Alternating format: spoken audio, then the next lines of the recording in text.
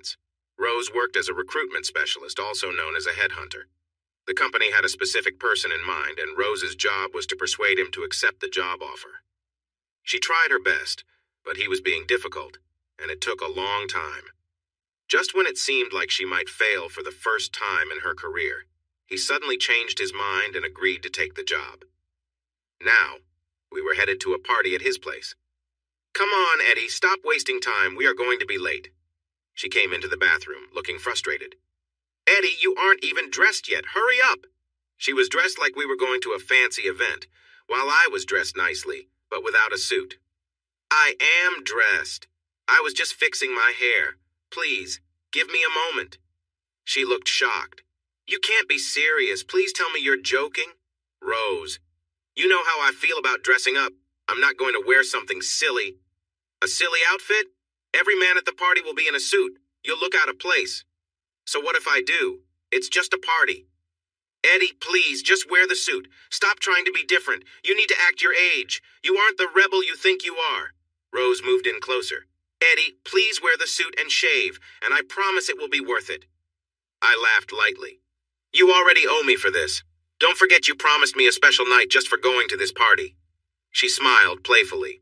"Just go along with it, and I promise if you have a wish, it'll make it come true." I raised an eyebrow. "Are you saying that no matter what, you'll do it?" She nodded a bit shyly. "Yes, I promise." "You know what he'll ask for, right?" She frowned.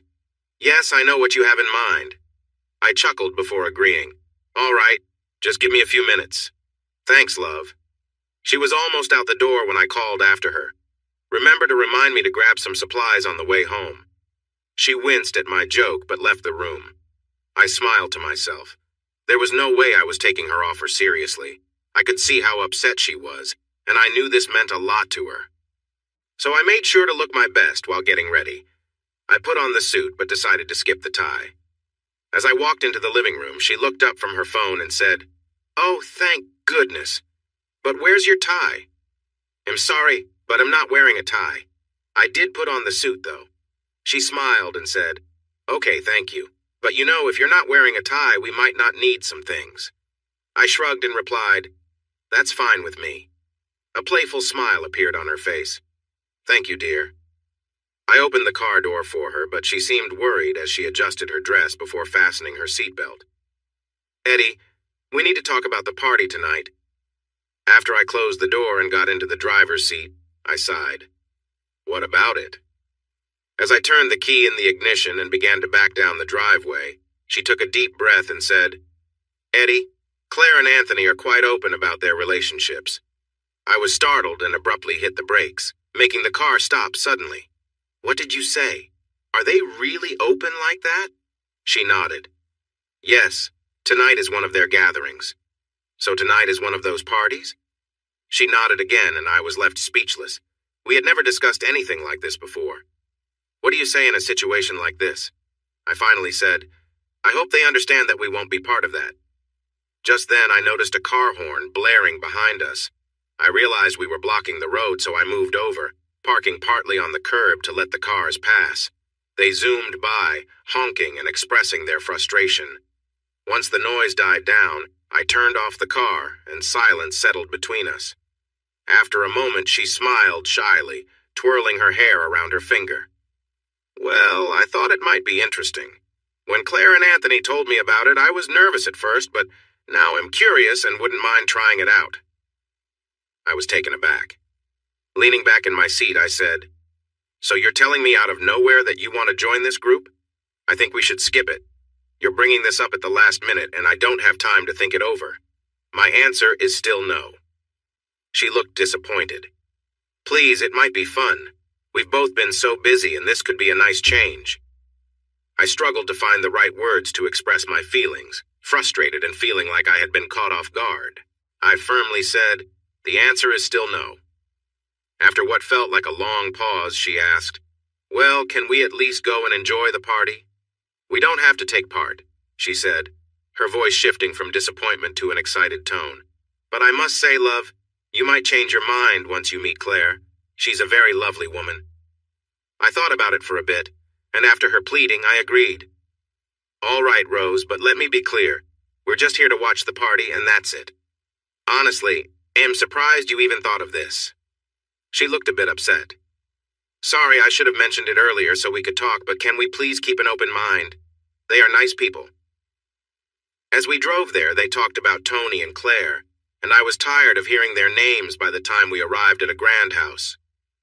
It was located on the edge of a small village, set back from the road, surrounded by beautiful gardens. The long driveway was filled with expensive cars, Mercedes, BMWs, a Rolls, and possibly a Porsche. I felt a bit embarrassed parking our little Corolla behind them. It was hard not to feel a little intimidated and impressed. Walking up the steps, my heart raced. What a magnificent place. They must be quite wealthy. The door opened to reveal a stunning woman. She looked older than us, maybe in her late 40s, but was remarkably beautiful. She was tall, with long, shiny blonde hair framing a face that could be on a magazine cover. Her dress flowed elegantly, showing a hint of her well-toned legs. She warmly welcomed Rose with a kiss. "Hello, Rosemary, my dear," she said in a refined accent. Turning to me, she paused. "You must be Edwin. Welcome. Come in and meet everyone." Inside, she held out a crystal bowl filled with car keys. She smiled at me and whispered, "Drop your keys in there, dear."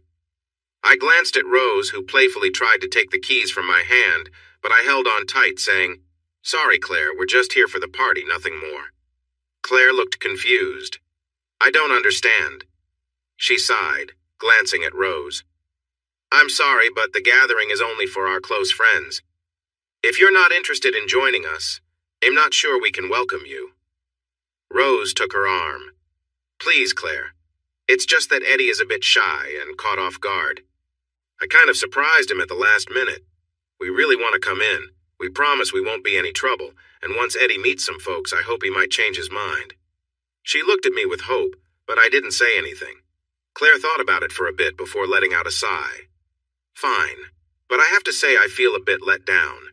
I told all our friends about the new members, and they are eager to meet you." She looped her arm through Rose's, and they walked ahead of me.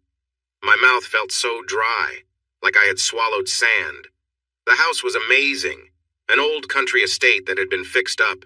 It looked impressive, with beautiful classic furniture. The entrance was spacious, and soft music played as we entered a large reception area. There were about 10 couples, all dressed very nicely. The men wore suits, while the women were in elegant dresses. Glancing around, I noticed we were definitely the youngest ones there. Claire brought us over to a tall, fit guy who seemed older than she was. He looked like he worked out or played sports. He had an athletic build and seemed to be aging well. He had a strong jaw and bright eyes, giving off an air of confidence. As we got closer, he leaned towards Rosemary and gave her a long kiss, which surprised me. He extended his hand. "You must be Edwin. Nice to meet you. Rosemary has told us so much about you, and we've been looking forward to meeting you."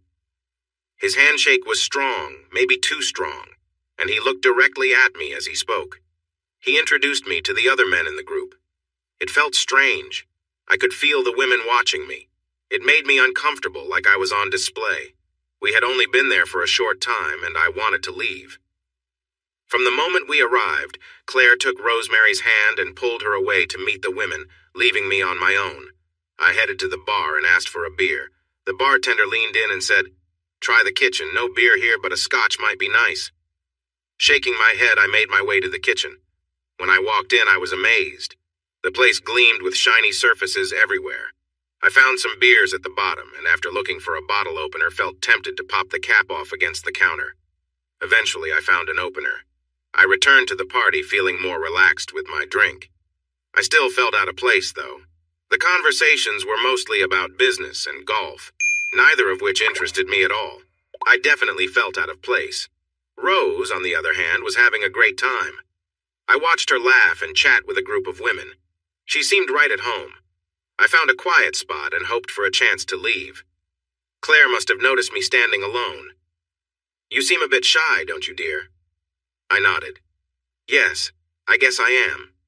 We stood quietly for a bit, unsure of what to say. Finally, she spoke. "Rosemary told me you are an engineer." I nodded. "That's right. Do you work in Scotland or somewhere?" Yes, I am currently working on a bridge replacement. I see.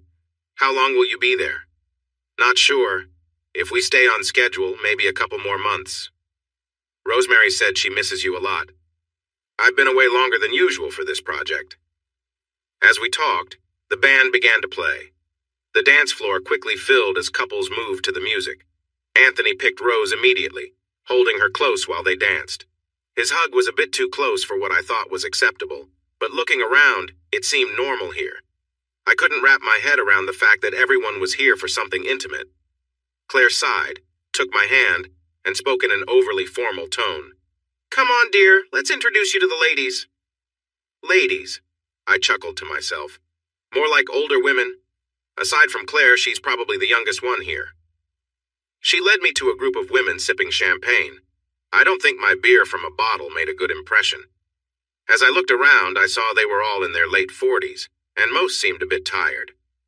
Claire introduced me, and as we talked, they slowly warmed up to me.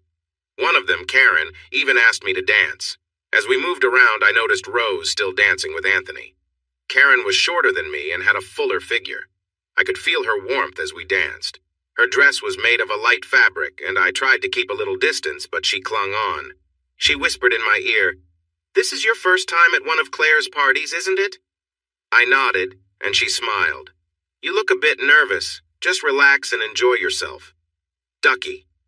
Oh dear, that reminded me of my mother. I was far from comfortable and really wasn't enjoying myself. In fact, I was a bit annoyed. After a couple of songs, I made an excuse and took Karen back to her group. I turned quickly before anyone could speak, rejoined the dancing group, and patted Anthony on the shoulder. "Sorry to interrupt, but I want to dance with my wife." He looked a bit disappointed, and Rose seemed unhappy too. But as he stepped away, I pulled her close. She didn't resist as we swayed together, her cheerful mood showing. "Are you having fun, sweetheart?" she whispered. "Not really, dear. This isn't my favorite scene. I know it matters for your business, but I'd rather leave this behind. Let's sneak out when we can. I'm sure you can think of some polite excuses." She leaned back to look at me. "Come on, don't be a party pooper. I'm having such a great time. Look at all the elegant women in the amazing fashion. And the men look so sharp too. Honey, you promised to enjoy the night." I chuckled. "Fun? With this crowd? Not likely. They seem like they belong in a retirement home." I expected a laugh, but she didn't find it funny. "You're being silly. Everyone around us is dancing and chatting. It's nice to have a night out. This is so much better than a Saturday night at the pub." When I groaned, she pressed on. "What did you think of Claire? She's quite lovely, isn't she?" I laughed lightly. "She's okay for someone older. She's probably close to my mom's age. They might have gone to school together." I was trying to lighten the mood while making my point. She leaned against me as we danced. "So you don't find her attractive?" "She's fine for her age, but I feel out of place here. I just want to get away from the pretentious crowd. Please don't mess this up for us. Tony is important. Just be cool."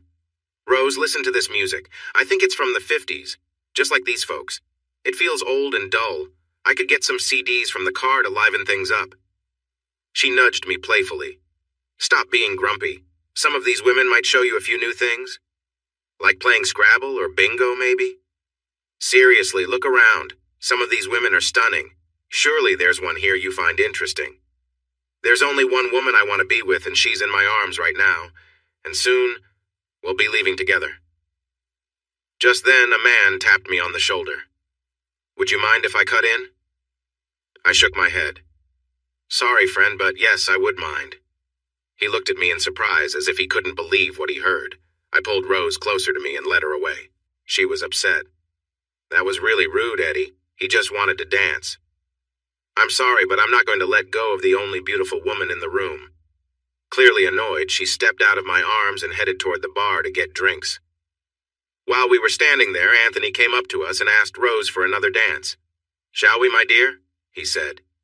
She shot a teasing glance at me, brushed my hand away, smiled at him, and said, "I would love to." They walked back to the dance floor, and she began to dance with him. I noticed many couples around me were kissing, some while dancing and others in the shadows. I felt increasingly anxious and upset, wanting to leave the place. As I stood there quietly fuming, Claire walked over and we started to chat. I took a deep breath, trying to calm myself. She kept the conversation light, mostly talking about Rose, but I felt her body close to mine as she put her arm around my waist. "Are you enjoying the night?" she asked softly. I didn't want to be rude, so I said, "Yes, it's nice, thank you." "Really? Because you don't seem like you're having fun. What's the issue?" "Look, Claire, I don't want to offend you, but this just isn't my thing." She smiled and said, "Yes, I can tell from how you didn't want to join in." I couldn't hold back my question. "Why do you do it?" I tried to keep my tone neutral, but it was challenging. She replied with a smile, "We enjoy it. It may not be for everyone, but it's fun for us." When I didn't respond, she gently squeezed my waist and said, "Tony and I see love and physical connection as separate. You can have fun without feelings for the person you're with." She smiled again. "We both enjoy our time together and find that sharing with others like us adds to the fun." I shook my head. "Sorry, I don't view it that way." She laughed lightly. "That's a very traditional way to think." She noticed my frown. "Dear, the idea of being with just one person is something we've been taught, especially by the church and government. While people are focused on their families, it's easier to keep control. Humans are not naturally meant to be with only one person. We are taught that it's necessary. Society expects it." As I thought about what she said, I tried to argue back. "But when you love someone, don't you want to keep that special just for the two of you? Why would you? That's what I've been trying to explain. Why limit yourself? Just because I enjoy being with others doesn't mean I care for Tony any less." "Okay, so how does this work?" "It's really simple, dear," she replied. Each woman took out a set of car keys. Whoever's key she chose, she would go home with that person for the night. "So you stay the night together?" I asked. "Yes, dear, that's how it works. It helps avoid late-night hustles." "I still don't understand. Is Anthony not good enough for you?" She replied sharply. "Tony is great. He's truly skilled, the best I've ever known." "Then why do this?" "It's just for fun. It's exciting and a little cheeky. Look, darling, we all know it's not serious. We're friends who enjoy sharing. Nobody gets hurt. It's harmless." I shook my head, confused. "Sorry, I just don't get it." Maybe she had a point, but it didn't sit right with me. As we talked, I watched Rosemary dance with Anthony.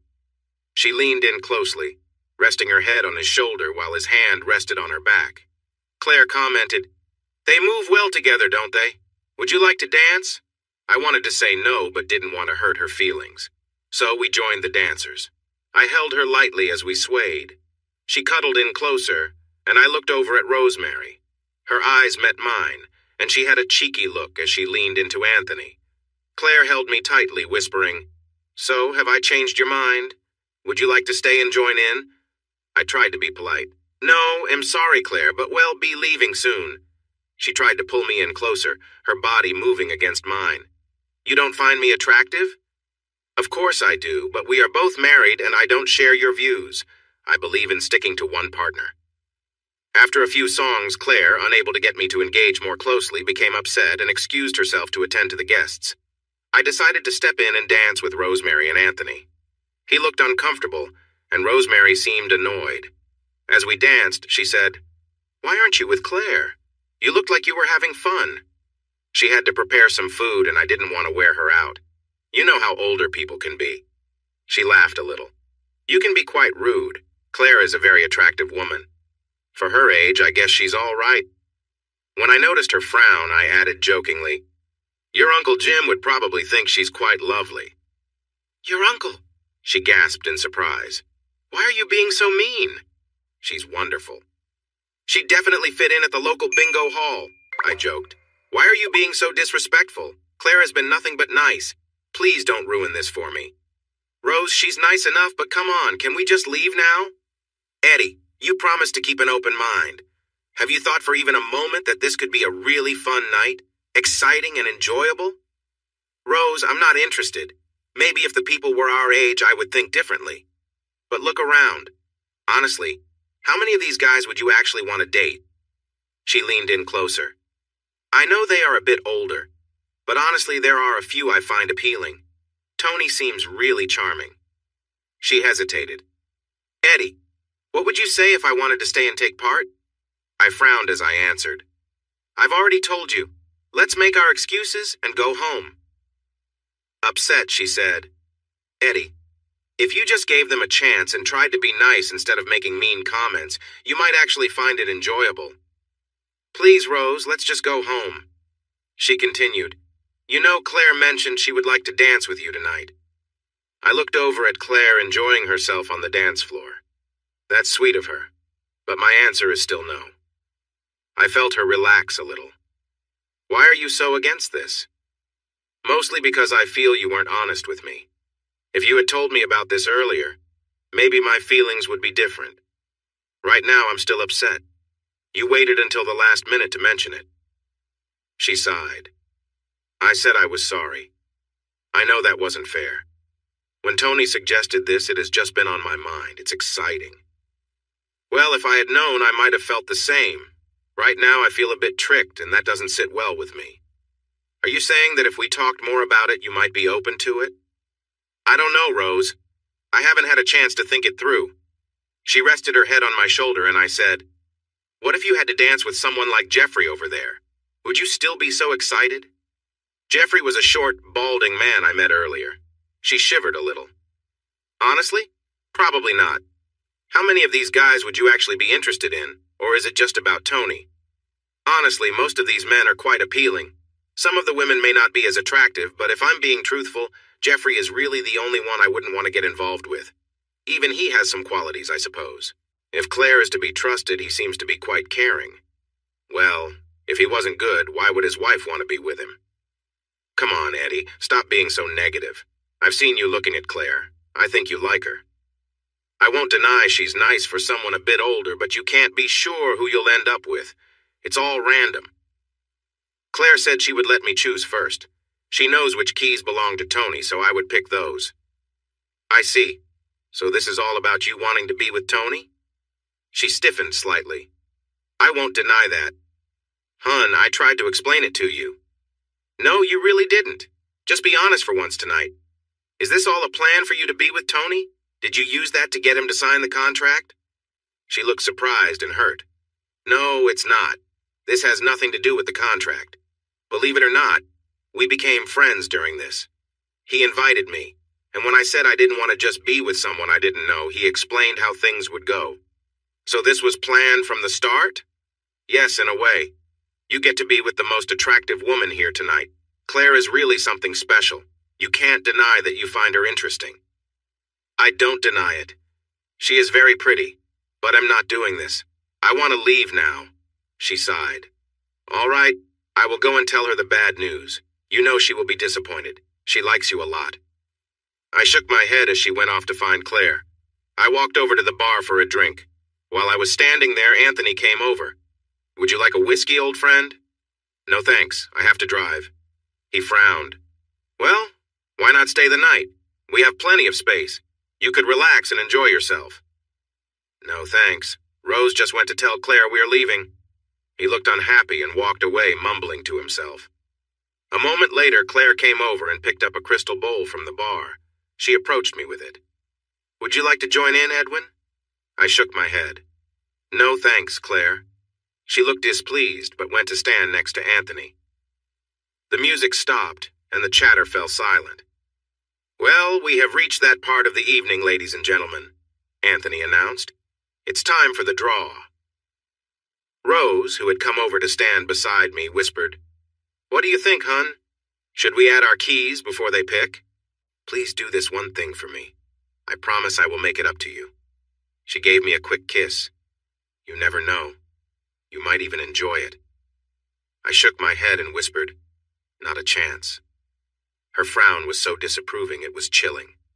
We watched as Anthony said, All right, ladies, come and choose your prize. The women took turns pulling keys from the bowl and then walking over to whoever owned them. I couldn't believe it. They all looked so happy. After it was done, I asked, Are you ready to leave now? Rose slowly nodded. Just give me a minute to say goodbye. She walked over to Claire, and they shared a hug before she came back looking sad. We reached the door and Claire caught us just as we opened it. "Hold on, Edwin." Rose and I turned to her. She sighed. "I'm sorry you didn't enjoy yourself tonight and that I couldn't change your mind. I'm sure if you had given me a chance, you wouldn't have been disappointed." I shrugged. "Maybe, but I'm happy with my choice." She shook her head, clearly unhappy, and hugged Rose. We then headed to the car. As soon as the car door closed, Rose exclaimed, "Wow, Eddie, that was so embarrassing." "You're right. That was really uncomfortable. What a group of stuck-up people." She frowned and said, "Not them, you fool. This could have been avoided if you had put the keys in the bowl." I laughed. "No way, Rose. I just couldn't go through with that."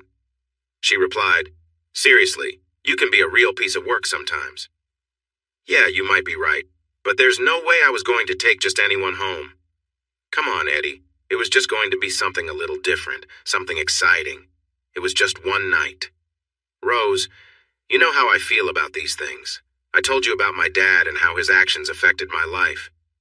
"Yeah, but this wasn't cheating. Just a fun time, something we could laugh about later." The car was quiet for the rest of the drive until we parked outside our flat.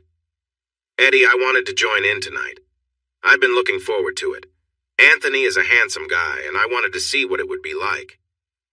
"If that's what you want, maybe we need to think about what our marriage is really about.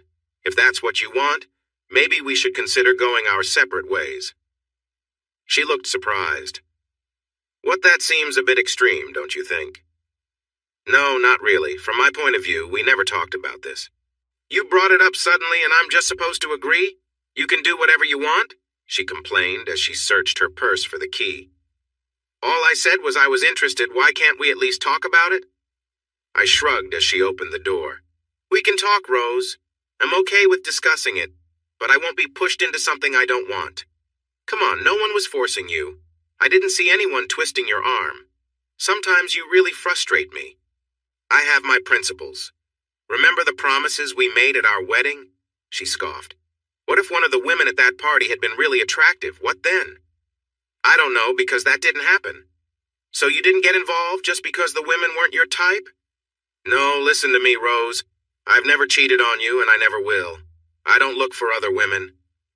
"What if I said it was fine, that you could be with her without feeling any guilt?" "Weren't you listening? I said I wouldn't cheat on you." She growled. "You're being ridiculous. If we both know about it and agree, it's not cheating." When I just shrugged, she exclaimed, "You are impossible." That night in bed, it was cold, and she turned away from me. As I lay there staring at the ceiling, I asked, "So, you wanted to be with Anthony?" She turned back toward me, and even in the dark, I could see she was uncertain. She hesitated, but finally said, "Yes, I did. He is handsome and charming. I was looking forward to it. I have to go back to Scotland Sunday night. Should I be worried that you might see him while I'm gone?" She glared at me angry and replied, "No, I wouldn't cheat. I won't lie. I'm disappointed, but I would never cheat." "Rose, if I find out you were with him, I really believe our marriage would be over." Pulling the blankets tightly around herself, she hissed, "I told you not to worry. Stop bothering me about it." I was supposed to drive back to Scotland the next afternoon, and when I woke up, even though Rose promised she wouldn't cheat, I was still worried. I tried to finish some chores around the house until she got up. She woke up late and approached me quietly as I was putting clothes in the washing machine. "Eddie, I'm sorry about yesterday. You were right. I should have been honest with you from the start." I nodded. "Yes, you should have. Now I'm very concerned about our relationship and if I can trust you." She kissed the back of my neck. "Eddie, I promised I wouldn't cheat and I mean it. You don't need to worry." "That's easy for you to say, but up until yesterday, if someone asked me if you would want to be with someone else, I would have laughed. Don't you see, Rose, you were dishonest with me. Now I wonder if you're being truthful. If I wanted to cheat, I could have. You missed the point of last night. I wanted us to enjoy something together. This morning, we could have laughed about it, sharing what we had done. We would have talked about our little secrets." I could see the sparkle in her eye. "Eddie, that's what this was about." "Yes, I have feelings for Tony, but it was really about us being together." She looked at me in a peculiar way. "Are you feeling scared or jealous of Tony?" I nodded. Yes, I guess I felt a bit intimidated by him. The house, the cars, the money. I didn't want to share you with him. Surely you felt something similar? I leaned into her arms and she looked me directly in the eyes. Yes, I felt jealous. Claire is much more attractive than I am, but jealousy made me realize how much I care about you. I trust you. We kissed. It was a strong, passionate kiss that reminded me how much I'd missed her. After being apart for 2 weeks, I was eager for our time together. You promised me that if I went away last night, you would do something special. She smiled playfully. Bacon and eggs? I shook my head. No, you mentioned something about fulfilling my wildest dream. Oh, that. But you didn't wear the tie. I frowned, and she laughed softly. I guess we could go back and have some fun. We spent the afternoon together, enjoying each other's company. When I peeked out of the shower, she was on the phone and seemed cheerful. She smiled at me, jumped up, and kissed me on the cheek. Just a moment, love. You'll be down in a few minutes. I made myself a couple of sandwiches for the road. Before I left, we shared a kiss. The drive north gave me lots of time to think. I couldn't help but wonder why she was interested in someone older. Sure, he was rich and somewhat famous, but he didn't seem like a great person. I always knew she had a more open view towards relationships, but I never thought she would stray. For the next few days, we settled back into our nightly Skype calls. She even apologized for surprising me with the party. I couldn't hold back my question. Why, Rose? Why did you want to go? I watched as she fiddled with a pen, mumbling, I don't know. It just felt exciting, and I admit I've been a bit drawn to Tony. He's quite charming. But there's nothing between you two? I can trust you? I asked, feeling nervous. She sighed. I promised you, didn't I? Eddie, don't be so insecure. You're acting like a jealous person. That's because I am. Things returned to normal, but soon there were more mentions of Tony and Claire in our talks. I complained, but that only seemed to make her talk about them more. 2 weeks later, I finally had a weekend off and drove home. When I walked in on Friday night, I was welcomed with a warm hug and a deep kiss that made me feel loved. It felt like we were reconnecting, and I cherished every moment of it. Her soft lips pressed against mine, and I could taste the spices from the food and the wine. A lovely scent surrounded us, and I felt a rush of emotion. Our lips moved together as the moment grew more intense. I hadn't planned for this to happen. I wanted to stay upset with her, but the way she kissed me was hard to resist. My hand instinctively moved closer to her. I was surprised by how warm she felt. The fabric of her clothing was damp, and I could feel her excitement. The energy between us was undeniable, and it seemed like everything around us faded away. With gentle touches, my fingers explored, and a wave of connection washed over us. It was spontaneous, and it felt good. She pulled me closer, encouraging me to come near. We found ourselves in the living room, and everything flowed naturally. Our movements were filled with passion. Every touch and cry seemed to pull us deeper into the moment, fueling the warmth between us. Her joy mirrored mine, and it was a special experience we shared together. It didn't happen often, but in that moment everything felt right, like we were perfectly in sync. Later we moved to the bedroom, where our connection turned soft and slow. It felt comforting, a nice change from the earlier rush. Afterward, in the cozy warmth that followed, she looked at me and softly said, I'm really glad you're back. I've missed you so much. She kissed me gently and asked, How much longer do you think you'll be away? Just 2 more months with a bit of luck? Things are going well, so it shouldn't be too much longer. She gazed at me, her eyes full of hope. Can you try to find a job nearby? I'm getting a little lonely at night. With what I earn, we could manage if you took a job with less pay. We'll see, I promise he'll try, I replied. It felt wonderful to be home and to reconnect in such a meaningful way. I wanted to share what happened that weekend, but since we were getting along well again, I didn't want to mess that up. Back in Scotland, living in my small place, the only bright spot was our nightly Skype chats. We usually spent about 2 hours talking and playing games online. Rose was quite open about her feelings, and our discussions helped us both feel balanced. A few weeks passed before I got to see her again. I walked through the door, and Rose immediately surprised me with her enthusiasm. Later, as we lay in bed, she leaned over and whispered to me, I hope you're not upset, but Tony and Claire want us to come over for dinner tomorrow night. Oh, man, I thought, frowning in the dark. No, Rose, I don't want to go. It's not another one of those situations, is it? She shook her head. It's not a party, if that's what you're thinking. Just the four of us? I asked. Yes, it's just dinner. Why? I felt uneasy. She hesitated slightly. They want to talk to us. About what? Well, maybe the four of us should spend time together. It won't be like a party. Is it about swapping? She kissed me softly and said, Yes, Eddie. Claire and I have become friends. I know it's unexpected, but we've had dinner a few times and I really like her. She thinks maybe a quieter gathering might help. We lay there, our hearts sinking as I thought about what she said. She spoke gently. Babe, you've had some time to think. What do you think? She was right. I had thought about it a lot. The idea intrigued me, especially since Claire was a captivating woman. The thing that worried me was Tony. I didn't want to share Rose with him. He had everything, a nice house, money, cars, and a beautiful wife. The one thing I valued most in my life was Rose, and I didn't want him to take her away. I'd rather not go. Rose, I only get home for a couple of days every 2 weeks. Can we just spend that time together? I really miss you. I don't want to waste time with them. She hesitated. I kind of promised we would go. It's just one night. No, just call them in the morning and say, I'm not feeling well. Please talk to them. If you still feel unsure, we can leave early and I promise it will be worth it. Remember last time? As always, she knew how to convince me. Okay, but we're leaving early. She sighed. All I ask is that we keep an open mind and think about the options. Do you really want to do this? Yes, was all she replied.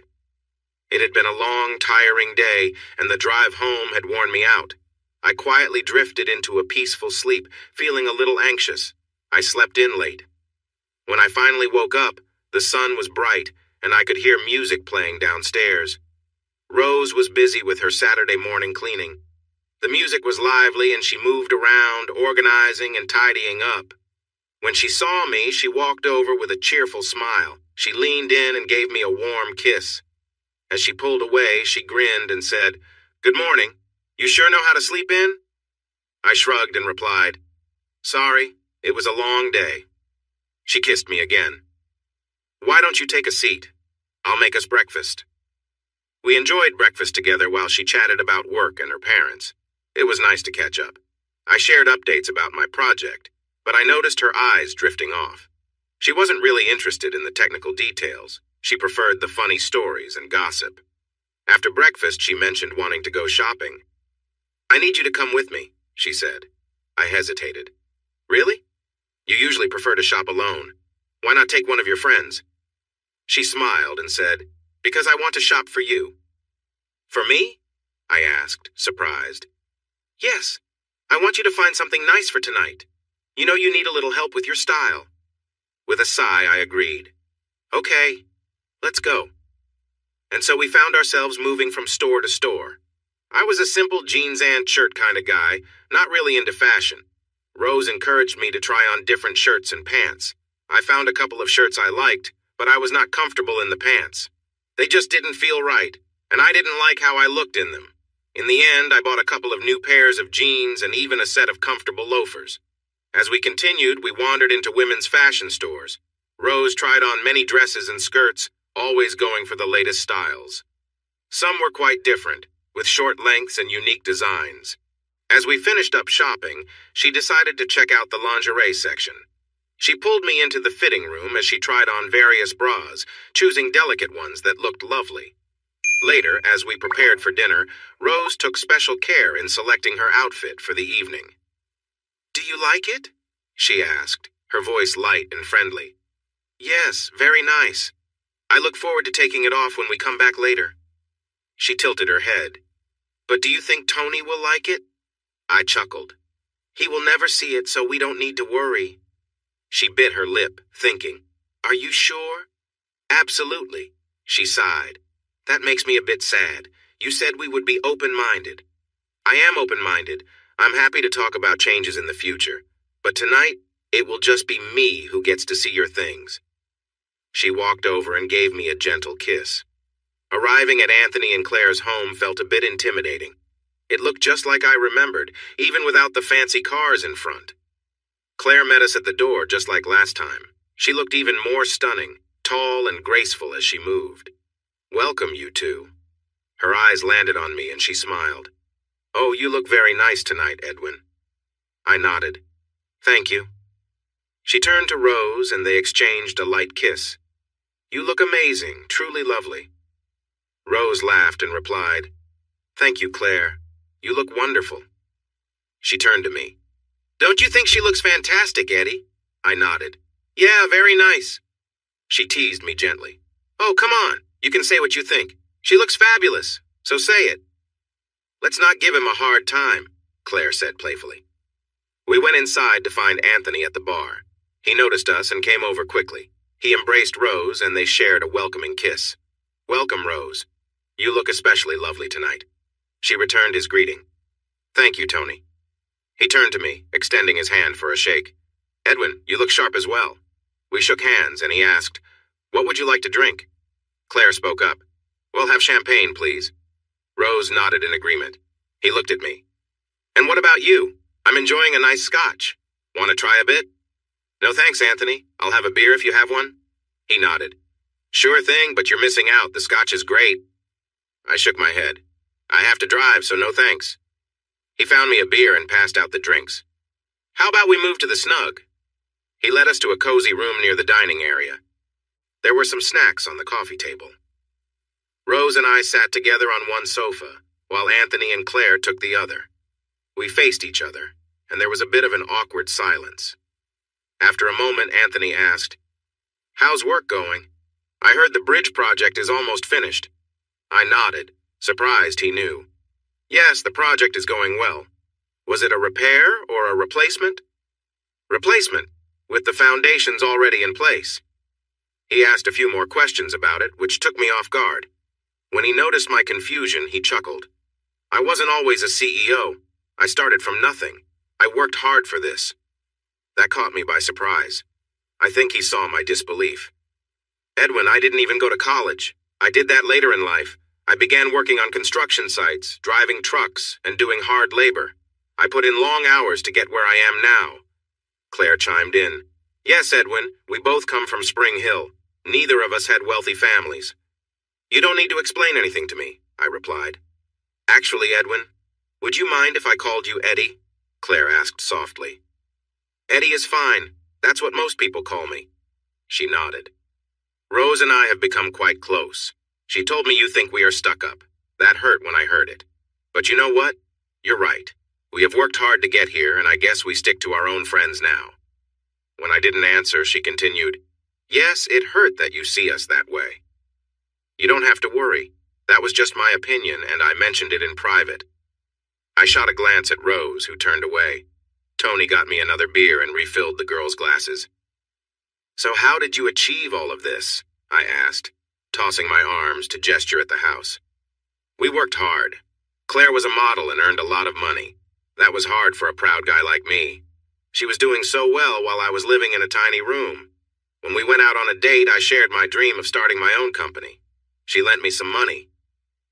Wow, you must have been quite good at it. He shook his head. Not really, but I knew someone who was. I asked him to teach me. I used his contracts, sought some help from a few officials, and managed to land some good deals. We built from there. But how did you become CEO of one of Britain's biggest companies? I figured out I wasn't a great builder, but I was good at business. I took night classes in business management and did really well. I enjoyed learning outside the strict rules of school. He finished his drink and went to get more. He worked hard, you know, Claire said. He spent 12 hours a day on site and then came home to study. He was dedicated. I'm so proud of him. And you should be. He's in high demand now, Rose added. When Anthony returned, he continued. The chances I got were because of Claire. Her earnings let me buy new tools, seek more work, and hire good people. I couldn't have done it without her support. Claire turned a bit red, but her pride was clear. Anyway, enough about us. We invited you tonight to get to know you better. I felt we didn't start off right at the party. No, not really. I was surprised when I learned why they were having a party, and it changed how I viewed you. What, just because we share our feelings? You think less of me for that? I nodded. I don't really get into that. I guess I'm a bit old-fashioned. Eddie, we like being close with each other. We discovered a long time ago that we enjoy it. We talked openly about our feelings and what makes us happy. He smiled. When we were younger and Claire was in modeling, I knew other guys were interested in her every day. I felt jealous, but I understood it was part of her job to be charming. I had to put my feelings aside. Otherwise, I would have worried too much. Claire jumped in. He's right. The fashion world can be shallow, and some people can be disrespectful. Eddie, Tony said, we had to communicate, and we made a promise. We vowed never to cheat. We could be close with others, but we had to be honest with each other. No relationship can survive dishonesty. We've stayed strong because we trust each other. I don't follow, I muttered. I might be out of line here, but Claire mentioned that your relationship is strong, so why include others? They exchanged looks. Tony sighed. We find excitement in exploring. Being close is a wonderful experience. Including others just adds to it. But if what you have is great, what's the point? To me, it seems complicated for little gain. They both laughed. Little gain? Claire said in surprise. Eddie, sharing intimacy with someone else is an amazing feeling. Do you remember your first time? I nodded. Yeah, everyone does. What about your second time? Did you enjoy it? I nodded again. Yes. Was it as good or better than the first? I guess they were similar, but just different. Claire frowned. You can't dodge the question better or worse. I hesitated. I'm not sure. It was just different. How many partners have you had? She asked. I shifted uncomfortably and glanced at Rose, who was smiling. Come on, Eddie, she urged playfully. How many? After a moment, I said, 6 or 7, I think. I wasn't counting. The key is, Eddie, did you enjoy all of them? Yes, they were all unique experiences. Claire nodded. That's the idea. Each time we connect with someone new, it's different. Not necessarily better, just a different experience. If you approach it positively, it can be amazing. That sounds risky to me. How so? Tony asked. I don't know. What if you develop feelings for them? Jealousy, anger, those kinds of things? We aren't looking for that. Claire added, Eddie, if you and I went to another room to be close, would you still care for Rose? Will you still feel the same about her tomorrow? I shook my head and sighed. I'm not sure. I know I'd feel guilty and embarrassed. She might not like me, and we could end up arguing. It could break our marriage. Rose jumped in. Babe, I wouldn't be angry.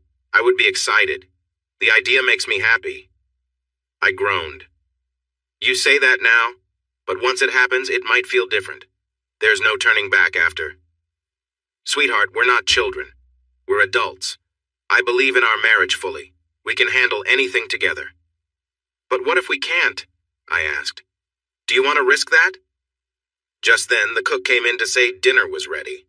Claire led us to the dining room, and the butler began serving the food. The topic of conversation changed. Tony was quite funny and really smart. He asked about my project, and I could tell he knew a lot. The girls began chatting about fashion. Our glasses were filled, and Claire made me try the Merlot they had. As we ate and talked, the glasses kept being filled. I was starting to feel a little dizzy. After dinner, we moved back to the cozy room. Tony brought another beer, and we settled into our seats. I waved off the beer with a small laugh. No, not for me. I have to drive home later. He set the beer down on the table. Claire now spoke up.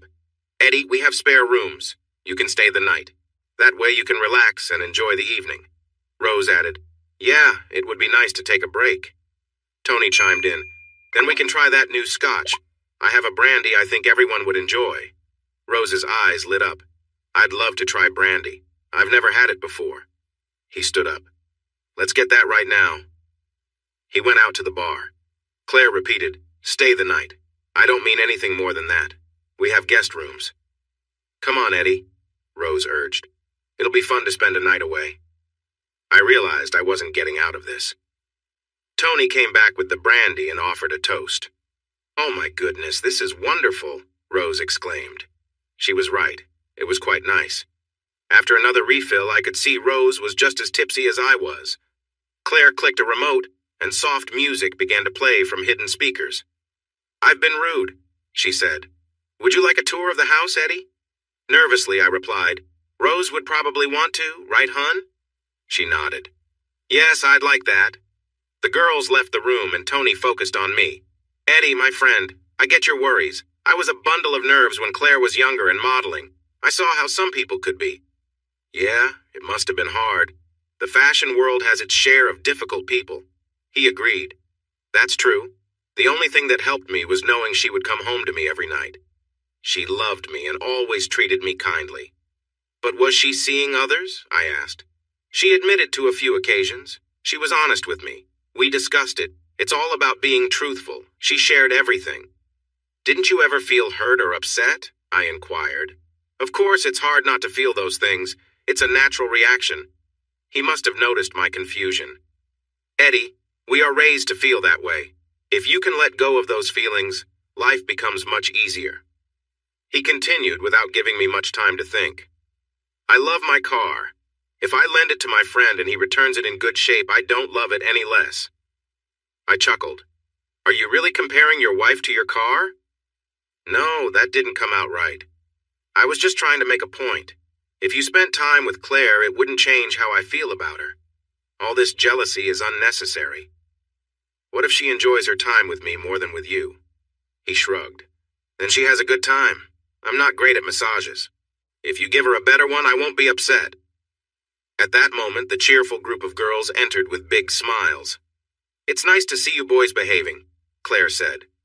"Could you get us another drink, please?" Claire asked. Tony jumped up and quickly went to get the drinks. She stood by the coffee table and moved gracefully, enjoying the music. I love this song. She looked at me. "Would you like to dance?" Rose, who had settled next to me, nudged me gently. "Come on, don't be shy." I hesitated, but Claire reached out her hand. "Come on, I'm friendly." I let her pull me up. The space wasn't really made for dancing. The thick carpet and the large coffee table made it tricky to move. But it didn't really matter. We were just swaying slightly, her body close to mine. She rested her head on my shoulder. We moved gently to the music. I felt a bit of tension. Claire was leaning closer, and I knew she was trying to make a connection. I tried to create some distance, but she wrapped her arms around me. In her heels, she was eye level with me, and her soft breath brushed against my neck. "You move nicely," she said softly. I was aware of the moment. It felt challenging to resist if I stayed this close. I hadn't realized my eyes were closed. I opened my eyes and saw Tony and Rose in a close embrace just a few steps away. The image of Tony holding Rose brought me back to reality. I stepped back from Claire and said, "I could really use a drink." Tony let go of Rose and replied, "What would you like? I have a nice whiskey I can suggest." I was just relieved that he had stopped hugging my wife. "Yeah, that sounds good. Thanks." Rose came over to me, wrapped her arms around my neck, and we kissed. "Looks like someone liked that dance," she said with a smile. I chuckled and fell back onto the big sofa, pulling her down with me. She giggled as she landed in my lap. Claire had moved to the other couch and watched us as Rose kissed me again. She playfully nibbled my ear while shifting on my lap. "Why did you stop dancing? It seemed like you were both having a good time." "It just didn't feel right," I replied. "Why not?" "We're married, and so are they. We made promises to each other." "Don't be so serious, just enjoy the moment." Her words surprised me, and I sighed. "I care about my wife a lot. I don't want to lose her." She rested her head against my chest, relaxing. "I love you too. But you looked happy. Just let it be." Tony came back with drinks for everyone.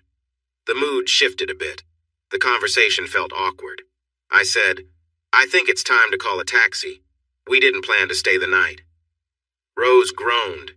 "Eddie, I just got cozy. I was enjoying myself." I looked into her eyes and said softly, "Rose, we didn't bring any clothes for bed." She leaned in and joked, "When have you ever worn pajamas?" But I could sense the tension. I ignored her comment and pulled out my phone to call a taxi. 10 minutes later, we were at the front door. Claire hugged Rose and said, "Sorry, things got weird." She turned to me with a frown and said, "Eddie, you didn't need to leave. There was no pressure. Good night, Claire, I replied. During the taxi ride home, Rose curled up against me and we stayed quiet. At home, we went straight to the bedroom. In bed, we cuddled again. Rose teased, "What happened to your pajamas?" "You know I never wear them." "I just wanted to leave." "Why? We were having fun. What was the issue?" "The issue was seeing Tony with his hands on you made me feel really upset," I admitted. She laughed a little. "Wow, I didn't know you felt that way." It was my turn to be annoyed. "You misunderstood me. I wanted to stop him from getting too close to you." "Rose, I don't enjoy seeing you upset like this," I said gently. She sat up, looking surprised. "Wait, you're serious?" I nodded. "Yes, that's what I've been trying to tell you. This just isn't my thing." She leaned back on her pillow.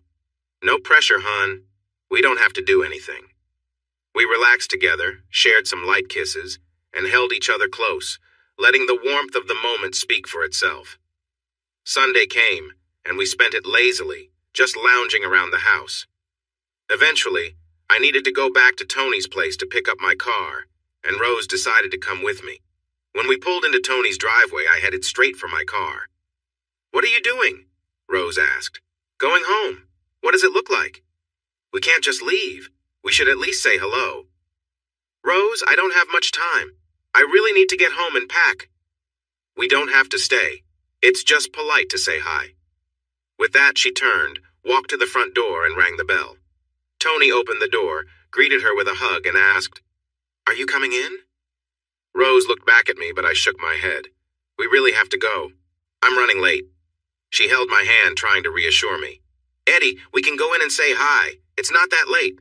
I pulled away, saying firmly, "I don't have time. We need to go." Rose sighed, disappointed. "Sorry, Tony. Maybe another time." As we drove off, Rose couldn't hold back. "Eddie, that was rude. A quick hello wouldn't have hurt. I told you I just wanted to leave. It became awkward because you wouldn't listen. We could have simply left, and they wouldn't have even known we were here. Or we could have gone in, had a quick chat, and left. You know, like polite people do." I left for Scotland under a bit of a cloud. We barely said goodbye, and things felt strained. The next few days passed in near silence from Rose. No calls, no messages. Sure, it was a little painful, but I buried myself in work, which helped me stay focused. With the project nearing completion, there was plenty of paperwork to handle, and I threw myself into it. But the nights were tough. I missed Rose, especially those little moments of connection we'd share over the phone while I was away. I tried to shake off my restlessness by staying busy, yet some memories still lingered, bringing back flashes of moments shared, the comfort of her presence, and the warmth of our time together. It was a reminder of how close we were, and it left me both thoughtful and missing her even more. As the week went by, the memories became stronger and more vivid. At the end of the week, Rose called me. "Hi, Eddie. How are you?" Her voice was a bit unsure. "Everything's good, just busy." "I'm sorry for the way I acted. It was silly. I guess I was feeling frustrated." "Frustrated?" I repeated, unsure. "Eddie, I don't get it. We were all having fun on Saturday, enjoying each other's company, and then you suddenly turned serious." She took a deep breath. "Why can't you just relax? What happened?" "I told you what happened. I saw Tony being too close to you, and I felt angry and jealous." She started to respond, but I interrupted her. "Rose, I tried to explain. I don't want to keep going in this direction. If that's what you want, we need to talk about where we stand and what we both want from our relationship." The phone was quiet for a moment. I could hear her breathing, and I knew she could hear me too. The tension built as we both searched for the right words. Finally, she asked softly, "Why do you think that?" "I don't know, Rose. It feels like we want different things right now." "You can't be serious just because of recent events?" "It's more than that. Since the party, we seem to be heading in different directions. You seem eager to explore new things, but am hesitant. We need to think about what this all means. Maybe we can have a proper talk when I get home next." She sighed. "Okay, but I think you're overreacting." "Maybe, but we will see. Goodbye for now. Can I call you later? Maybe on Skype?" "Yes, of course." I didn't get home until the end of the month, and by then things had settled a bit. We returned to our texting and video calls. Walking in the door felt amazing. Rose jumped into my arms and we shared a warm kiss, feeling close to each other. "It's so good to have you back," she said, smiling. I wrapped my arms around her and replied, "I've missed you so much." We skipped dinner and headed to the bedroom, where things got heated between us. Eventually, Rose said, "Wow, now I'm really hungry." We made our way to the kitchen and prepared some cheese on toast. As it cooked, Rose asked, "What did you mean when you said we need to talk about things?" Not wanting to dive deep into the subject, I said, "I think we should understand what we want from our future together. I hope we still share the same dreams." "My feelings haven't changed, Eddie. I love you and want what we always talked about. A home, kids, being a family, and traveling to show them the world." Grinning, I whispered back, "That's exactly what I want too. I love you, but I wonder how you can combine that with being with other men. Eddie, it's not just me, it's about us doing it together. But I don't want to, and you do. That is the difference. Can you be happy living together as a couple? Because I cannot accept anything else." She took the cheese on toast out of the oven and we moved to the table. I got a couple of beers from the fridge and we started eating. As we ate, she said, "I got upset because you seemed to be having so much fun at Tony and Claire's. I saw you dancing with her, and you looked really into it. Then for some reason you got all upset and we left. You say you don't want to do this, but you've never really tried." I finished my beer and complained a bit. "Rose, I tried to explain this. I got mad seeing Tony being so close to you. It made me jealous and angry. I can't go through that again. I was worried about losing my temper." We finished our meal and went back to bed. She cuddled close, resting her head on my shoulder. "Would it feel different if we weren't in the same room? If you couldn't see it?" "I don't know. I don't think so because just thinking about it hurts. I worry I can't handle it and that the jealousy will just take over and he'll have to leave." "What do you mean, leave?" she asked quietly, her voice shaky. "I mean, the way I felt the other night, I was ready to come home, pack my bags, and just drive away." "You would give up on our marriage just for that?" Frustrated with her misunderstanding, I said, "That's what I'm talking about. You say just for that. Betrayal is not a small thing. Breaking our vows is a big deal. But we wouldn't be betraying each other. We would be spending time with friends together." "No, it would just be you because I'm not interested in that. That's not how it looked the other night. I was drinking. I apologize for letting it get to me. It won't happen again." She clenched her teeth and frowned. "But I want to try it again." I sighed as she kissed my arm. "That's the issue. We both want different things. If you were with someone else, no matter who it was, I would leave." She frowned. "Then what happens? Either we agree it was just a fun distraction and move on to live happily together, or I leave. That's how I see it." When she didn't respond, I added, "It's your choice, Rose. I love you. I want to spend our lives together like we planned, but I cannot accept betrayal." She was about to say something, but I gently put my fingers over her mouth and said, "Don't say it, Rose. You choose what you want, me or a different life with them." She didn't hesitate. "It's no contest. I choose you." The next day, we were cleaning the apartment when we heard a knock on the door. Claire opened it and called, "Hello, are you ready?" Rose whispered to me, "Oh no." She looked at me with a frown. "I forgot. We're supposed to go shopping." Claire came in, hugged Rose, and then smiled at me. "The Wanderer returns. How was your day?" With a sigh, I said, "Busy." She looked concerned. "Oh, you poor thing. At least I'm taking your lovely wife out for the day, right?" She smiled at Rose, who looked at me with worry. "Yeah, I guess so," I replied. Rose's face lit up and she said, "Thanks, babe. Could you make Claire a tea while I change?" She hurried upstairs and I turned on the kettle. "How have you been?" I asked Claire. She frowned a bit. "Am I interrupting?" "No, we were just cleaning up. Rose must have forgotten." "Oh, good. I thought I was bothering you. Tony is overseas at a conference. Rose offered to spend the day with me and help me shop." They left, laughing as they got into Claire's car. Deciding not to clean anymore, I plopped down on the sofa. It was late when they returned with bags full of shopping. I tried to ignore them, but they were loud. Rose came over and shook me awake. "Hello, sleepyhead. Where have you been? It's after 6.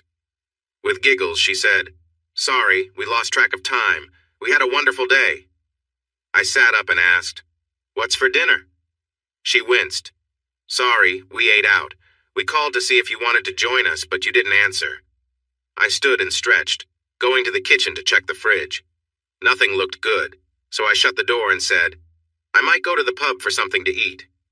"If you leave now, you'll miss our fashion show," she said, pouting a little. "I'm hungry, so I guess I'm out of luck." I grabbed my jacket and started for the door. Rose caught my arm. "Don't go. We have some special outfits to show you." "You can show me tomorrow. I'm really hungry." "Eddie, we were excited to show you. Claire has something really cool to share. You won't regret it." She looked worried. "Please." "You can't be that eager to show me if you were gone for 8 hours and had time to eat." I walked out and shut the door, feeling irritated. I had just driven from Scotland, and it felt like she didn't care to spend time with me. I met up with some old friends at the pub, had a few drinks, and grabbed a quick meal while watching football. I felt a bit upset. It was late when I got home, and thankfully Claire's car was gone. When I walked inside, Rose was curled up on the sofa, watching TV. When she saw me, she said with a frown, "Where have you been? Look at the time." I smiled a bit as I glanced at my watch. "I was gone less time than you. You were out all day, so don't complain to me." I noticed her about to say something, but then hold back. As I hung up my jacket, she softly said, "I'm sorry, it was thoughtless. We didn't mean to be gone so long, we just lost track of time." "Yeah, me too," I replied sharply. She patted the couch beside her. "We were going to make it up to you. Claire brought something nice for me to wear. It was really pretty." "Why do you think I'm interested? She should be showing it to her husband or someone else." "Don't say things like that. You would have liked it. I have something too. I could show you later." "You can show me tonight." She reclined against the couch. I did say sorry for being away so long. "Yeah, I heard." We cuddled together, and slowly, that turned into a kiss. As the kiss deepened, we ended up heading to bed. But it was late, so we just cuddled. Morning came with the smell of bacon. When I opened my eyes, I saw breakfast waiting. Rose smiled kindly. "I didn't want to wake you. You are working too hard. You need to take it easy. Just a little longer. The project is nearly done." While I ate my bacon and eggs, she asked, "Any luck finding a new job?" I shook my head. "Not yet. I've started sending out my resume. I've been asking around, too." "Any success?" I inquired. She shook her head, but I noticed her eyes glance at me. "What was that look for?" She took a deep breath and said gently, "I talked to Tony. He mentioned Carter, who you might remember from their party. He owns an engineering firm, and it could be worth reaching out to him. He said I could mention his name." I chuckled. "Oh, Tony, huh? When did you talk to him?" She looked a bit uneasy. "We had lunch the other day just to catch up. I told him you would be looking for work." She paused, expecting a reply as I continued eating. Finally, she couldn't wait anymore. "So what do you think? Are you going to call him?" "No, thanks. I'll find something myself." "Oh, come on, this is a good chance. Tony and Carter are friends. It could help you work from home instead of traveling all the time." I said I'd rather find a job on my own. I would prefer to struggle than to take a job because Tony wants something. "What? Oh my gosh, don't say that. This has nothing to do with that party."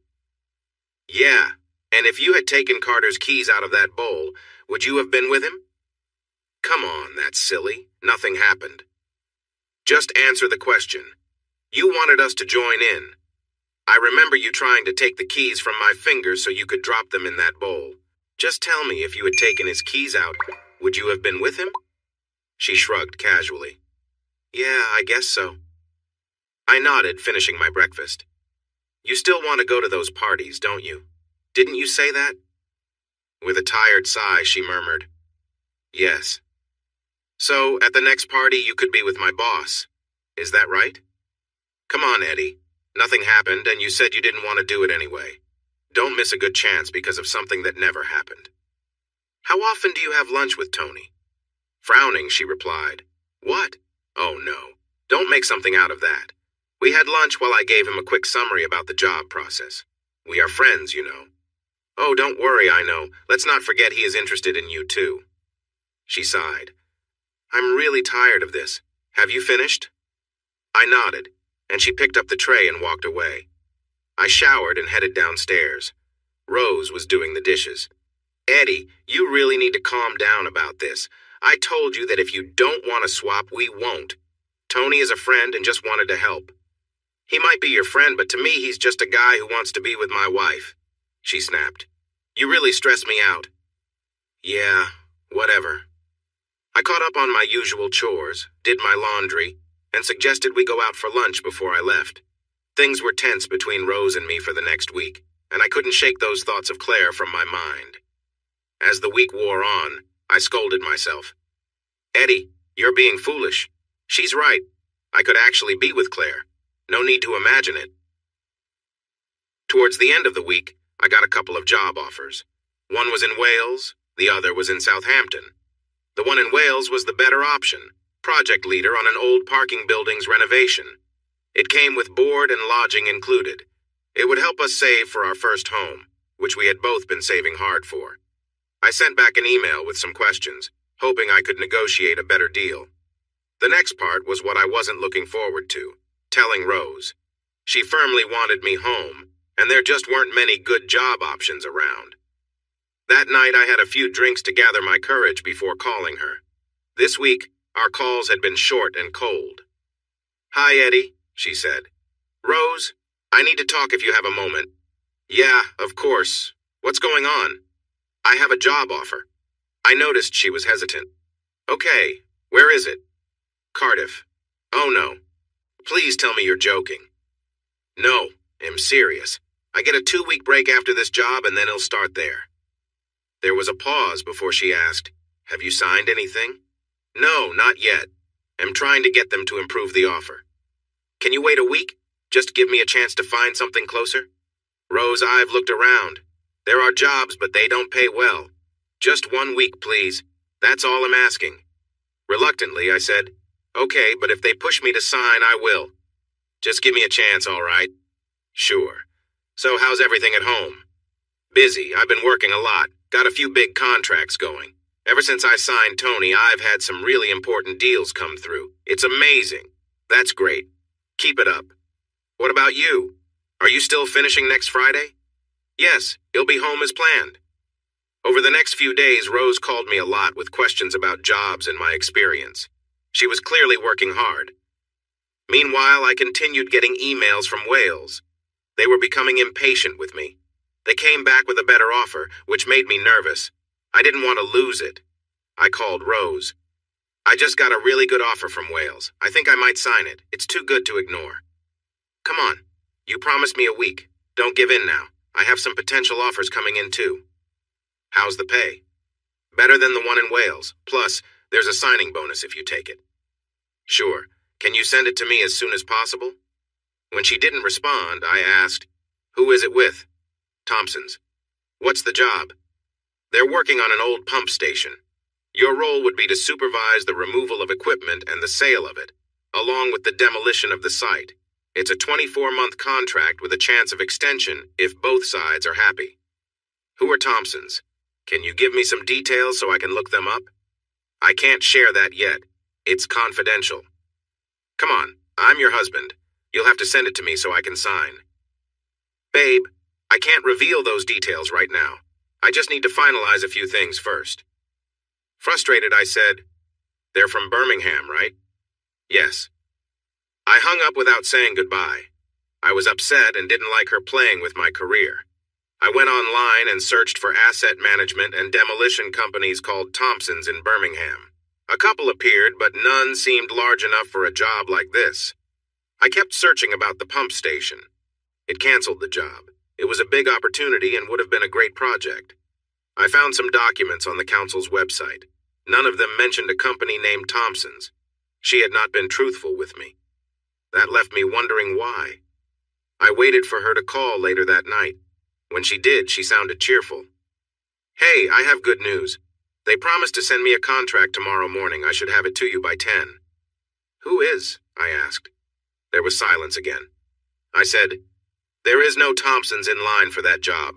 From what I can tell, there are two companies competing for it." "Yes, the council will announce the winner tomorrow. The company I am in talks with has more or less been told they have it, but they're waiting for confirmation. That's why I can't give you their name." "Why did you not tell me the truth?" "I'm not allowed to share the details of the contract. You have to understand that." "But why not just be honest with me? I didn't want you to worry before I had the contract in my hands. You thought it was easier to not tell me the truth instead of explaining. Look, there are some sensitive talks happening. I just need you to trust me." "You want me to trust you, but you think it's okay to not tell the truth. Is that right?" "I admit it was wrong to hold back, but you have to understand I couldn't share the real details. I am concerned. You seem to be quick with the untruths lately. What else are you not telling me?" "Nothing. It was wrong. I'm sorry. Tomorrow you will get the contract, and you'll see what a great opportunity it is. All I want is to learn more about this company. I will not sign anything until I know who I am dealing with. If you cannot help me, I might as well sign with the group from Wales. Please, don't be so stubborn. You will have everything tomorrow. I can't talk now. Claire is coming over, and we are going out for dinner. I promise all the details will be ready tomorrow." She hung up before I could say what was on my mind. "Unbelievable," I muttered. I went back to the internet. The two companies in the running were Patterson's and another firm called Trimax Engineering. They both had websites, so I could easily find out about them. Patterson's didn't share much. They seemed like a reliable company with lots of recent activity and had completed several large contracts.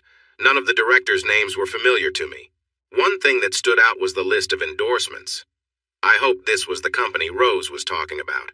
When I checked the Trimax website, I was again impressed. Their site was professional and well organized. If Patterson's had a good list of recent projects, Trimax had huge ones. Their facilities looked top-notch. My view began to shift. This was a much better company, and now I hoped it was Trimax. As I was finishing up, I noticed a photo of the CEO, and he looked familiar. I quickly looked up the list of senior managers. Carter Jones. I recognized him. He was Tony's friend from the party. That was why Rose wouldn't share the company details. She knew I would find out who he was.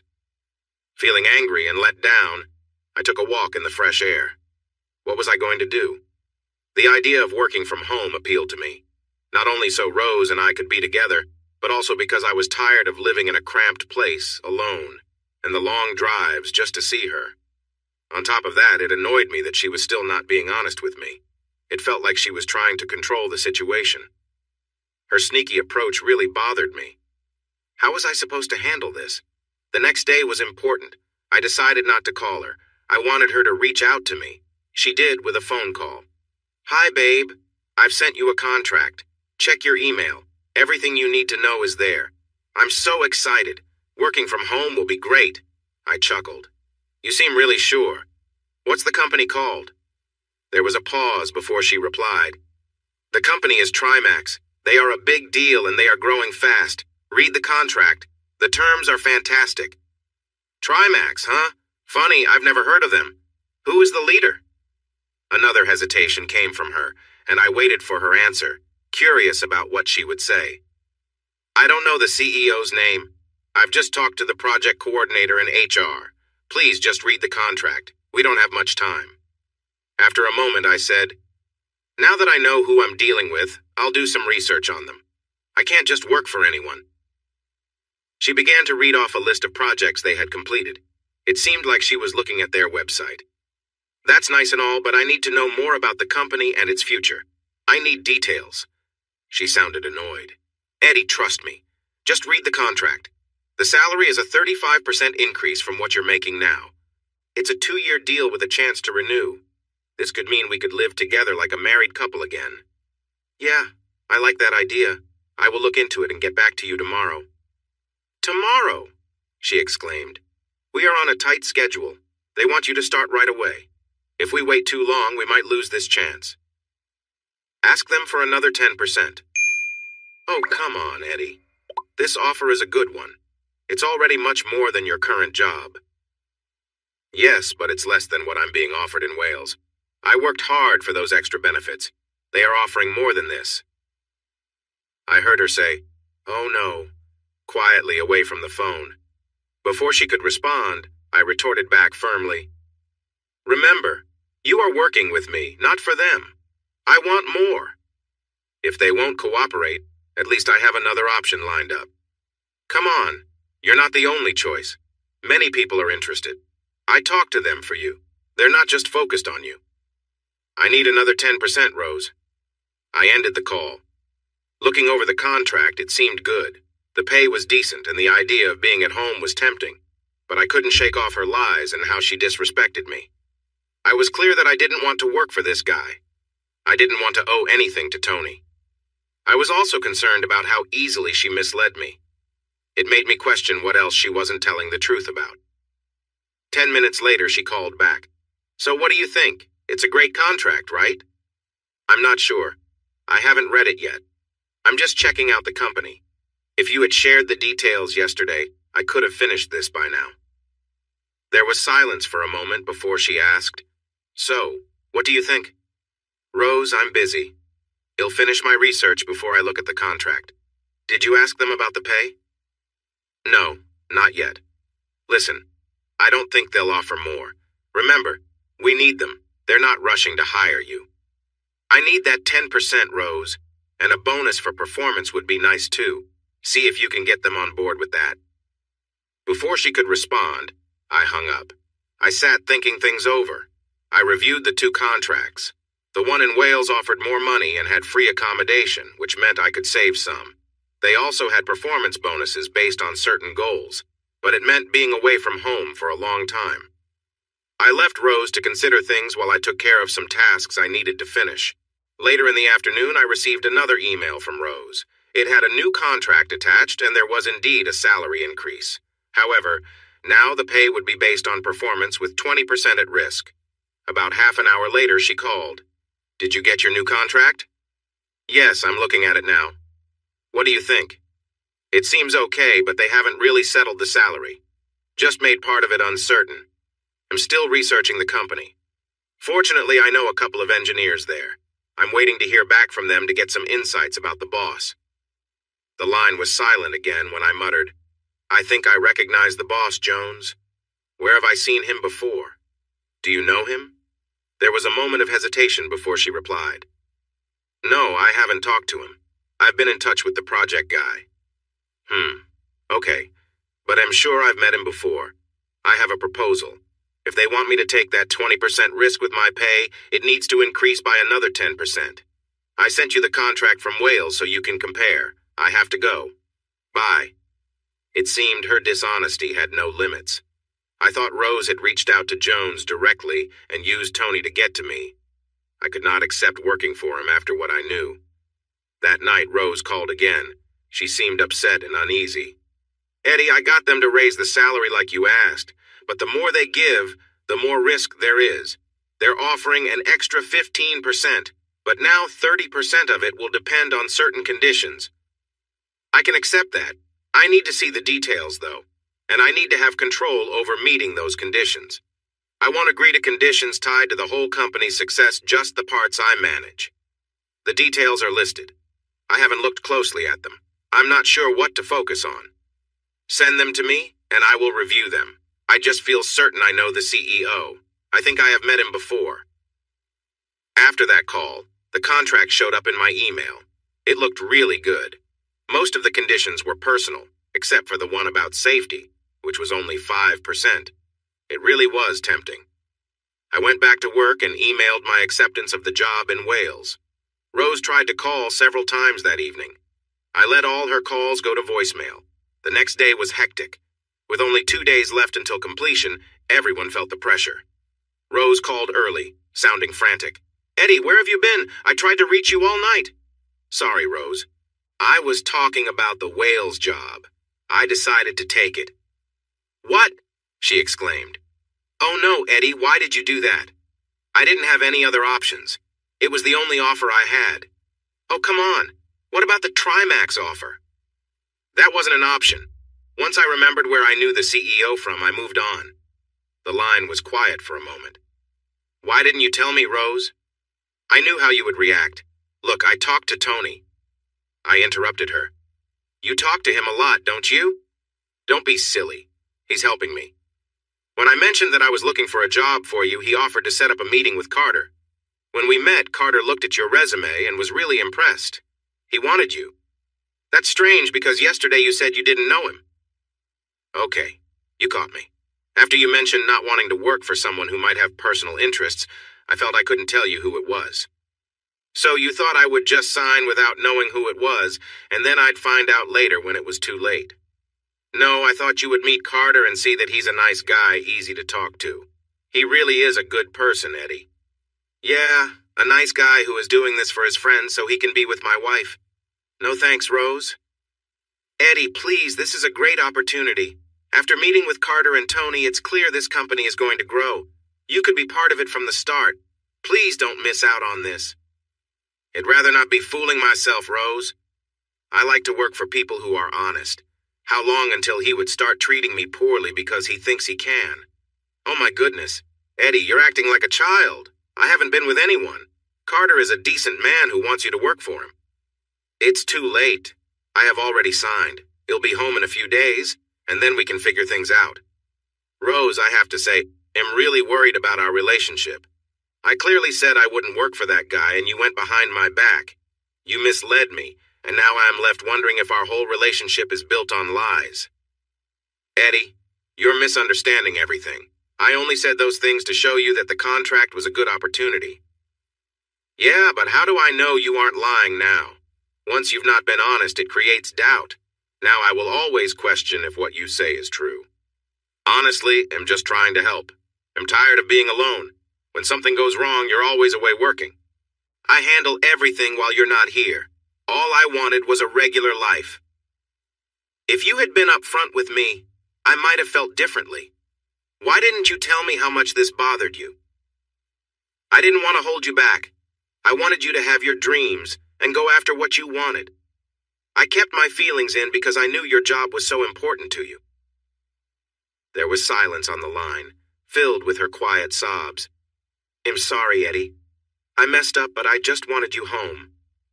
Rose, there are many companies around.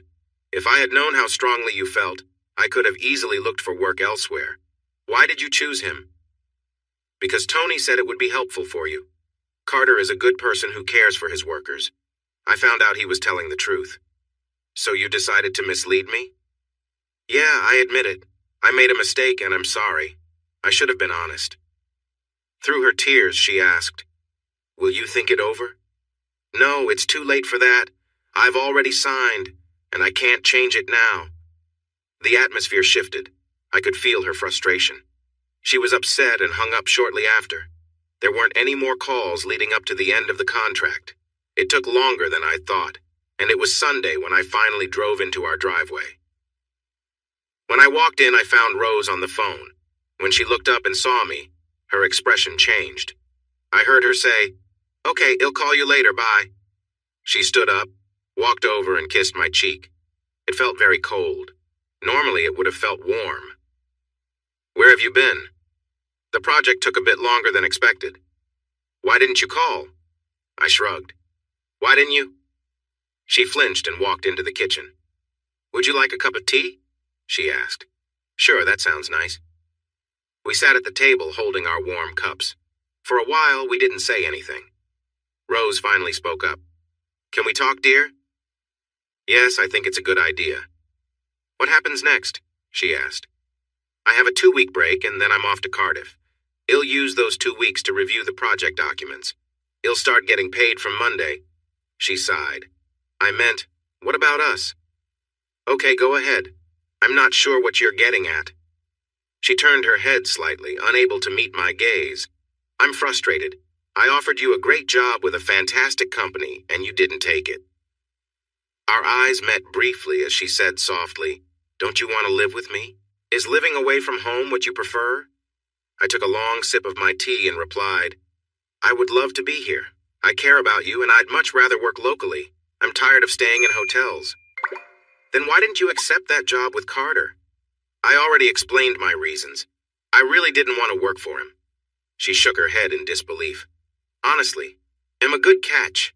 There are probably a lot of people who would be interested. Sure, but he was at that party, and you mentioned wanting to join in someday. Because of the lies, I worry that you might already be involved. Eddie, I told you. I would never be unfaithful. Yes, I'm curious about those parties, but only if we're both into it. Well, I have to question his character. If he's into those things, who knows what else he likes? She finished her tea and said, So here we are again, with you working away from home. How long will you be stuck with this deal? Another year? Maybe longer. What about our dreams of buying a house and starting a family? Why do you think I'm doing this? I still want all of those things. Well, I'm tired of living alone in a way. I want my partner with me every night. I want us to do things together, not just see each other on weekends. What do you want me to do? I wanted you to be practical and take that job. Yes, and I hoped you would be honest with me. I needed the truth, but that didn't happen. This has gotten out of hand. Can we just acknowledge that we both made mistakes and try to move forward? If it helps, I'll admit I should have trusted you and talked it out. Thanks. It would have been good to know you trusted me. I didn't realize you had doubts. I didn't used to. I always thought we were close. I've never questioned you before. Then why do you now? When you said that comment about Carter when I first mentioned him, I felt scared. You seem different, more insecure and jealous than before. I've never seen you like this. I guess I am feeling jealous. You seem to really like Tony.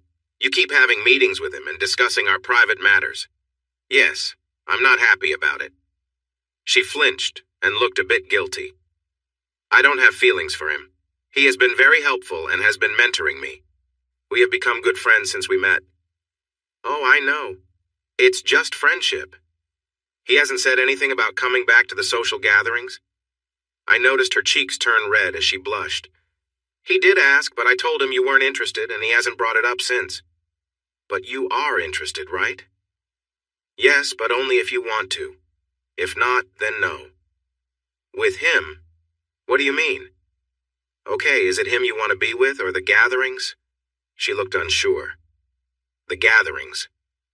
If I said I was interested but not with that couple, would you still be interested? She hesitated. Okay, but why not with Tony and Claire? Because it's just too complicated with them. If you want to try it, we could look for another group or search online.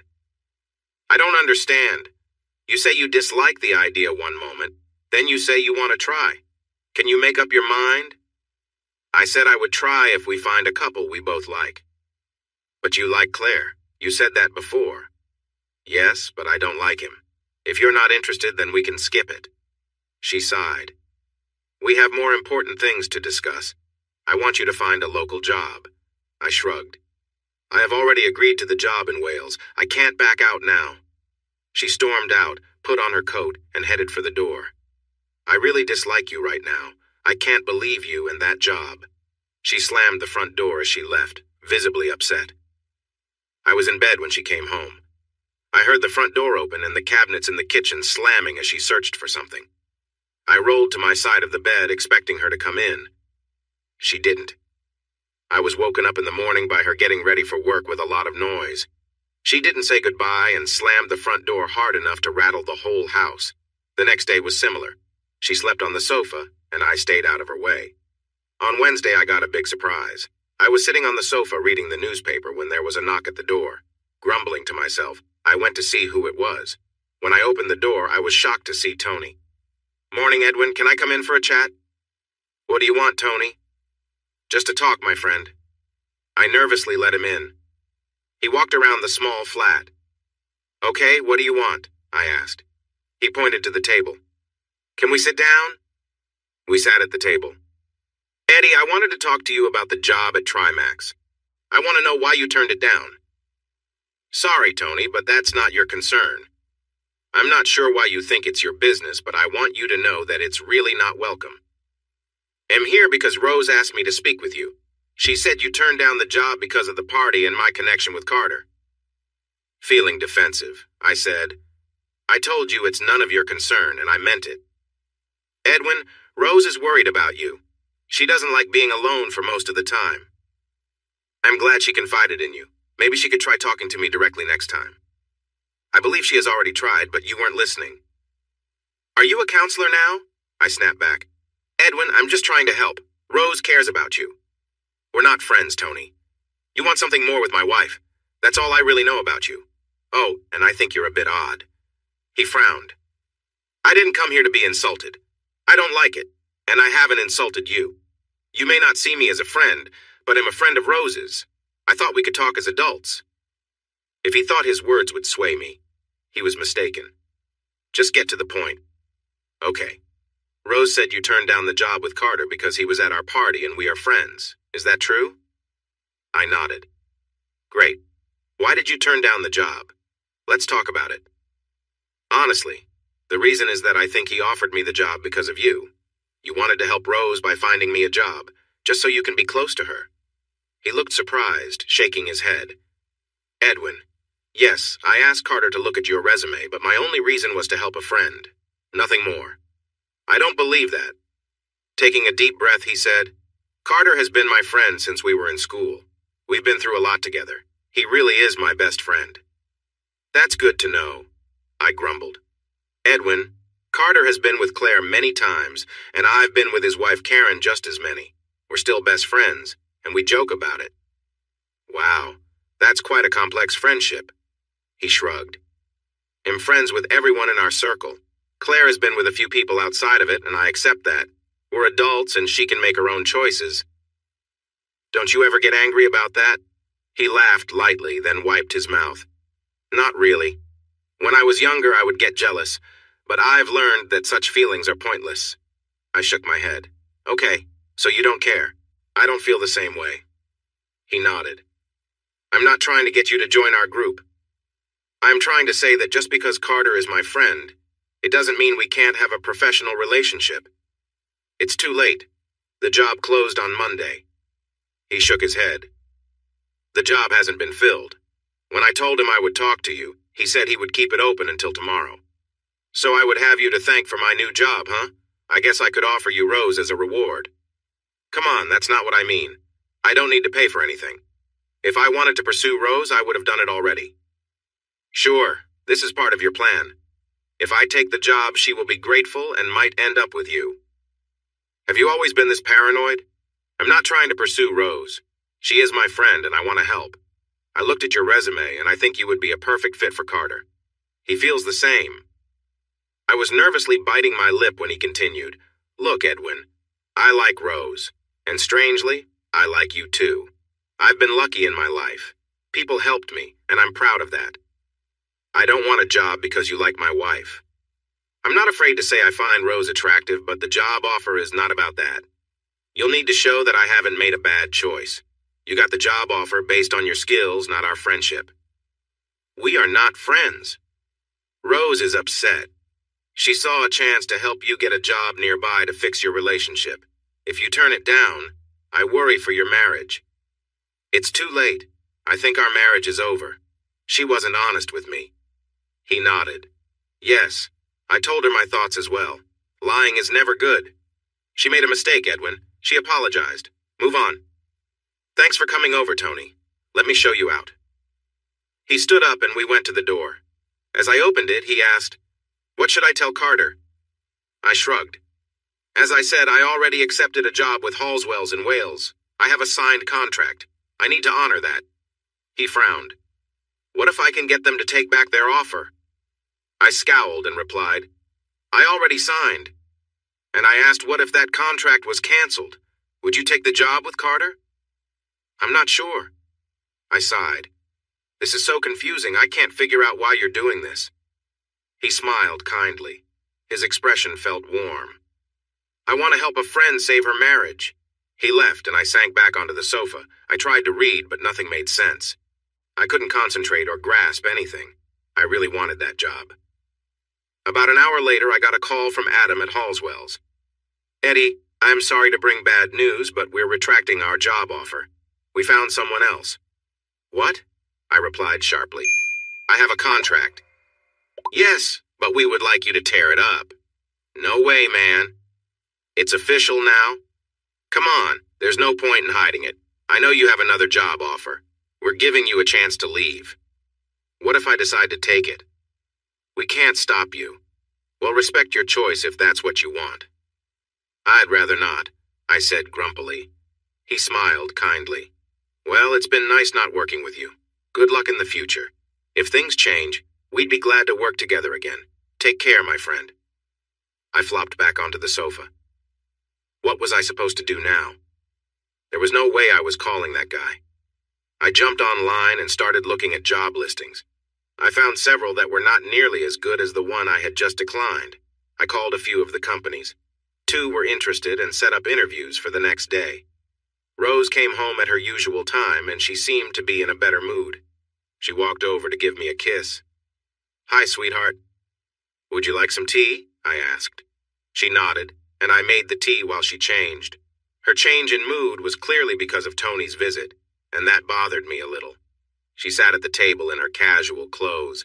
I handed her the cup of tea and joined her. The awkward silence had become almost normal. Finally, she spoke up. I'm sorry for how I've been acting lately. I know I've been difficult. I shrugged. It's all right. I haven't been the happiest person either. No, it's my fault, she said. I feel terrible for lying to you. I want to move past this. We can get through another year, right? We have managed okay, haven't we? I nodded. Thanks for that. Yes, we can get through it. She tilted her head slightly. Could we go out for dinner? Even if it's just to the local pub? I nodded. Yeah, that sounds good. We changed quickly and headed to the pub. There were a few people we knew there, and we enjoyed a couple of drinks while having a lively conversation. After that, we found a table and ordered some food. As we sat, she reached across the table and held my hand. We have 2 weeks, right? I nodded. Yes, 2 weeks. Well, we would have if I was staying. A puzzled look crossed her face. What do you mean by that? They called me today to say my contract has been canceled. But don't worry, I found a couple of local companies. I even have interviews tomorrow. She looked shocked. Are you serious? Yes, I'm afraid it's true. Wow, that's not fair. You had a signed contract, didn't you? I nodded. Yes, but maybe it's for the best. I want us to reconnect and move forward. She squeezed my hand. I'm sorry, sweetheart. Did they give you a reason? Not really. Let's forget about that job and focus on my interviews tomorrow. She bit her lip and asked softly, What about the job at Trimax? That one closed on Monday, right? She sighed. Yes, but if you called, they might reconsider.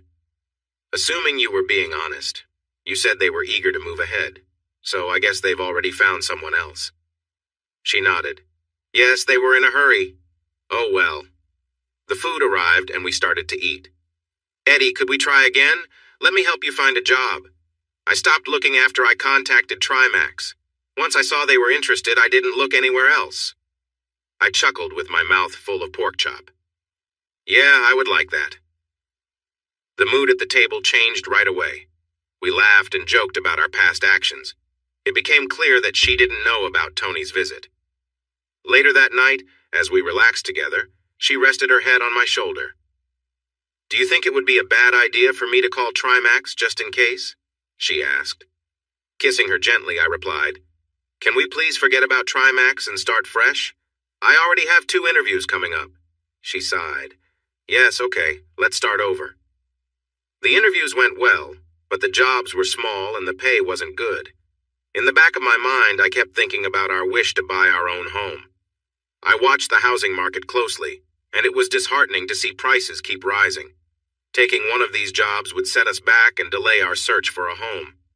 As I left both interviews, I thought, they went well. They both said they would reach out. Perhaps the cost of wanting a more stable life was putting off our search for a house. By the time Rose got home, I had dinner ready. She couldn't hide her smile when she caught the aroma of the cooking chicken. We greeted each other with a warm kiss, and she laughed. Oh yes, I could get used to this. She changed clothes and we sat down to eat. How did your interviews go? She asked. They went pretty well, but the pay isn't great and they are short-term. Only casual work, so there's no sick leave. She looked a bit concerned. I started going through our files and I found a couple of options. I sent them to your email. I nodded. You'll check after dinner? What are they? Nothing too exciting. The first one is for a supermarket parking structure. The second is for some sewer pipe repairs. She glanced at me. I don't want you to get upset, but I called Carter and that job is still open. I gave her a disapproving look.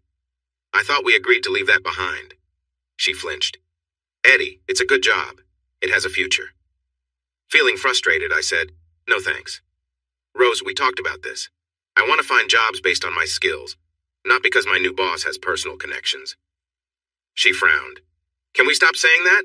He offered you the job based on Tony's recommendation. That's exactly what I mean. Your friend's recommendation doesn't change anything. Can we drop it? He is not my friend. We're just friends. Whatever. Let's focus on finding something else. With a gentle tone, she added, it's a good job. If you would stop being stubborn and see it for what it is, a great opportunity with a real future. Trying to hold back my frustration, I said, forget it. Just do your job or don't, but let's drop it.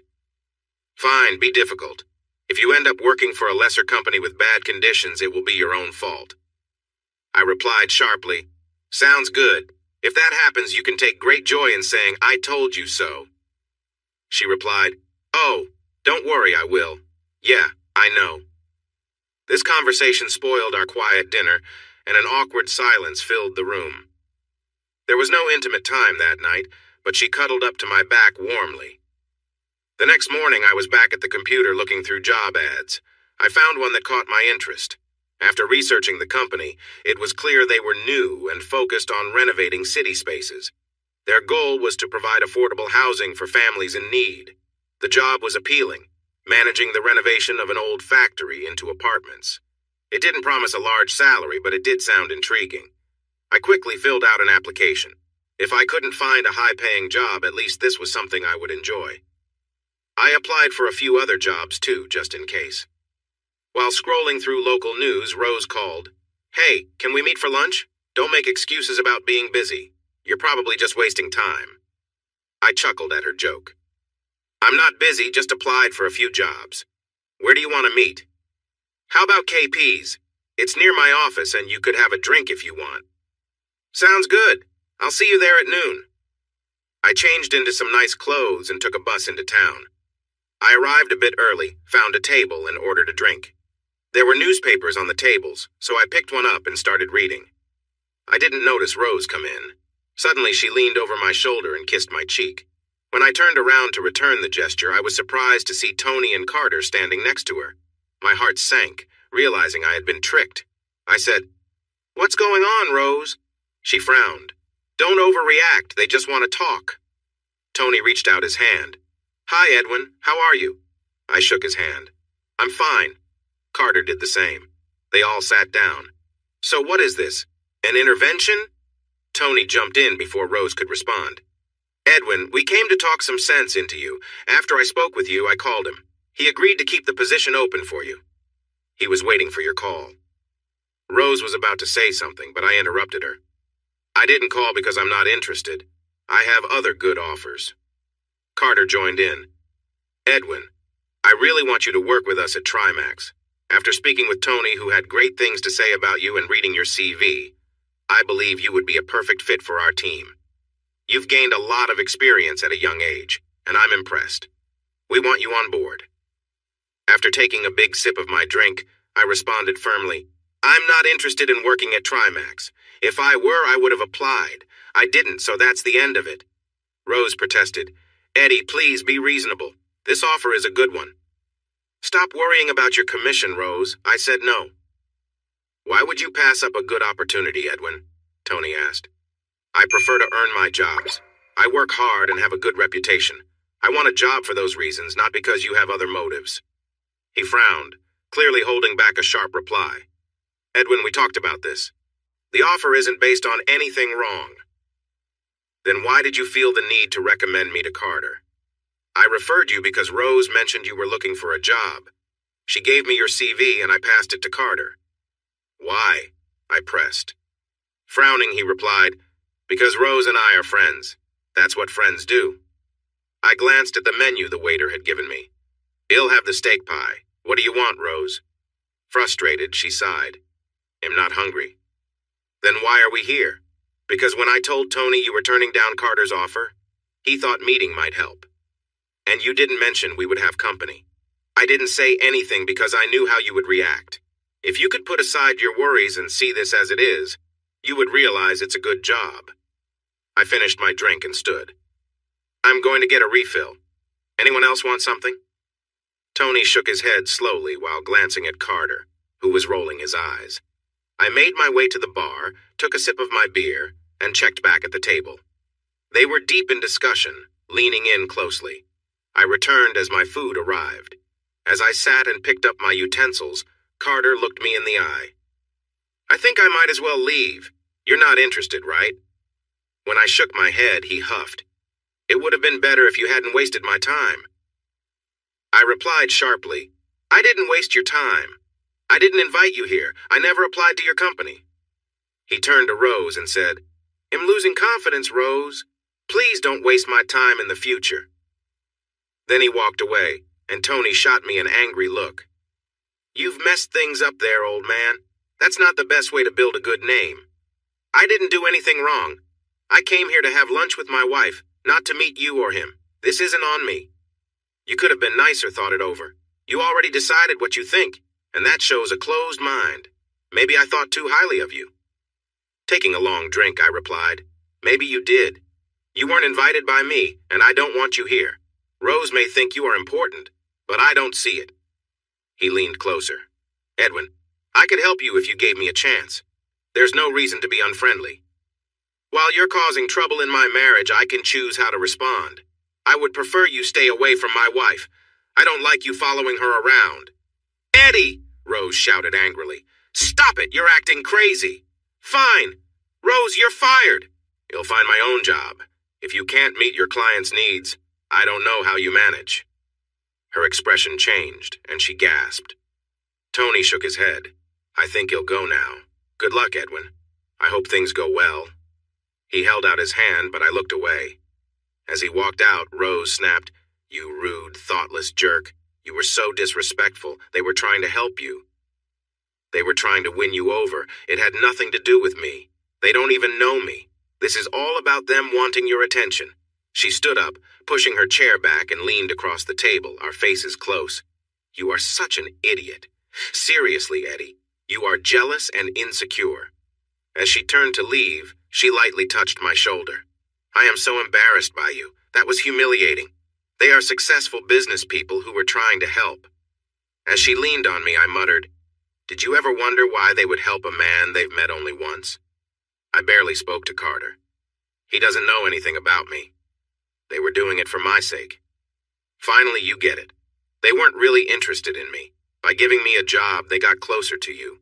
Favor returned. Oh, come on. How insecure can you be? She stormed off, leaving a crowd of stunned customers watching her. I finished my lunch and had another drink. Rose came home late.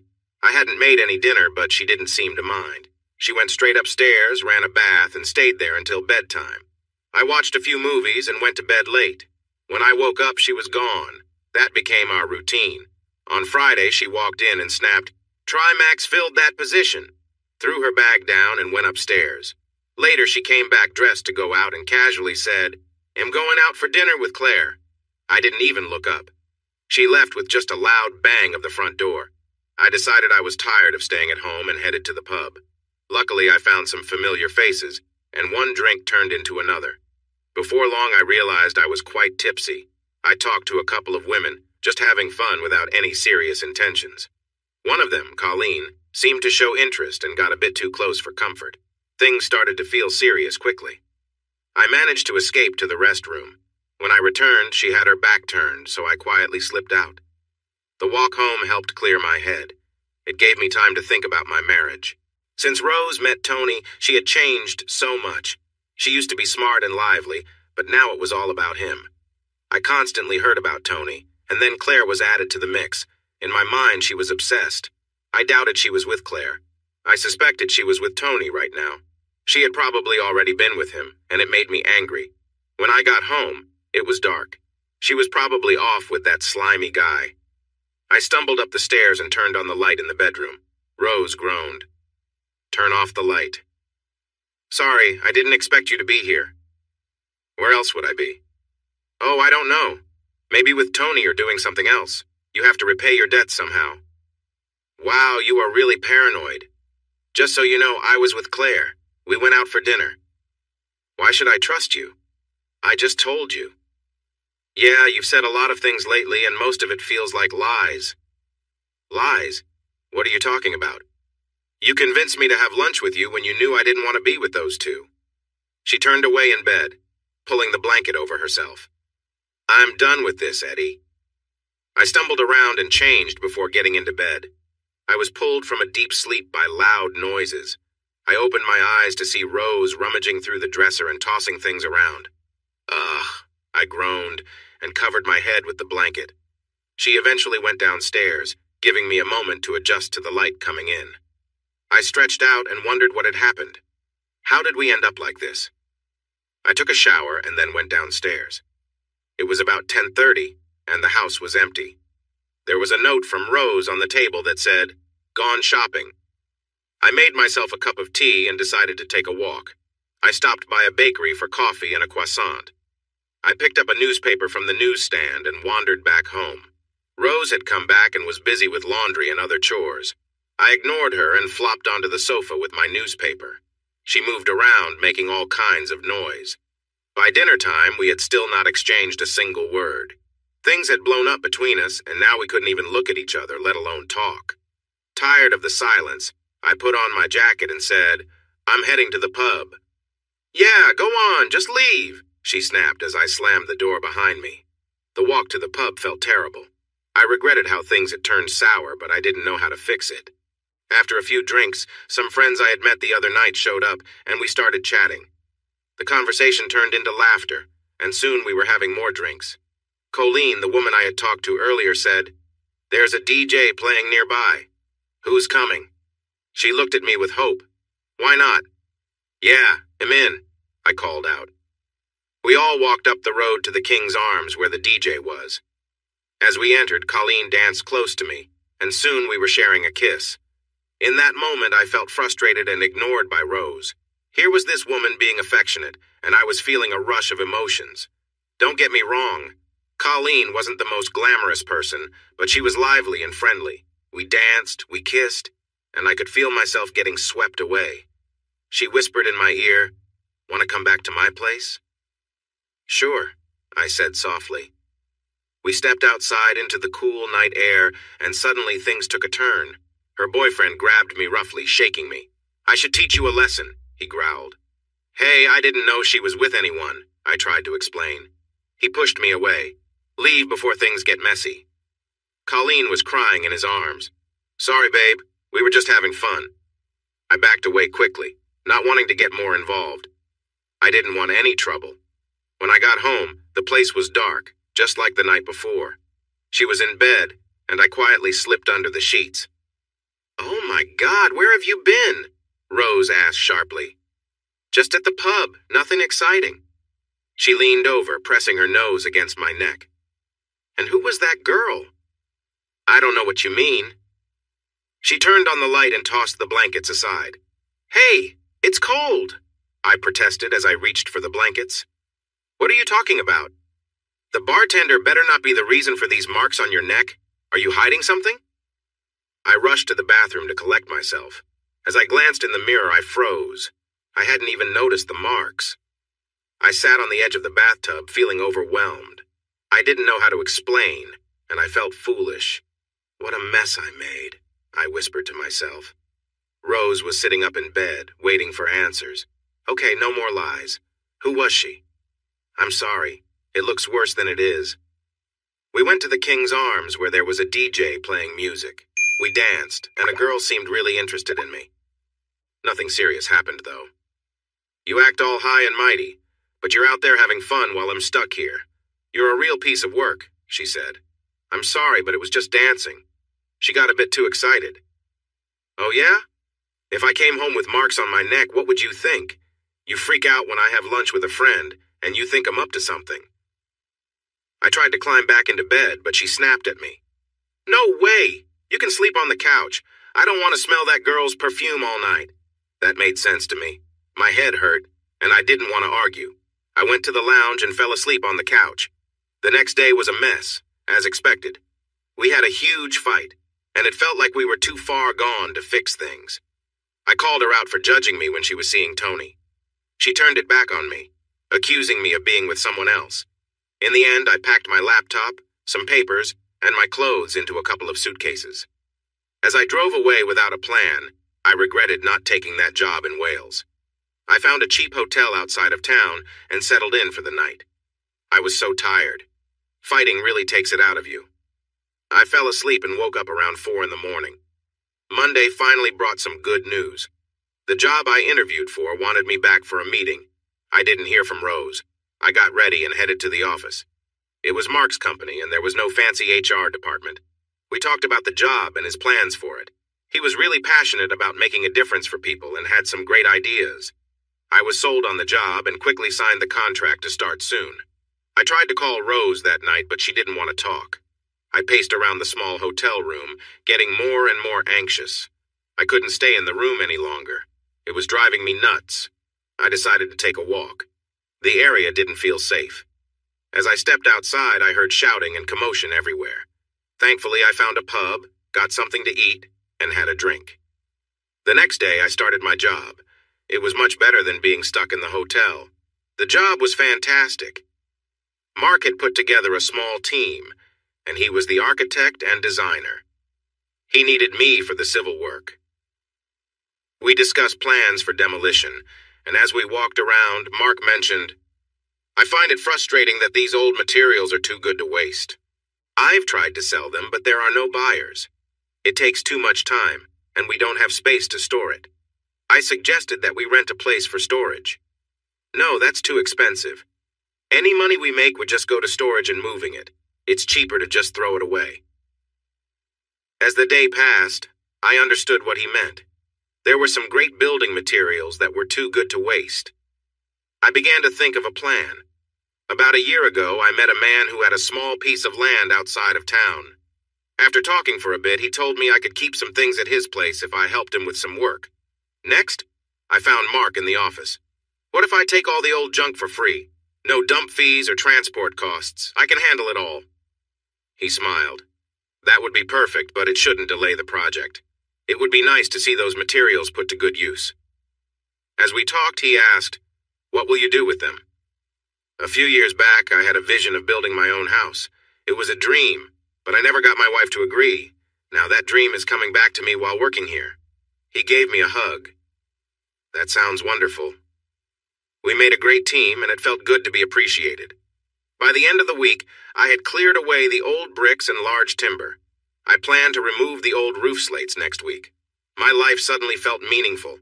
I enjoyed going to work. The only problem was the hotel I was staying in. I didn't like it, and it was costly. Next, it was time to tackle Rose. She hadn't answered my calls, so I needed to go home and face her. Walking in felt strange. Rose was there, curled up on the sofa. When she saw me, she frowned.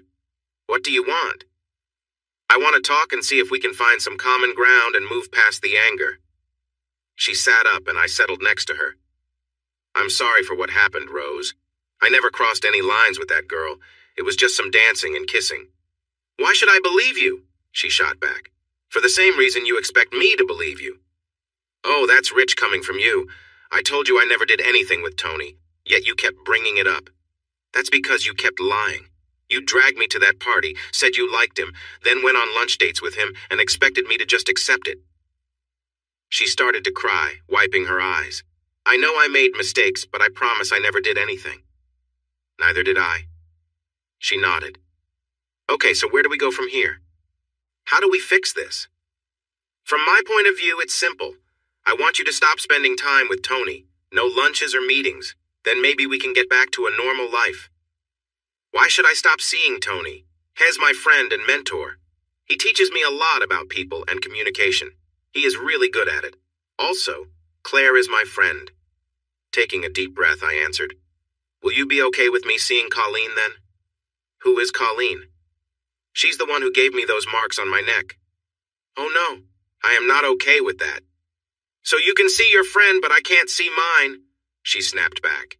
"He's not my friend, you fool. Why can't you get that? He kissed you at the party and he danced with you like you were close, just like Colleen did with me. I can't stand that he is involved in our lives. I can't stand that you listen to him more than me.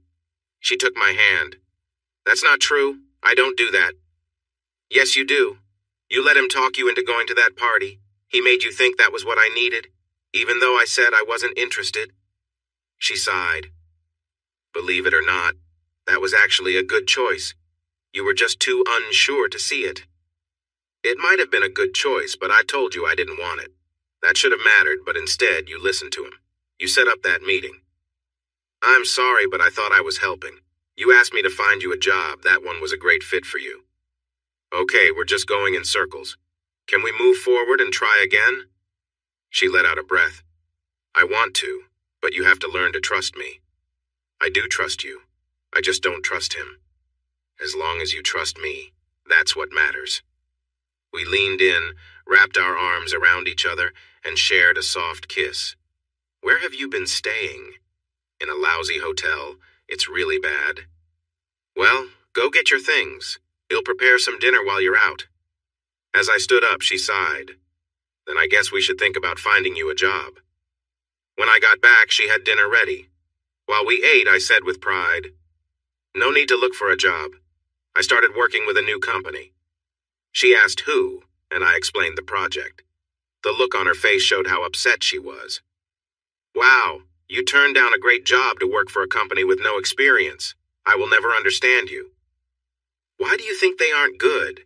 Just based on what you said, this is their first project, small team, low pay, no office. It sounds risky. I like it. I'm really enjoying it. Oh well, everyone has their own taste. You could have been at a great company, doing big projects. Everything you ever wanted. Our life together got better. We talked more, and I think there was a new kind of honesty between us. But there was a problem. Tony. His influence over Rose seemed to have grown. We couldn't talk without his name coming up. It drove me mad, and after a month of this, I finally snapped. Stop it! I shouted. I'm tired of hearing his name. I don't want to know what Tony is doing, saying, or thinking. From now on, let's leave him out of our talks. She looked confused. What are you talking about? I'm talking about how he is in every conversation. I want to have a week or a month where I don't hear his name. I just want him to disappear from our chats. That made her unhappy, and I could tell she was bothered. Over the next few weeks, things became tense. Every time his name came up, I said, Stop. She always looked confused and asked, What? It really highlighted how often his name was mentioned. I hoped she would notice, but she seemed unaware. It definitely annoyed her. Life continued, as they say. We went back and forth between loving and arguing with each other. The good days felt amazing, like old times, but when things went bad, our disagreements were full of harsh words. We both said some hurtful things. I regretted it right away when I let something mean slip from my mouth. I'm sure she felt the same way. We apologized, but once those words were said, it was hard to take them back. I was seen as a jealous and controlling person with trust issues. I guess some of that was true. I was jealous, and maybe the insecurity part was right too. We fought like real enemies, full of passion in our arguments. My only escape was work. I focused hard on my projects. Mark's enthusiasm rubbed off on me. I began to understand him better. He grew up in places like this, and his family struggled with health issues due to old, damp houses. He wanted to create affordable homes for families in need. Rose seemed to be going the other way, and we struggled to communicate. We were drifting apart. She spent hours shopping with Claire, and her choices now seemed all about fancy brands. In the evenings, she was on her computer for hours. I wasn't sure what she was doing, but she seemed really focused. Whenever I tried to see, she turned her screen away or shut it down, which made me anxious. One night I lost my temper and asked, "What are you doing on that computer?" She looked at me with anger. "I can't tell you." "Why not?" "Because I'm not allowed to mention Tony's name." "What does he have to do with it?" "He is teaching me how to do it." "Do what?" "Okay, I will tell you, but don't get upset if his name comes up." "Fine, go ahead." I sighed. She turned her laptop toward me. "Tony has been teaching me about day trading on the stock market." It didn't take long for her to bring his name into the conversation. I sat next to her as she began to explain how everything worked and how Tony helped her set up her account. He was guiding her through the process, and he was very talented with it. I felt uneasy and asked, "How much money do you have in it?" She looked at me briefly. "None. This is just practice. All the money and shares you see are fake. Tony said I should learn how to use the program before I invest any real money."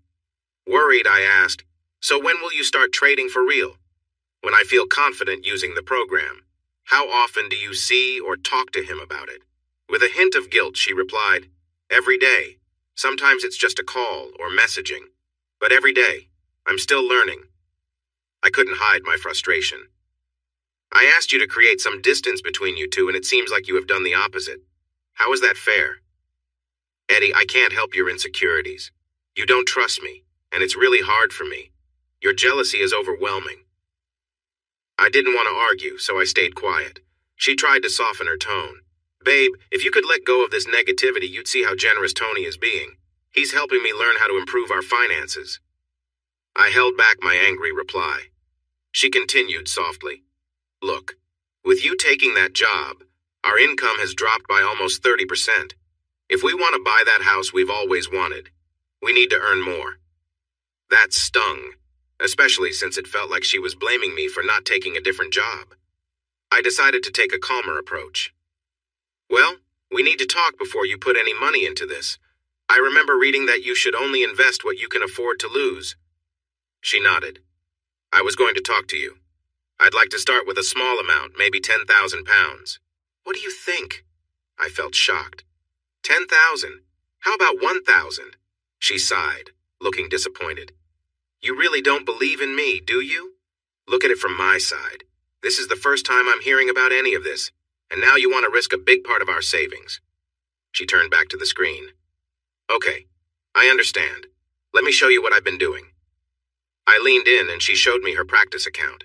She had actually done well. In her pretend world, she had turned 10 million into almost 20 million. I was impressed, but still worried. "I'd rather you start with 1,000. Turn that into 1,200. If you do that, we can talk again." She grinned. "Is that a challenge?" With a nervous laugh, I replied, "Yeah, I guess it is." "Done," she said confidently. "I will transfer 1,000 tonight. I will ask Tony to help me set up a real account." That was how Rose first entered the world of finance and the stock market. Every night she focused on building her portfolio. I didn't know much about it, but it made her so happy and proud that it became her new passion. Our main issue was that Rose wanted our friendship with Tony and Claire to include both of us. We received many invitations to dinner parties and charity events at their place. I didn't want to go. I felt that Tony was the source of our problems. She thought I was just being stubborn. This difference in views caused a gap between us. I threw myself into my work. I also started collecting useful items from my job and storing them at a friend's property. After 2 months, I had gathered enough materials to actually build something.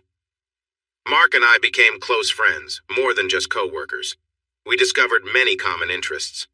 During one of our conversations, I shared my dream of building a house. He quickly grabbed a pencil and began to sketch some ideas. We made a list of what I needed and discussed the property I wanted. With the list came a plan to search.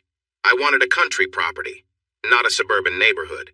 I desired a place close enough to town for an easy commute, but far enough away to escape the problems and costs of living in a nicer area. Rose and I discussed different properties. I told her about my dream. It was funny. Mark was very supportive. Rose, however, liked the idea of a country property, but she preferred one that was already built. She shook her head when I described my plans to create something new. She also mentioned that Tony advised against building. He suggested we buy something affordable in a good neighborhood and renovate it. That way, we could at least get onto the property ladder. He even started sending her lists of properties and names of real estate agents he knew. It frustrated me that she respected his opinions more than my dreams. This added more tension between us. She didn't see how her actions made me feel disrespected. To her, it was not wise to ignore the advice of someone with experience. She began to show me houses in nearby neighborhoods, saying things like, "Look at this one," or "Isn't this nice?" Naturally, I found problems with all of them. They did not match my dream. Rose grew tired of my refusal to attend dinner parties at Tony's house. The situation came to a head when their 25th wedding anniversary arrived. Tony planned a big celebration. The invitation arrived in our mail. Rose tossed it onto the table before dinner. Unsure of what it was, I opened it. As I read it, she said loudly, "I want to go." Looking her in the eye, I replied, "Then go. I won't stop you." "Eddie, I want us to go together. Please, let's not make this a fight." Her heartfelt words reached me, and after a lot of back and forth, I finally agreed to go. That meant we had to shop for a gift, a new dress, shoes, the whole package. When we got to the party, I was amazed. They had really gone all out. In the backyard, there was a huge tent. It was enormous. There were lights everywhere, food servers, and even a band. When we arrived, the place was already packed with people. The driveway looked like a fancy car dealership with all the expensive cars parked there. At the entrance, a security guard guided us around to the back. When Claire saw us, she ran over and hugged Rose tightly. After they finished their hug, Claire turned to me. "Hello, Edwin." I replied with a quick, "Hello." Things had been a bit chilly between us, and I tried my best to avoid her. This moment felt surprisingly friendly compared to how it had been. She took Rose's hand and led us into the tent. It was crowded. Tony noticed us and walked over. He and Rose shared a warm hug and a gentle kiss. After that, he extended his hand. "Hello, Edwin. Good to see you again." I wanted to ignore him, but that would cause a scene. I shook his hand. "Thanks, Anthony." We moved inside, and Claire took Rose to chat with her friends. That left Tony and me together. He looked at me as silence hung between us. He quickly grew tired of it and went off to chat with his friends. I wandered around aimlessly. Most men were wearing tuxedos, while women wore beautiful formal dresses.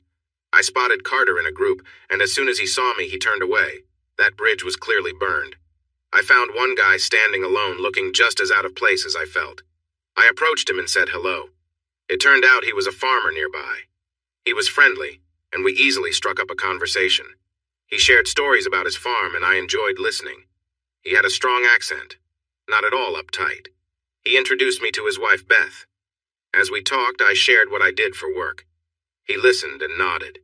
Somehow, we ended up discussing my dream of building my own house in a rural area. He looked surprised. "Are you serious about that?" "Yes, it really is my dream." He leaned in slightly as we walked to the bar for new drinks. "Come find me tomorrow. I might know of something you'd like." I wrote down his number and address. Just then, Rose came rushing over. "Where have you been?" "Talking to Gordon here," I replied. He extended his hand and said, "Hello there." Rose smiled sweetly at him before grabbing my hand and pulling me away. "Come on, I want to introduce you to some friends," she said. The friends turned out to be wealthy acquaintances of Tony's whom Rose wanted to impress. I felt out of place right away. "What do you do, Edwin?" "Engineering." "Do you have your own business?" "No, I just work for a friend." There was a pause until the group resumed their conversation. Rose tried to get me involved, but it was hard. They were discussing stocks, sales, and topics that I didn't understand. I stood by the side for a while until I got tired of feeling out of place. I tapped Rose on the arm to get her attention. "I'm going to the bar. Do you want anything?" She sighed. "Champagne, please." I stayed at the bar for a bit. A couple of younger guys joined me. One was from a band, and we began chatting about music and the industry. It was enjoyable, and at least he was friendly. Rose soon appeared beside me, looking frustrated. "What happened to my champagne?" "Sorry, I got talking to Jake." She ordered her drink, and Jake went off to prepare for their performance. "Eddie, why did you walk away? I was hoping you would try to join in." "Rose, you know I don't fit in here." "You could if you put in the effort. There are a few guys here from Trimax. Why not try to meet them?" "Yeah, if we run into them, at least we would have something to talk about." She wandered off, leaving me by myself. Claire must have felt sorry for me. She walked over to me. "Great party, isn't it, Edwin?" "Yeah, very nice." Sipping her champagne, she sighed. "Why do you look so sad? You seem lost, like you don't have anyone here. I feel out of place. Why not go over and talk to Tony? I'm sure he'd be happy to chat." I don't think he wants to talk to me any more than I want to talk to him, I replied. Why are you being so difficult with him? Because he is getting too involved in my marriage. Rose seems really drawn to him. That's a bit of a stretch. I think she appreciates his help. Let's be honest, Claire. It's clear to anyone watching them. Look at how they act together. Edwin, there's nothing happening. I can see some chemistry, but I know my husband well, and he has never been unfaithful. I don't think he's as innocent as you think. He has put himself between Rose and me under the guise of helping. He was trying to help me get a job through his friend. Why? Just to show her how important he is. I could guess what he would want in return. She grabbed my arm and made me look at her. Is that why you said no to the job with Carter? I nodded. Exactly. I don't want to owe him anything. Oh, Edwin. That's a terrible thing to think. He has done nothing wrong. He has been only helpful to Rose and to you, if you had been wise enough to notice. I finished my beer and said, I'm going to the bar. With my back to the crowd, I ordered another drink. As I stood there trying to clear my head, Claire came up beside me. Edwin, can we talk? We moved to a quieter spot. You have to let go of this anger. It's hurting your marriage. Rose and I have become close friends, and as friends, we talk. She squeezed my arm gently as she continued. Edwin, she is losing patience waiting for you to move past this. Move past what? All these worries, the lack of trust, the doubt. You are so hostile toward Tony. They have become good friends, and your resentment toward him is going to harm your relationship. Claire, can't you see that it's his actions in my life that are causing this rift? You can be really difficult, Edwin. I'm trying to help. The band began to play, and Claire walked away, shaking her head. It annoyed me that no one could understand my side of things. I watched as people started to fill the dance floor. Soon, the place was lively with dancers moving around. I stepped outside for some fresh air. I heard laughter from around the corner of the tent away from the restroom area. I was surprised to see Rose huddled close with Tony, Carter, and a couple of other friends. They were standing quite close, and I caught a strong smell of something unusual in the air. It looked like they were passing something around. I was taken aback as I watched them for a few minutes before they broke apart and returned inside. As I walked back to the bar, I felt someone hug me from behind. I turned to see Rose giving me a playful kiss. Hey, stranger, where have you been? I chuckled. More importantly, where have you been? She laughed softly. Outside. Doing what? She leaned closer and whispered in my ear. Just hanging out.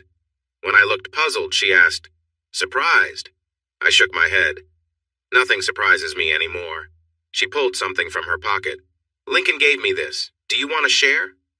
When I didn't answer right away, she urged, Come on, babe. I haven't done this in a while. I know you used to enjoy this when you were younger. I laughed and picked up my drink. All right then. We went outside where others were hanging out and she lit up. By the time we finished, we both felt relaxed. She wrapped her arms around me. Thanks for being here tonight. I'm having a great time. This party is amazing. I wanted to say, can we leave? But I kept it to myself and nodded. Back inside at the bar, she asked, Would it bother you if I danced with Tony? That wasn't what I wanted to hear. Well, I'd like to dance too, you know. She nodded. Then come on, slowpoke. She pulled me into the crowd where everyone was dancing. We moved along with the lively music and Rose was in a great mood. We danced until the band took a break.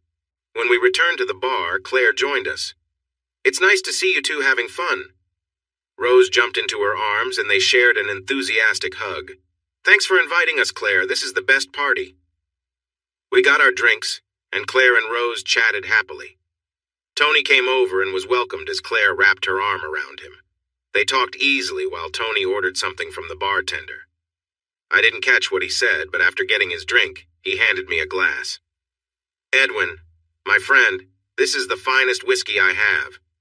He clinked his glass against mine and said, Cheers. He was right. I'm not an expert, but it was really nice. After finishing, he asked, Would you like another? I took a deep breath. Sure, I guess so. I'm too drunk to drive. We need a taxi. Claire chimed in. Don't worry about it. We have spare rooms. You can stay here. Oh, yes, please, Rose added. It would be nice not to go back to a cold house. She looked at me with hopeful eyes. Please, it would be great not to think about taxis. Tony clinked his glass with mine and took a big sip. I downed mine in one go. Rose took my quietness as a yes. We were staying for the night. The band started again and I grabbed Rose's hand. Let's dance. She smiled at me, but just as we were about to go out, Claire held my hand. I'd like to dance too. Rose released my hand. You two go ahead. We can dance later.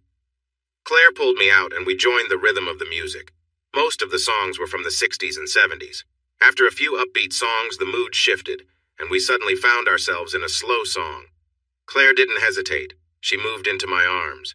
We swayed gently, blending with the other dancers. You're a great dancer, Eddie. Oh, now I was Eddie again. We continued to enjoy the music together. Her body was close to mine. This wasn't a party like the others, so it felt innocent, but having her in my arms was nice. I remembered all the times I thought about her, and that made my heart race. I couldn't help but feel a physical reaction. She noticed, and even in a crowd of friends, she still pressed against me. Her breath was warm against my skin, adding to the intensity of the moment. As we danced, she whispered softly, "Tell me about your new job." "I'm working for Mark Jacobson. He is a developer who is turning the old wool mill into affordable housing." I felt her body stiffen a little. "Did you say Mark Jacobson?" "Yes, that's him." Her body brushed against mine through her dress. "That sounds like an amazing project. How do you get along with Mark?" "He's great. He's really passionate about his work, and I've learned a lot from him. He's trying to make a difference." She leaned in and kissed my cheek. "I'm impressed. That project really matters. And I agree. Mark is a powerhouse." Surprised that she knew him, I asked, "Do you know him?" She whispered back, "I am one of his financial supporters. My charity is actually involved with him. I haven't seen you down there." "I've been a bit busy. We fund other projects, too." Her body relaxed against mine, and this time I held her close. "Now I'm impressed." She laughed softly, her breath warm. "It's nice to know I have your approval." The music changed to a lively beat. Claire pulled away. "Shall we take a break?" "Sounds good. I could use a drink." We headed back to the bar, where Tony and Rose joined us after dancing. Claire asked a lot of questions about my job, how it was going, the people involved, and the impact of the project. Rose raised an eyebrow as Claire's questions got deeper. Claire then said, "I need to visit more often." She took Tony's hand. "Come on, we need to socialize." Rose looked excited. "Wow, you two seem to be hitting it off." I shrugged. Who would have thought? She pulled me along as we mingled. I was a bit annoyed that she wanted to meet the wealthy guests. I would have preferred to talk to Gordon. He was genuine, unlike the others who seemed so pretentious. I felt relieved when the evening ended, and Claire led us to our room. The room was amazing, far better than any hotel we had ever stayed in. The next morning felt different. It was awkward and uncomfortable. Claire was an amazing host, but Tony and I struggled to have a good conversation. It felt forced and there was no laughter. I knew it was mostly my fault, but I blamed Tony for the problems in my life, especially the distance between Rose and me. As we drove away, Rose looked puzzled when I turned right instead of left. "Where are we going?" she asked. "Gordon told me last night he had something interesting to show me," I replied. She sighed and leaned back in her seat, looking bored. Gordon's place wasn't far. It was just a few driveways up the road. Unlike Tony and Claire's home, Gordon lived on a working farm. He smiled and waved as we approached. We greeted each other with handshakes and friendly kisses. "Hey there, I don't have much time today. I wanted to show you some properties," he said. "Are you getting into real estate?" I joked. He chuckled. "No, these pieces of land used to be part of the farm, but we decided to sell them to raise money for some upgrades. When you mentioned you were looking for property, I thought you might be interested." "Wow, thanks. We are definitely interested, right, hun?" I said. Rose looked annoyed. Maybe." I could tell she was not pleased. Gordon led us down the road to see a couple of properties, each around 4 acres. The one that caught my eye had a small cottage. It needed a lot of work. "This one might be hard to sell," Gordon said quietly. "The cottage is listed as historic." I loved it right away. I felt a thrill as we got closer. Imagining what it could be filled my head, especially with a small creek running alongside the dirt driveway. As I checked out the cottage, Rose pulled on my arm. "Come on, Eddie, this is silly. It's a mess." While Gordon and I discussed the property, Rose kept pointing out all its flaws. Gordon gave me a sympathetic glance. "Sorry to waste your time, I thought you might like it." Rose was already outside when I responded. "I'm interested. Don't listen to her. How much is it?" He considered for a moment. "For you, I think we could work something out. The asking price is £75,000. On the drive home, Rose warned me about dreaming too big. "Hun, we can't afford that. It would cost a fortune, not to mention all the time it would take." My excitement about the place only made her more frustrated. The next week, I was surprised to see Claire at work. Mark greeted her with a big hug as she entered the office. When she walked over and said, "Hello, Eddie," he looked surprised. "You two know each other?" "Oh, yes. Eddie and I are old friends, aren't we?" I smiled softly. "Yeah, old friends." Mark took her by the hand and led her out to show her around the project. As they were leaving, Claire turned and asked, "Well, are you coming?" Mark gave me an encouraging look, so I followed them. It was an interesting morning as Mark introduced her to the project. I was impressed by her questions. They were clear and to the point. I began to see a side of Claire that I hadn't noticed before. She cared about social issues and wanted to help others. I remembered her story about growing up poor, which clearly had a lasting impact on her. Later, I looked up her charity work. She led many charities and focused mainly on her own. This was interesting to me. It was all about helping underprivileged kids. There were hundreds of photos showing her at events with children. Over the next few weeks, she became a regular visitor at our project site. She often came with photographers and politicians as she worked to raise awareness and support. My dreams of building our own home got a boost, too. When I showed Mark some photos of the old cottage, he was really interested. We sat together as he took my sketches and added his ideas. As the day ended and we packed up, he picked up his keys. "Come on, let's go and have a look at that cottage." We talked about the cottage during the drive. I mentioned the challenges of getting building permission, but Mark seemed excited by the challenge. When we arrived, he went inside right away, moving away the overgrown plants to see the foundation. It was clear this place hadn't been lived in for a long time. I checked the water and sewer systems and examined the stones to see if they were still sturdy. We were starting to figure out what would be needed when Gordon showed up. He shared the history of the building, explaining that it had been in his family for generations and was the original homestead. That surprised me. "Then why are you selling it? I would think you'd want to keep it in the family." He rubbed his chin and replied, "It's time to fix it up. I had hoped a family might buy it and bring it back to life. Plus, I'm not good at this sort of thing." It was helpful to learn some history. It also gave us ideas on how to continue. If I was excited before, now I was full of energy. Mark seemed just as excited. I brought it up with Rose during dinner, but she was completely against the idea. "Eddie, I really like the idea, the uniqueness of it, and I trust you. It's just that it feels so far away for us right now." While we ate, she said, "I've been talking to Tony about our dream of buying a house. He has some friends in real estate and thinks we should buy a place in a nice area that needs some work." There was Tony again, getting involved in my plans. His suggestion only made me want to reach my dream more. Instead of arguing, I let it go. I could tell it wasn't worth the fight. Lately, she was so focused on her trading that she hardly had time for anything else. Every night, from the moment she got home until bedtime, she was stuck on that laptop.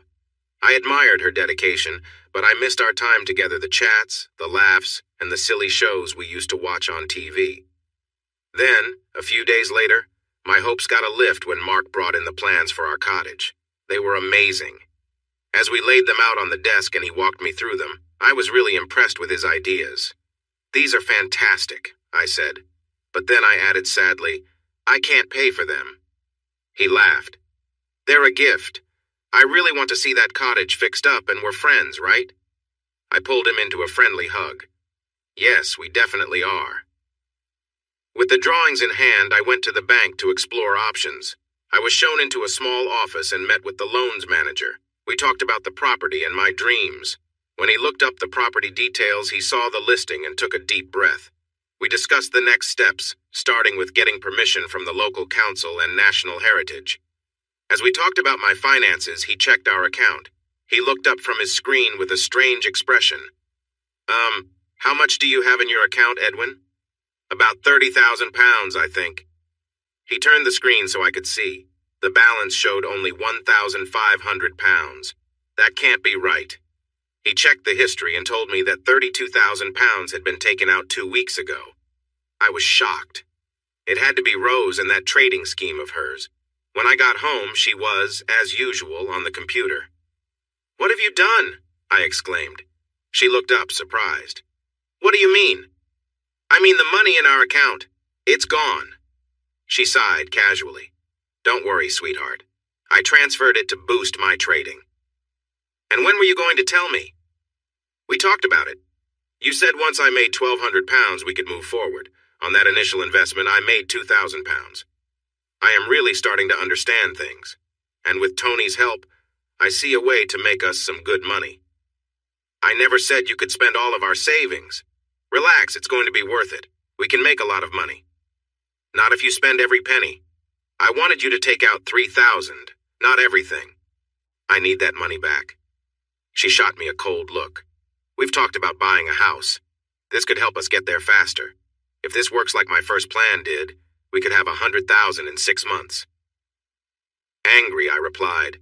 "Or we could end up with nothing. No, I want that money back now. Sell whatever you need to, but I want that 30,000 pounds back in our account by tomorrow." She stood up and faced me closely. "You always overreact. Just think for a moment. With Tony's help, I can really grow this. We can have our home." "I'm not laughing, Rose. We worked hard for that money, and I refuse to waste it on something so risky." She took my hands and squeezed gently. "You need to trust me. I've shown I can do this. We can build real wealth, not just for a house, but for our future." I pulled my hands away. "I don't care what Tony thinks. This is a risk I'm not willing to take. I want that money back now." She frowned. "It doesn't work that way. If I sell quickly, I could lose a lot." "I don't care. I want that money back in our bank. You won't believe how embarrassed I was today. When I saw the balance at the bank, I almost fainted. Please return the money." I stormed off to change. When I came back, she was on the phone, upset. "I don't know what to do," I heard her say. "Yes, maybe that's the plan." When she saw me, she hung up. The look she gave me was sharp and cold. I started making dinner since nothing was ready. We ate in silence. Afterwards, I watched the news. Rose said, "Can I show you something? Let me explain. Our money is safe." She came over and began to share details about her purchases and stocks. Tony's name came up a lot as she talked. Maybe if she'd left him out, I would have listened better. But hearing his name made me tense, and I stopped paying attention. At the end of her presentation, she asked, "So what do you think? Can I continue with this?" "No, Rose, you can't. That money is ours, and I want it back." "You're right, it is ours. I have a say in how we use it, too. I want that money back, Rose, in our account tomorrow." She sighed. "No, that's not how it works. I can get it back, but it will take at least a week." I nodded. "Okay, you have a week, but not a day longer." She jumped up from the sofa, yelling, "Forget you, Eddie. I'm on to something important here. You think just because I'm a woman I can't do this. You don't believe in me at all." "Rose, if you had talked to me about this, we could have worked together and taken it step by step. But you never even told me. You never gave me a chance. I wanted it to be a surprise. I was going to double our money and then show you. I wanted to show that I could do it. This was for both of us, not just me. All you needed to do was talk to me and let me share my thoughts. Everything I have worked for is sitting there, waiting to be wasted." She stormed off upstairs, still angry. "Forget you." That ended the argument. I slept on the sofa. Things were tense for the rest of the week. On Friday night, she walked in with a proud look on her face. She handed me a check for 25,000 pounds. "Here, this is your half of our investment. I'm keeping the other half to keep investing." I just stared at her. "What?" she snapped. "Half the money is mine, and I get to help decide how we use it. You may not believe in me, but I increased our money by almost 40% in less than a month." I took the check and said, "Thanks. I'll put this in my account." She softened. Don't you see, Eddie? 40% in a month. Just trust me a little. We will have our own home soon and we won't be tied down by a mortgage. Go ahead. But remember what I said at the start. Only invest what you can afford to lose. I'm saving this for a rainy day. She threw her hands up in defeat. Oh, whatever. Sometimes I really worry about you, Eddie. When I told Mark about my problem, he came up with some ideas. He directed me to a mortgage broker who helped families in tough situations. He often found ways to get mortgages without a deposit. In the next couple of weeks, I spent all my free time going back and forth between the mortgage broker and the National Heritage Office, figuring out what I needed to do for approval and consent. It was hard. At home, things were cold and not much fun. Rose was often asleep or busy on the computer. She really enjoyed showing me how fast her half of the money was growing. I had to give her credit. She was good. If it weren't for her annoying attitude, I might have even given her my half too. What also bothered me was her friendship with Tony. It felt much deeper than before. She often talked about their lunch dates and how he was mentoring her. It made me upset. Claire also seemed to know a lot about what was happening in our lives. Her visits to the project became more regular, and we often spent time together exploring. She didn't lecture me. There was no scolding, but she did mention that I needed to let Rose grow. She was only just beginning to show her potential. I understood that, but I wasn't sure I wanted to be around this new Rose. She seemed to have lost her joy, and her excitement for life was gone. Now, all she cared about was that computer and talking about how much money she made. Buying the cottage felt too difficult. I was about to give up when Gordon called me unexpectedly one day. How's it going, laddie? Are you still interested in the cottage? I still love it, yes, but sadly I think I will have to let it go. What's the issue, laddie? Is it just money? Yeah, you're right. What if I lowered the price a little? I would still have a hard time, Gordon. Sorry to waste your time. Don't be foolish, laddie. I might have a solution.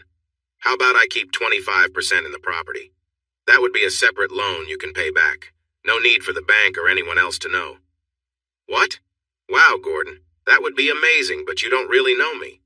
I know you well enough, laddie, and I want something good to happen to that cottage. My dad was born there, and we would like good neighbors. The deal was set. There was a lot of paperwork to handle, and it took 2 months of discussions and meetings before it was all approved. I now owned a rundown cottage. I kept this to myself.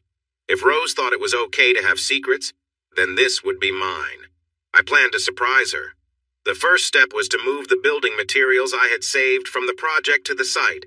Mark helped me one weekend, and we cleared out a corner of the old cottage to use as an office. We made a large desk out of an old door and spread out the plans. The next weekend, I learned how to operate a small excavator and cleared out the cottage itself. There was no roof, just some old beams left. Luckily, they were in good shape and could be used. Rose seemed upset that I was away all weekend. I told her I was working. I wasn't sure she believed me, although I came home each day covered in mud and dirt. Our lives began to stabilize. We found the heart of why we were together. I loved that woman deeply, and I was certain she loved me too. The anger faded, letting some warmth and love come through. After a month, I felt proud of what I had accomplished at the cottage. It was cleared out, and its beauty could finally be seen. I wanted to show Rose. I was sure that once she saw its potential, she would fall in love with it just like I had. Life with us felt like that roller coaster song. We seemed to experience ups and downs. Mark, who liked to think of himself as a thinker, said, "That is what true love looks like. Life has 2 sides, just like a coin. When you flip a coin, both sides show. You can't have happiness without sadness. You can't have love without some dislike." I understood what he meant, but I couldn't help but laugh. Everything changed suddenly when I got a phone call. "Hi, Rose, what's going on?" I was just leaving the office, heading home. "Eddie, I have something to tell you, and I know you won't like it, but here it is." I heard her take a deep breath before she continued. "Babe, today I went to London with Tony. He had to speak to some investors, and I interrupted, shouting, "What?" "Eddie, please calm down. Let me explain. He thought it would be a good chance for me to join the meeting, so I went with him. But now there's a problem, and he has to stay another day." I felt anger rise in me. "You went to London with him without telling me? Rose, you know I don't like you spending time with him." "Eddie, stop it. You're overreacting. I should have told you, but it was a last-minute decision. Plus, it gets worse. Oh, really? How so? We have to stay overnight. There was an issue with the tickets, and he canceled mine too. I can't get a flight until tomorrow. I walked down the office stairs, my mind racing. You're saying you'll spend the night in London with him? Is that true? Yes, Eddie, that's correct. Tony has booked us rooms. We are staying at the Sheridan. No way. If you stay there with him, our marriage is finished. Do you hear me, Rose? It's over. Please calm down, Eddie. We have separate rooms. We aren't sharing. Take a train or a bus. I don't care, but if you stay with him, it's done. Eddie, please be reasonable. Sorting out a train would take too long. Plus, I learned a lot today and I want to see how tomorrow goes. I ended the call, my anger making it hard for me to think clearly. I knew if I kept talking, I would say things I didn't mean. When I arrived home, I was surprised to see Claire's car in the driveway. As I got out, she stepped out too. Hello, Eddie, how are you? What are you doing here, Claire? Rose called me. She said you weren't taking the news well. I wanted to check on you. No, I'm not okay. My wife is spending the night with your husband. I looked around to see if anyone had overheard my outburst. She frowned. Can we go inside and talk before we make a scene? I walked past her and opened the door. She came inside with me. Eddie, this is just a misunderstanding. Tony had no idea he would need to stay overnight. They have separate rooms. I can verify that with the hotel if you want. Come on, Claire, I'm not foolish. He could book many rooms but still only use one. Eddie, please don't overreact. This is innocent. Tony asked Rose to join him as a learning opportunity. They were meant to come home by now, so there's no harm done. No harm done, I said with disbelief. She lies to me. She goes off with that guy who I can't stand. I've had enough of this. Her expression changed quickly. Tony is my husband, Eddie, and I won't let you speak about him that way. You might not like him, but he has only tried to help you and Rose. At least she appreciates that. I'm sure she does, and I guess she will show him how thankful she is all night. Eddie, she gasped. Stop it. You are acting irrationally. Let's go out for dinner and have a calm conversation. We will both be alone tonight. Forget it, Claire. You don't understand how angry I am. I think it would be better if you went. Darling, that's not a good idea. I worry that you will say or do something you may regret. Rose is already upset with you because of what happened earlier. Unbelievable. She's upset with me? Seriously, Claire. She's off on this little trip. That guy has been trying to get close to her since they met. I guess he finally found a way. Edwin, I'm getting frustrated. Yes, this was a bad decision. She should have been honest from the start, but I assure you it is completely innocent. Nothing is happening. How do you know that, Claire? Edwin, Tony and I have an honest relationship. He told me Rose was going with him. He doesn't have to hide anything from me. If he wanted to spend time with her, I would be okay with it.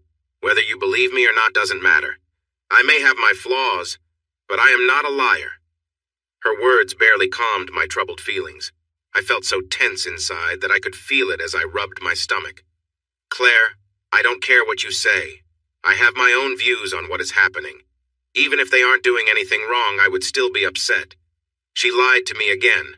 She left for work this morning with a smile and a kiss, all the while knowing where she was going. But darling, there's nothing going on. Yes, there is, Claire. She might not be crossing any lines, but she is definitely hiding something. She has her little outings with him. She went to his office after work for their meetings, and now she was off on a trip, fully aware of how I felt about it. Claire bit her lip as my words echoed in her mind. Claire, can't you see? She shows no respect for me every time she's with him. It's so disrespectful that she lies to get what she wants. Edwin, sweetheart, you're reading too much into this. You're overthinking. Let me take you out to dinner. No, you should go, Claire, because I'm about to call Rose, and it won't be friendly. Don't say anything you might regret. Please take tonight to think it over. Things have been shaky between you two lately. She hugged me and kissed me goodbye. Please, Eddie, breathe. Don't rush into this. Think clearly. I almost decided to wait and sort it out tomorrow, but then Rose called. Eddie, can we talk? Did Claire come by? Is she still there? Yeah, she came and went. Shared her thoughts with me. Good. Can we discuss what's been happening? No, we can't. I just checked, and there's a flight back tonight. One leaves in an hour, and guess what? There are seats available. Eddie, I wanted to stay. I'm learning a lot. If you'd let me explain, this means so much to me. All I see is that you think very little of me. Since you met Tony, he's taken my place as your friend. We used to share everything. Now you go to him if you want to talk. That's not true, hon.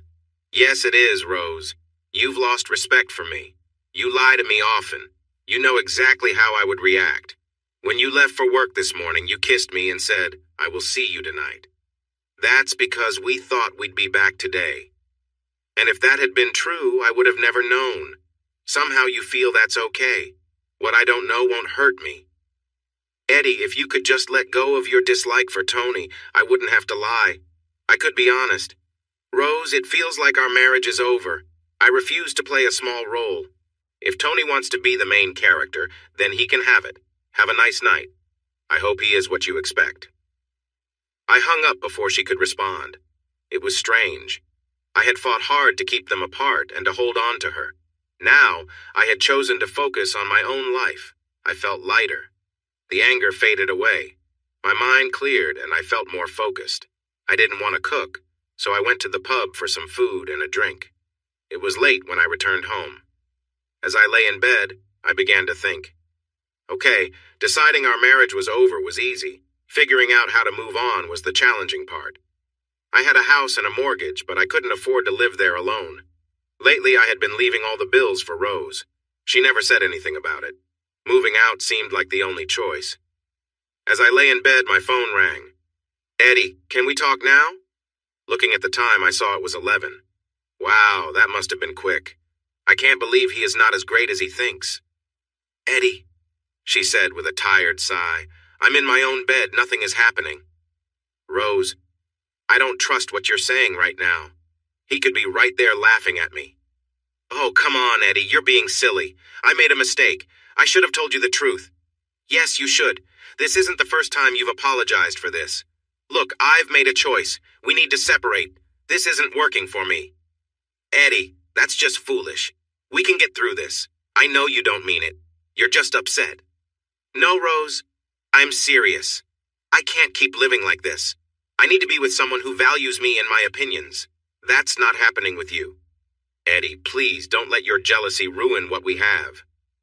We don't have anything anymore. Since you started seeing Tony, everything changed. He took my place in this family. You ask him for advice now and I feel pushed aside. If you think about it calmly, you'll see it makes sense.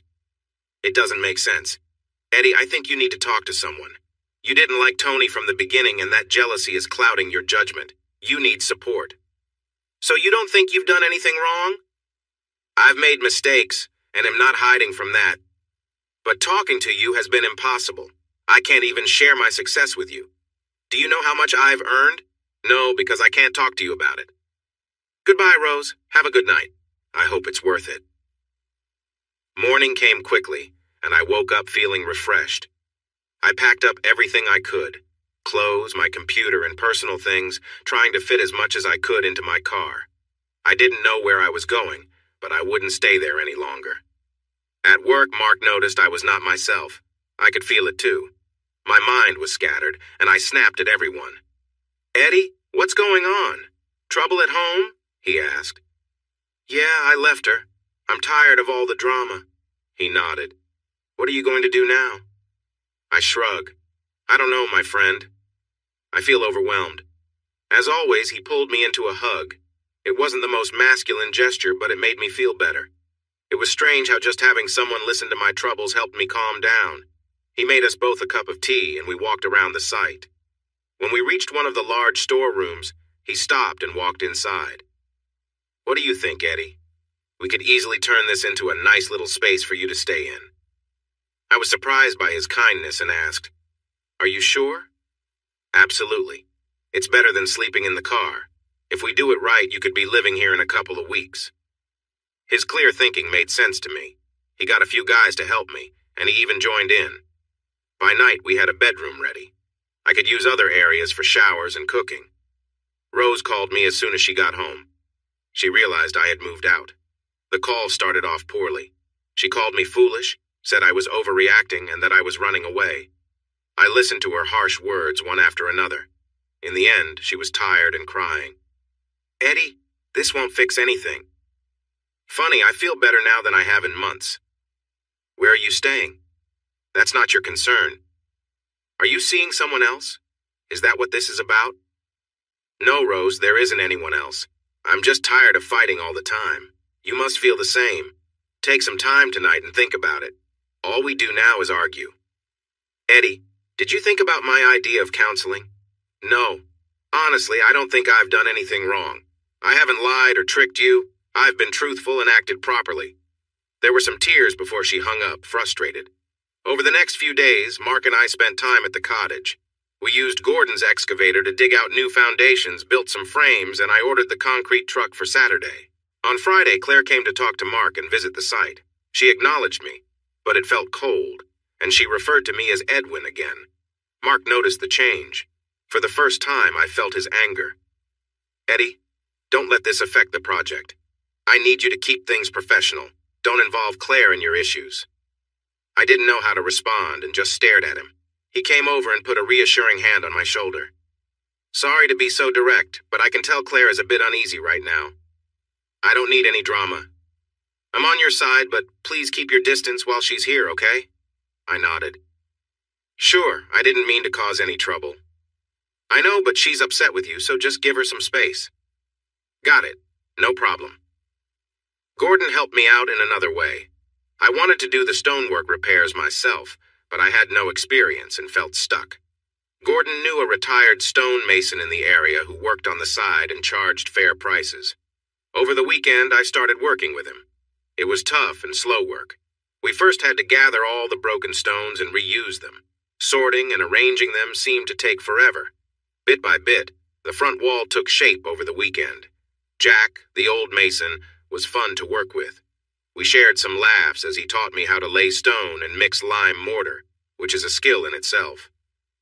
After a month of working every evening and weekend, we finished the front wall and it was strong enough to hold the support beams. Next, we moved on to the back extension, using the bricks we had saved from the project.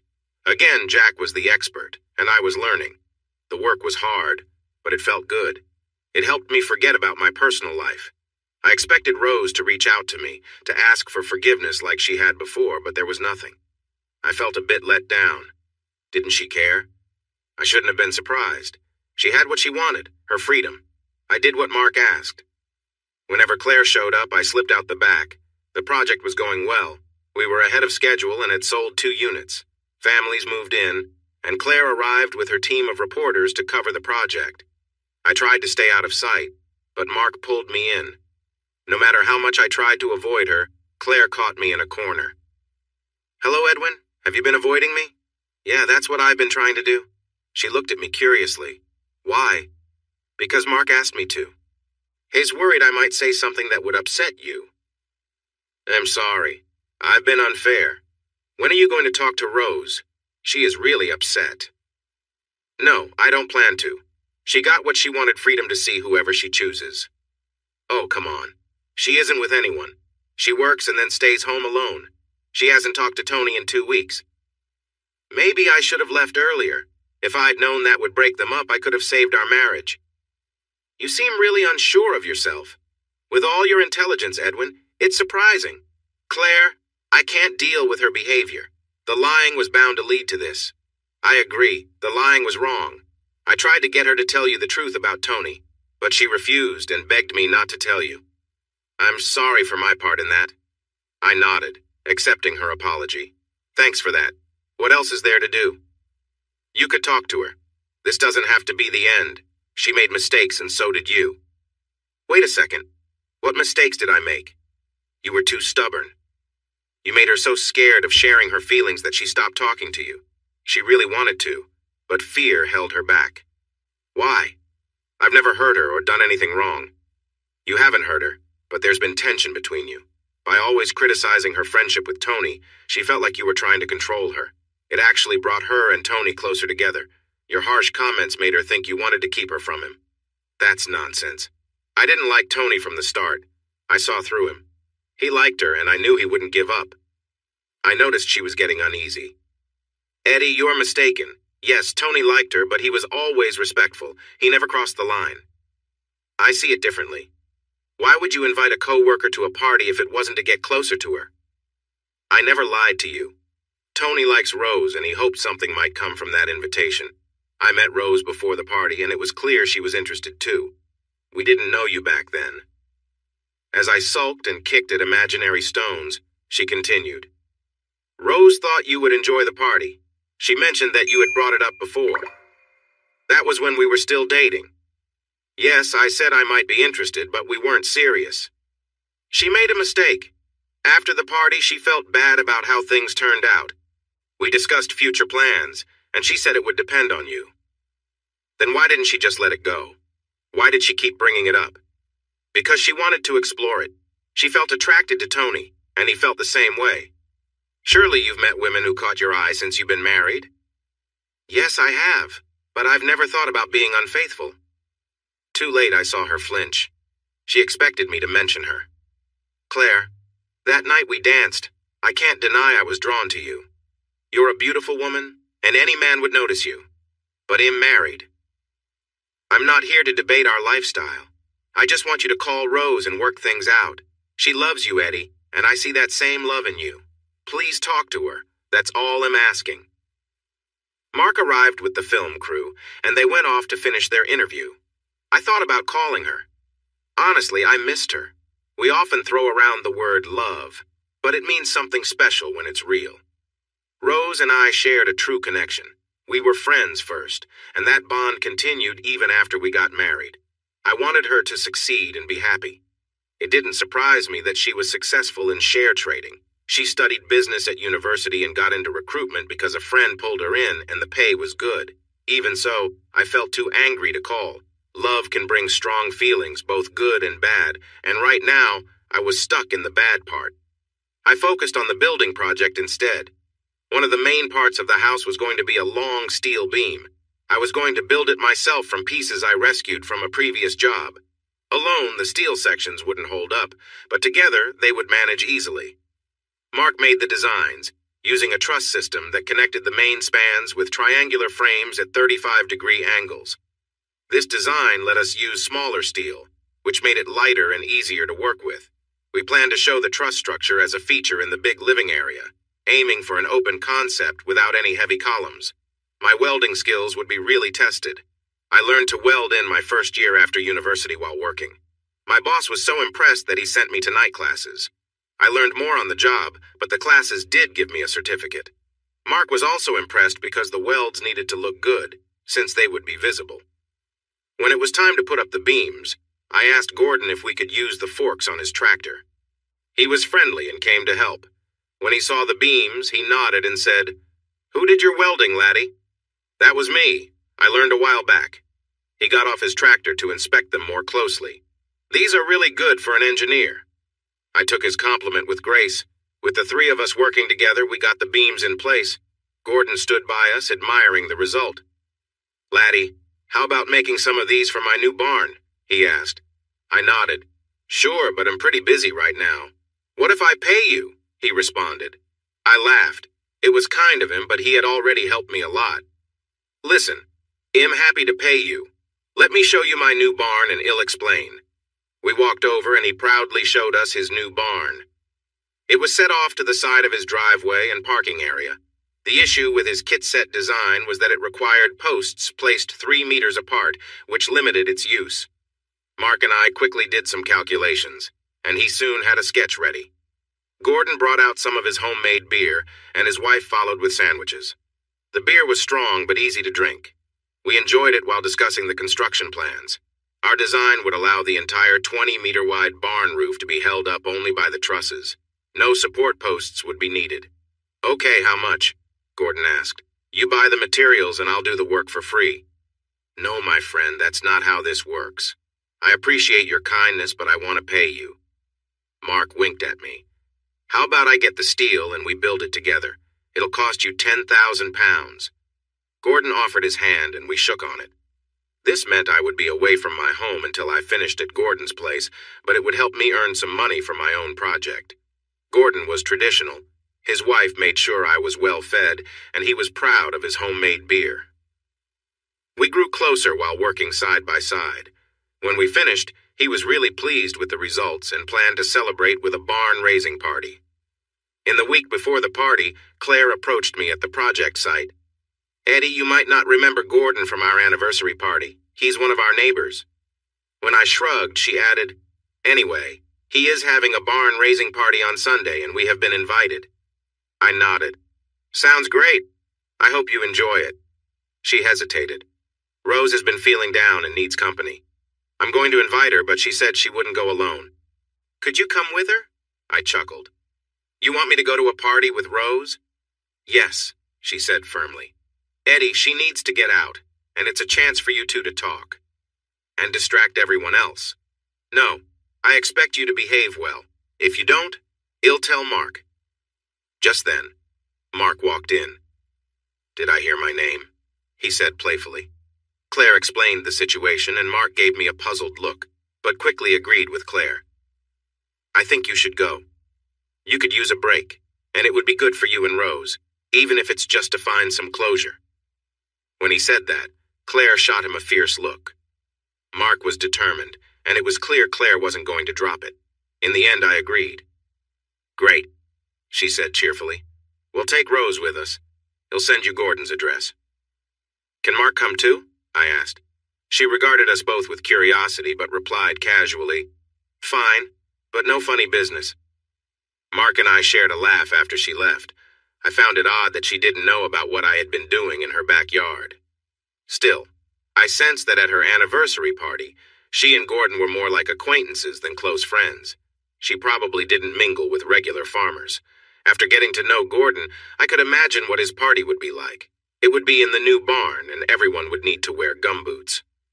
I wondered if Claire knew that.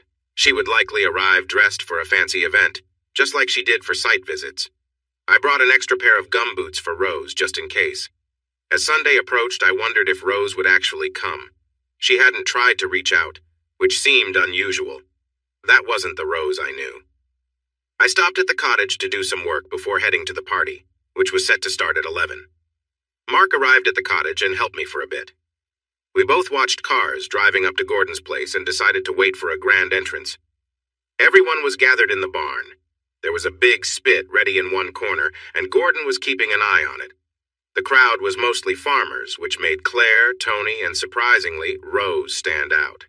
Claire and Rose were wearing heels. They clearly didn't attend many neighbor gatherings. I pulled the gumboots from the trunk.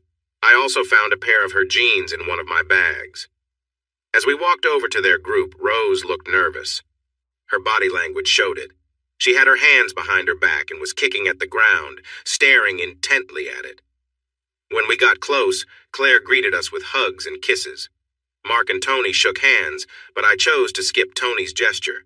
He held his hand out until he saw I wouldn't take it, then slowly lowered it. Claire shot me an annoyed look. Finally, Rose looked up and said, "Hello, Mark, Eddie."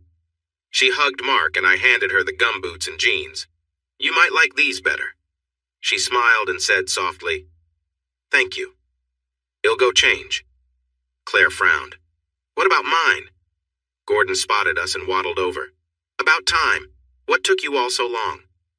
"Sorry, Gordy," I said quietly. "We were busy." "Busy? More like wasting time as usual," he replied. Claire stood there surprised at the exchange. Gordon noticed and said, "Come on, laddie. I've got a task for you." He handed me a large spatula. "Keep an eye on the sausages and don't let them burn." I became the second chef. Beth, Gordon's wife, came by with arms full of his homebrew, and we got started. While I was turning sausages, Rose and Claire appeared next to me. Claire asked, "You and Gordon seem to get along well. Where do you know him from?" I shrugged. "I met him at your anniversary party. We've seen each other a few times since. He's a really nice guy, friendly and generous." Rose jumped in. "He showed us one of the plots he divided. Eddie was eager, wasn't he?" "Yes, I was. Sadly, you didn't see the opportunities, did you?" She flinched at my comment. "It wasn't the right time. We couldn't have managed it. Even I could see that." Claire felt the air getting cooler and jumped in. "It's too late to worry about what's done. I understand that they have all been sold." "Yes, you're probably right. It would have been a stretch. But a man can dream." So how have you been? Rose asked. Busy. The project has really taken off now. Yes, Claire told me. You have done well. What about you? I asked, hoping to keep the mood positive. The same. Busy. The firm has been working hard and I've made real progress with my trading. You know, if that property were available now, we could probably handle it. Bit late now that it's sold. Plus, it wouldn't be much fun on your own, would it? She grimaced. Claire jumped in. These sausages look delicious. When will they be ready? Not long now. Beth came over and handed me another drink. Come on, Eddie, you don't want to annoy Gordy. You'll end up in the guest room again. She walked away to serve more drinks. Claire gave me a puzzled look before saying to Rose, Come on, dear, let's go find some wine, shall we? They left arm in arm. Gordy showed up. How's the food coming along, lad? Almost done. Listen, Gordy, could I ask you for a favor? Sure, young one. What do you need this time? Could you please not tell Claire, Tony, or Rose about me buying the cottage? A bit tipsy, he laughed. I wasn't planning to tell them. Tony has been on my case since he got here. He'll keep your secret, but remember this, young one. Claire isn't naive. If she thinks she knows something, she'll find out for sure. Thanks, mate. Dinner was served, and a local minister gave a light-hearted blessing for the gathering. There was a lot of laughter, and Gordy kept the drinks coming. I knew I wouldn't be able to drive home. Throughout the day, Rose and I found time to talk. We both apologized for our mistakes, even though I still felt I hadn't done anything wrong. Later in the day, as I was helping to clean up, she approached me. Eddie, can we try again? I miss you and see how I messed up. I never meant to hurt your feelings. I just got caught up in my own world. Rose, I would love to say yes, but I'm not sure. I've learned some things about myself and need to see them through. I think some time apart might be good for us. Are you seeing someone else? Is that it? No, Rose. I mean, it's a personal journey I'm on. What about you? No, not at all. I've been waiting to talk to you. We stood in an awkward silence until Rose said softly, Is there no chance for us then? That's not what I said. I just think we both need time to figure out what we truly want. I was really hurt when you went off with Tony. Spending the night with another man doesn't show me you care. Eddie, I promise nothing happened. We each had our own rooms. There was nothing between us. I know what you said, Rose, but lying about being there in the first place makes it hard for me to trust you. Babe, how can I earn your trust back? Just tell me what to do. I don't know, Rose. If it was easy, I would have figured it out by now. I still care about you, but I need to feel you care too. I do, love. I miss you so much. Just as we were finishing up, Claire approached and asked Rose if she was ready to leave. She glanced at me, saying, How are you getting home? I chuckled. Not sure. Mark left and I was hoping for a ride with him. You can ride with us if you want, she offered. Rose nodded. You can't drive. I agreed, though reluctantly. Yeah, okay. I don't want to spend another night on Gordy's couch. Claire looked at me curiously. We all climbed into Tony's car. As we drove down the road, I felt settled until he turned into my new cottage driveway. What are you doing? I asked. Claire winked at me. We just want to see what our new neighbors are up to. Rose added, It's pretty run down. It looked like a wreck when we saw it. Tony parked next to the cottage and we all let out a collective sigh. Claire summed it up for everyone. Wow, it looks amazing. Oh my gosh, Rose added. It looks beautiful. Look at the stonework, it's like new. Tony nodded. Last time I saw it, it was falling apart. Everyone got out of the car to take a look. Rose stayed by the car. Aren't you coming to check it out? I shrugged and joined them. As we walked around back, Rose was surprised by how big the new addition was. They walked inside the area that would eventually have large doors leading to a deck. We all walked around, and Rose spun in excitement. It's incredible. Eddie, is this what you imagined? I nodded. Yeah, something like this. I noticed Tony looking at the metal beam. This looks just like the one at Gordon's place, doesn't it? I nodded. Similar with a few differences. As Rose wandered about, she wondered aloud, Where will the kitchen be? Do you think there will be an island? Claire joined her as they looked into the space where the kitchen would go. Yes, it has to have one. Imagine a big pantry on that far wall. That would be amazing. Whoever is doing this has really created a beautiful space. I can see the big fireplace over there, and it looks warm and inviting, Rose said. Oh, it's more than just inviting, Claire replied. It's truly amazing. Rose sighed with longing. Eddie, I wish I had your vision. If only we had thought to do this together. It could have been ours. I nodded. You're right. It could have been. She looked away with a hint of regret. We walked back to the car, and Tony went over to my pile of building supplies. All of this is second-hand. That must be why they got the building permit. As we drove away, Rose shifted closer to me. She wrapped her arm around mine and rested her head on my shoulder. I was surprised when Tony slowed down and turned into their driveway. Is everyone ready for a drink? He asked. Rose said softly, Yes, please. I could use one. How about you, Eddie? The car stopped, and I said, No thanks. I'll get a taxi. Claire gave me a disapproving look. Come on, Eddie. We would like you to join us. I was already on my phone, and the taxi service was taking my details. Once I had booked the cab, Rose squeezed my arm. Come on, just one drink. It won't be a big deal. I really didn't want to spend time with Tony, but with a light drizzle falling, I decided to go inside with them. Tony went straight to the bar and poured drinks for everyone. There was an uncomfortable silence as we stood close together. Claire tried to break the tension. The project is going well, Eddie. You and Mark are a great team. I thought you made a mistake turning down Carter's offer, but now I see you made the right choice. That comment only made the silence more awkward. Tony jumped in. I disagree. Just because you're getting along with Mark doesn't mean you couldn't have done better with Carter. Imagine what you could have achieved at Trimax and think about your finances. I held back my frustration and replied, I'm happy with my decision. This project is rewarding. There's more to life than just money. It's fulfilling a social need, and I've learned so much from Mark, especially about working with people. Claire nodded. Yes, Mark is a special person. We are lucky to have him. She smiled at me and added, He speaks so highly of your contributions. He even told me he wouldn't have gotten this far without you. Just then, I heard the taxi honking outside, and I said my goodbyes. Rose asked, Can I share the cab with you? Claire urged, No, please don't leave. Stay a little longer. I need someone to talk to. She glanced at me, weighing her options.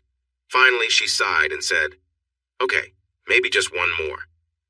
The girls walked to the front door to say goodbye, and Tony called out as I walked past. What could have happened if she had come with me? I'm not sure, but we seemed to be in a good place. Oh well, it wasn't meant to be. For the next month, I focused on putting the roof on and making sure the cottage was water-resistant. Standing in the living room and looking up at the high ceilings gave the place a special feeling. The large stone fireplace, now complete, really added a nice touch to the space. I had found some big oak beams to use. My initial plan was to turn them into floorboards. However, I was quickly running low on money. I had spent the extra funds I got from Gordon on electricity and a new distribution board. Now my finances were tight. I was using every penny I earned, and the project was nearing completion. I knew Mark was keeping me on because of our friendship, not because he needed me. I had already prepared the final task lists and completion reports. Mark had hoped that this project would lead to more opportunities. No one could deny the success of this project. The units were now rented and in use. The only empty ones were the ones that were still not finished. There was another old factory on the edge of town. Mark had created designs for a similar project there, but the issue was funding. Claire had already promised to help, bringing in friends and other investors. Even Tony was involved, but this next project was much bigger and needed a lot more money. That was the main problem. Mark approached the council, but they claimed they had no funds available. The central government was also unhelpful. The plan sat untouched. Each day, the current project got closer to completion. It was time to start looking for another job. Most local jobs offered low pay, more suitable for new graduates than experienced engineers. The only job offer I had was from my old friend in Wales. They were looking for engineers for a new project. The terms were good, and it meant I could save everything I earned. On a personal note, Rose and I had started to talk more. While it was nice, it felt a bit disappointing. The house was still not finished, and I knew I would have to leave. Life can be tough at times. As the project was wrapping up, Claire planned a big opening party.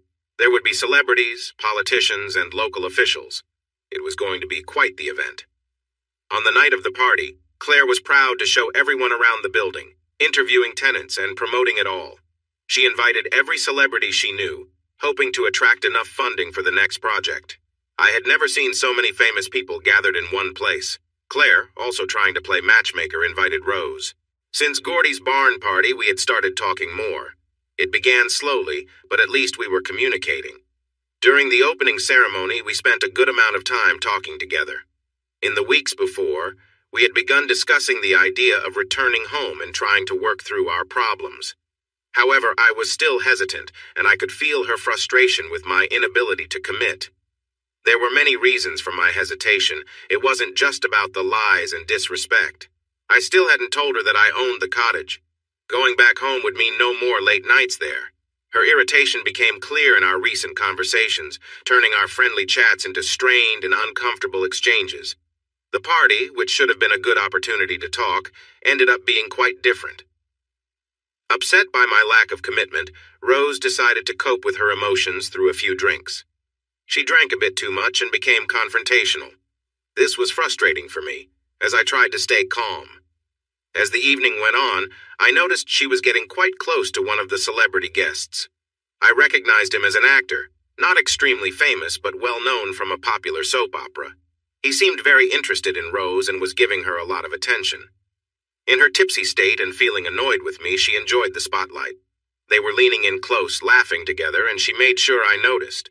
I caught her looking at me while playing with her hair and flirting with him, clearly trying to provoke me. This felt like a challenge. Even I could see it. Instead of feeling jealous, I was annoyed that she wanted to play these games instead of facing our issues like mature adults. The actor didn't seem to care about our situation. He thought he was having a lucky day and was pursuing her. Claire must have noticed my frustration as I watched them from a distance. "Don't take it to heart," she said. "She's just trying to make you jealous. All she wants is for you to step in and show you care."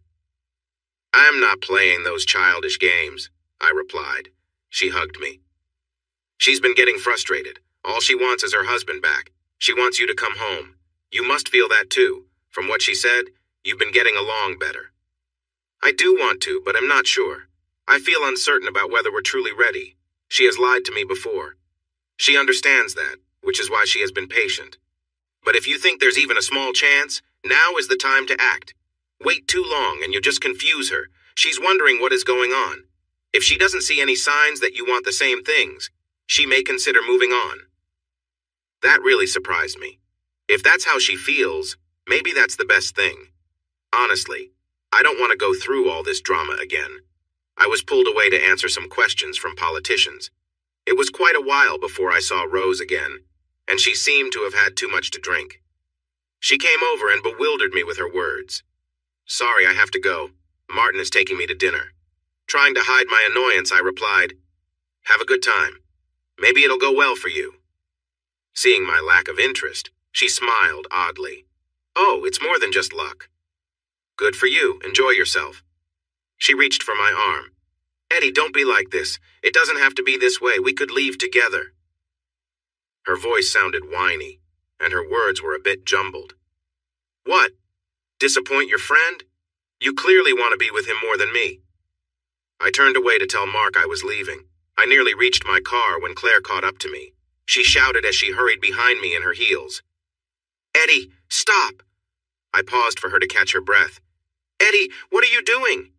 "I'm leaving before I make a mistake." "Don't be so hasty, dear. That show in there was for you. She was trying to get your attention." "Claire, if she wants to fix our broken marriage, she just needs to say it. No need for these games." "Oh my goodness, Eddie. She has asked you repeatedly." You keep pushing her away. "Claire, I just don't think we're ready. If we get back together now, I worry we'll end up back where we started. Her behavior just shows that.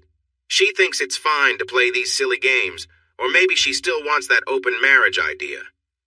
I got into my car and slammed the door. "Tell her if she wants to be with that other guy, she should just go for it." In my rearview mirror, I could see her watching me as I drove off. "Great!" I shouted at the steering wheel, feeling frustrated. What on earth was I doing? How could she act like that? Now that I was living at the cottage, I could work late into the night. I worked harder than before, putting up insulation and plasterboard in what would be the main bedroom. I paced around like a restless animal. It didn't help my anxiety, looking at all the unfinished projects.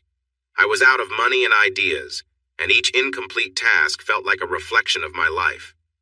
Like any engineer would do, I made a list. Then I sat down, my head in my hands, overwhelmed with the urge to cry. There was no way I could finish this. The next day I called about the job in Wales and accepted it. I would start in 2 weeks. At least that gave me time to secure the place. Time flew by. Most nights I stayed at Gordy's place, enjoying some homebrew and sharing jokes. He was quite the character. Rose went quiet once more. Suddenly I lost contact, and Claire had to keep me informed about what was happening. It turned out that Rose was now with someone famous. Claire was very apologetic, but she mentioned that if I had just gone back and talked to Rose, it might not have happened. Yeah, right. The job in Wales turned out to be quite good and kept me busy. My savings started to grow, and by the end of the second month, I had enough money for new windows and doors. Knowing it would take time to arrive, I ordered them. Gordy said he would store them for me if they showed up before I returned. He also had some news. He saw Rose with another guy at my cottage, and they questioned him about who owned the place. They wanted to buy it. I couldn't believe it. She didn't want anything to do with it when I showed her, and now she wanted to buy it. I would rather lose money than sell it. A couple of weeks later, I got a call from Gordy. A real estate agent has been asking about your property. What should I tell them? Tell them I'm not interested. Laddie, this is serious. They are offering real money. The guy Rose is with seems determined. They even brought a realtor who wants to get in touch with you. She asked for your phone number. I told her I'd check with you first. Go ahead and give her the number, but not my name. Eddie, she can get your name from the property records, right? No, it's in my company's name. You have a company? I do, but I've only used it for the mortgage. Okay, I'll give her your number. By the way, she is very eager. She wants her commission. Gordy, I'm not selling, but I might have some fun with them. Young one, I won't mind if you decide to sell. Don't worry about that. Thanks, mate. Work was intense, and a few days later I was surprised when I received a call from a very professional-sounding young woman. Good morning, Gordon Jenkins gave me your phone number. My name is Rosalind Pike, and I am calling regarding a property you own. Yeah, he mentioned you might call. How can I help? I have a client interested in purchasing your property. I see, but you know it's not for sale, right?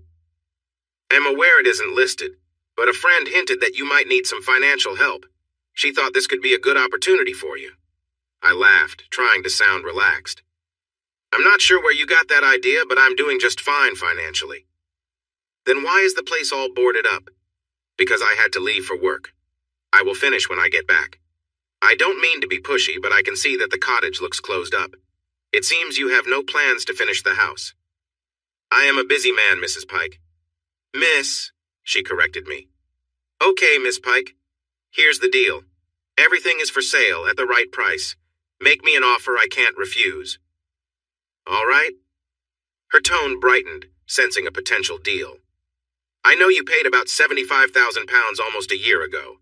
You've made some improvements, so my client wants to offer £145,000. How does that sound? That's ridiculous.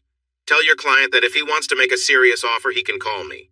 That offer is not serious at all. I understand that you may not have much experience, so I'll let this one slide. She took a deep breath, taking in my response. Mr. Sorry. Who am I speaking with? Not important, Rosalind, but I am quite insulted right now. Please don't call me again if this is the best you can do. Offend me one more time and we won't speak again. She quickly apologized. I'm sorry. The offer was based on the property value and the work done. I'll speak with my client and hopefully we can talk again. I chuckled. What a joke. I was ready to enjoy this. Several days passed before she called again. Good morning, it's Rosalind Pike. Can we talk? Yes, I have a few minutes for you. Good. My client has reconsidered your property. He is ready to make a much higher offer, but there are conditions. He wants to move in right away, and he also wants the building materials included in the purchase price. As I said, Miss Pike, everything comes at a price. But remember, this is your last chance. If you insult me again, we will end our conversation here. Yes, I understand. The new offer is £250,000. I warned you, Miss Pike. Good day. I hung up, leaving her speechless, trying to respond. The offer wasn't terrible. If I really wanted to sell, it would have made me think twice. Later that day, she called back. Good afternoon. I don't know what else to say. The offer seems reasonable. Let's not play games. How much do you want? Miss Pike, I warned you. I won't do your job. If your client is serious, he needs to make a real offer, or stop calling me. I hung up and stepped outside the office to get some fresh air. Walking around, I wondered, what on earth are you trying to achieve? Knowing Rose was interested in the cottage gave me a chance to mess with her, although I wasn't even sure if she knew what was happening. The next morning, I received a phone call from Mr. Salmon, the actor. Good morning, this is Felix Salmon. You were speaking to Roz, from Property Brokers. She was getting quite frustrated, so I decided to step in. I'm calling to see if we can make a deal. I understand. I told Miss Pike that if the price was right, I would think about it. Just remember, the property is not officially for sale. If you're interested, feel free to make an offer. Listen, my girlfriend really wants that place and she's determined to get it. Just tell me the price and we can move forward. It doesn't work like that, Felix. I explained this to Miss Pike. You need to make a serious offer, and then I will consider it. Come on, you've turned down 2 really good offers. Don't mess with me. Just tell me how much you want. Felix, you're not catching on. Make a reasonable offer or stop wasting my time. I hung up and put my phone away. Later that night, I turned it back on and saw several calls from Felix. I could hear his frustration. He was used to getting what he wanted. He had already taken my wife. He wasn't getting anything else from me. During dinner, Gordy called. Listen, I'm getting a bit frustrated. Claire has been here almost every day asking about your cottage. By the way, the windows and doors arrived while she was here. I'm sorry, what do you want me to do? Make a decision. Either sell the place or tell them it's not for sale. I don't want to keep being your secretary. Okay, I will figure it out. If they show up again, just tell them to leave. It's not that simple, and you know it. Claire and Beth are friends. Claire is putting pressure on Beth to find out who owns the cottage. This isn't fair. Please sort it out. Gordy sounded stressed. He was right. I was being silly. I called Felix back. He answered, sounding annoyed. Finally, how much do you want for it? Felix, the cottage is not for sale. That's final. This isn't a negotiation. I'm just stating the fact that it's not for sale. Come on. My girlfriend really loves the place. Just give me a price. It is not for sale. You said everything has a price, so tell me. Not for sale. Do you understand? You're really frustrating me. Just tell me how much you want for that old building. It's not for sale, and stop bothering Gordy. He might contact the police. Things went quiet over the next week. I felt almost embarrassed to call Gordy, but he ended up calling me first. I'm sorry for getting upset with you. I didn't mean to be so short. If I were in your position, I might have had a little fun, too. I was really worried about Beth. Gordy, you don't need to apologize. I was being difficult. I should be the one to say sorry. You're fine, son. I saw Claire and Rose at your cottage today. They were looking around trying to find out what they could. Your ex is really into that place. She's not my wife anymore. She is my ex. We may not be divorced yet, but she is definitely my ex. Not my concern, lad. I just wanted to mention it. You do have a problem, though. Claire has your number. She got it from that actor. I think she's going to try and meddle. How's Beth doing? She's doing okay. She set Claire straight. They may be friends, but they're not super close, and Beth knows when someone is trying to take advantage of her. Please give her a hug for me and let her know I'm sorry. Claire called several days later. I already had her number saved, so when I saw it, I let it go to voicemail. She left several messages over the next few days. I tried to ignore them until I couldn't anymore. I sent her a text. The house is not for sale. Please stop bothering me. She called, but I chose not to answer.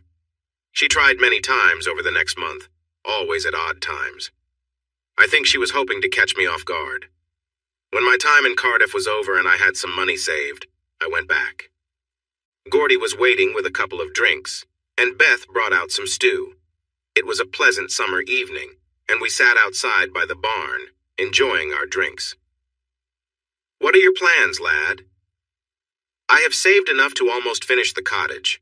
I found a job at Rixon's in town. It's not high paying, but it will keep me afloat. He chuckled. You're an interesting one, aren't you? That Claire. Now that I'm happily married, it's worth mentioning she's been around more than ever lately. We both laughed. Yeah, she is quite attractive, I replied. You know, just so you know, her and her husband are part of a group that meets up. I acted surprised. What? Are you and Beth part of it? He laughed loudly. No way, lad. We don't fit into that scene. They probably think I'm too rough for it. So what are you saying? Well, if I were a young, good-looking guy like you, I might consider it. Claire is going to keep coming around, and if she gets too close, you could use her interest to your advantage. We clinked our glasses and both chuckled at his suggestion. I started at Rixon's the next Monday. It was a small engineering company that worked on pump installations and water contracts. Not the most exciting job, but it would pay the bills. There was one benefit, though. One of their projects was tearing down an old training center for the water board. This wasn't part of their usual work. Since I had experience with demolition, I took on the role of project manager. The reward for this task was a lot of wood. It was an old building made long before modern construction techniques. I made a deal that let me keep the wood for free, as long as I removed it. The wood was mostly oak and Oregon pine. If milled properly, it would be great for my backyard deck. Over the weekend, I was taking off all the shutters from the windows to get ready to put in the new double-glazed ones. While I was on a ladder, I heard a car pull into the driveway. I stayed focused on pulling out nails from the shutters at the top. Then, I heard a car door close, and a voice from below said, "Good morning. It seems we are going to be neighbors. My name is Claire." I smiled and replied, "Hello, Claire. It's been a while." "Edwin," she exclaimed in surprise. "What are you doing here?" "I'm putting in some windows. What about you?" "I was hoping to meet the owner. I saw a car here and thought I would come in and introduce myself. So, are you working for him?" "Claire, I am the owner. We're going to be neighbors." "You!" she shouted. "You are the owner? Oh my goodness, this has to be a joke. All this time it was you?" "Yeah, sorry." I climbed down from the ladder. "How have you been?" She shook her head in disbelief. "Why didn't you just say it was you?" "Because it wasn't really your concern. The cottage was never for sale. You were chasing after me, remember? But this could have all been cleared up if you had told us from the start. I can't believe it." I laughed. "Sorry, but the neighborhood isn't doing well." "Eddie, I don't want to sound rude, but how in the world did you afford this?" "That's not for you to worry about, Claire." "Oh, dear. Have you talked to Rose since you got back? Does she know?" "No, why would I? She's probably off with her new boyfriend. They broke up weeks ago. She wasn't serious about him. It was just a fling. Seemed serious to me. They wanted to buy the cottage together and live there. That was just Felix trying to impress her. Claire mentioned that she loved this place and wished to buy it herself. When Felix learned that, he tried to use it to make her take him seriously. I thought they were already living together." "No, definitely not. Claire still lives in your old home. Felix was really into her and wanted more, but Rose never took it seriously. She was just lonely. That's not how I remember things, but okay. Eddie, that first day she just wanted to make you jealous. She wanted you to commit. She asked you to move back in. If you had, none of this would have happened." "Let's not talk about that again, Claire." She made her choice. It wasn't me. It hadn't been me for a long time. First, she chose Tony over me, and then she turned to Felix, and who knows who else. I could see the worry on her face. She wanted to say something, but couldn't find the right words. "So, what are you doing here? Are you really going to finish this?" "Yeah, that's the plan." "Where are you staying?" "I'm moving into a room here." "For what it's worth, Eddie, I'm sorry for how things turned out. It was never my or Tony's intention to hurt anyone." "No harm done, Claire. I'm just glad I found out about the real Rose before we had kids. It would have been much more complicated." "What do you mean?" "Rose showed her true self. She never mentioned wanting an open marriage. Apparently, it was something she always wanted. You just helped her show it to me." "Eddie, she never did anything with Tony, not even once. Felix was just because she was feeling alone. If you had stepped up, this wouldn't have happened." "Stepped up? Are you saying it's my fault?" Yes, I absolutely am. You kept her waiting for so long. She was so upset. She asked you to make your marriage work. She begged you to come home. How could I trust her? She ran off with Tony. Who knows what happened? We only know what they tell us. He could be lying to you too. Eddie, he doesn't have to lie to me. Our relationship lets him have certain freedoms. If something happened with Rose, he would have been honest with me. Claire, I like you. I think you mean well, but I don't trust Tony at all. I can't believe what he says. I get it. He's your husband, and you want to believe he's honest, but I think otherwise. I'm tired of trying to explain this to you, she said sharply. I think your worries are unfounded. Women can have male friends. That's all they are. Tony enjoys helping young people in business. He even wants Rose to work for him and has offered her a job. If she hadn't told me she wanted to be with him, I might believe you. But she dragged me to that party even though I said no.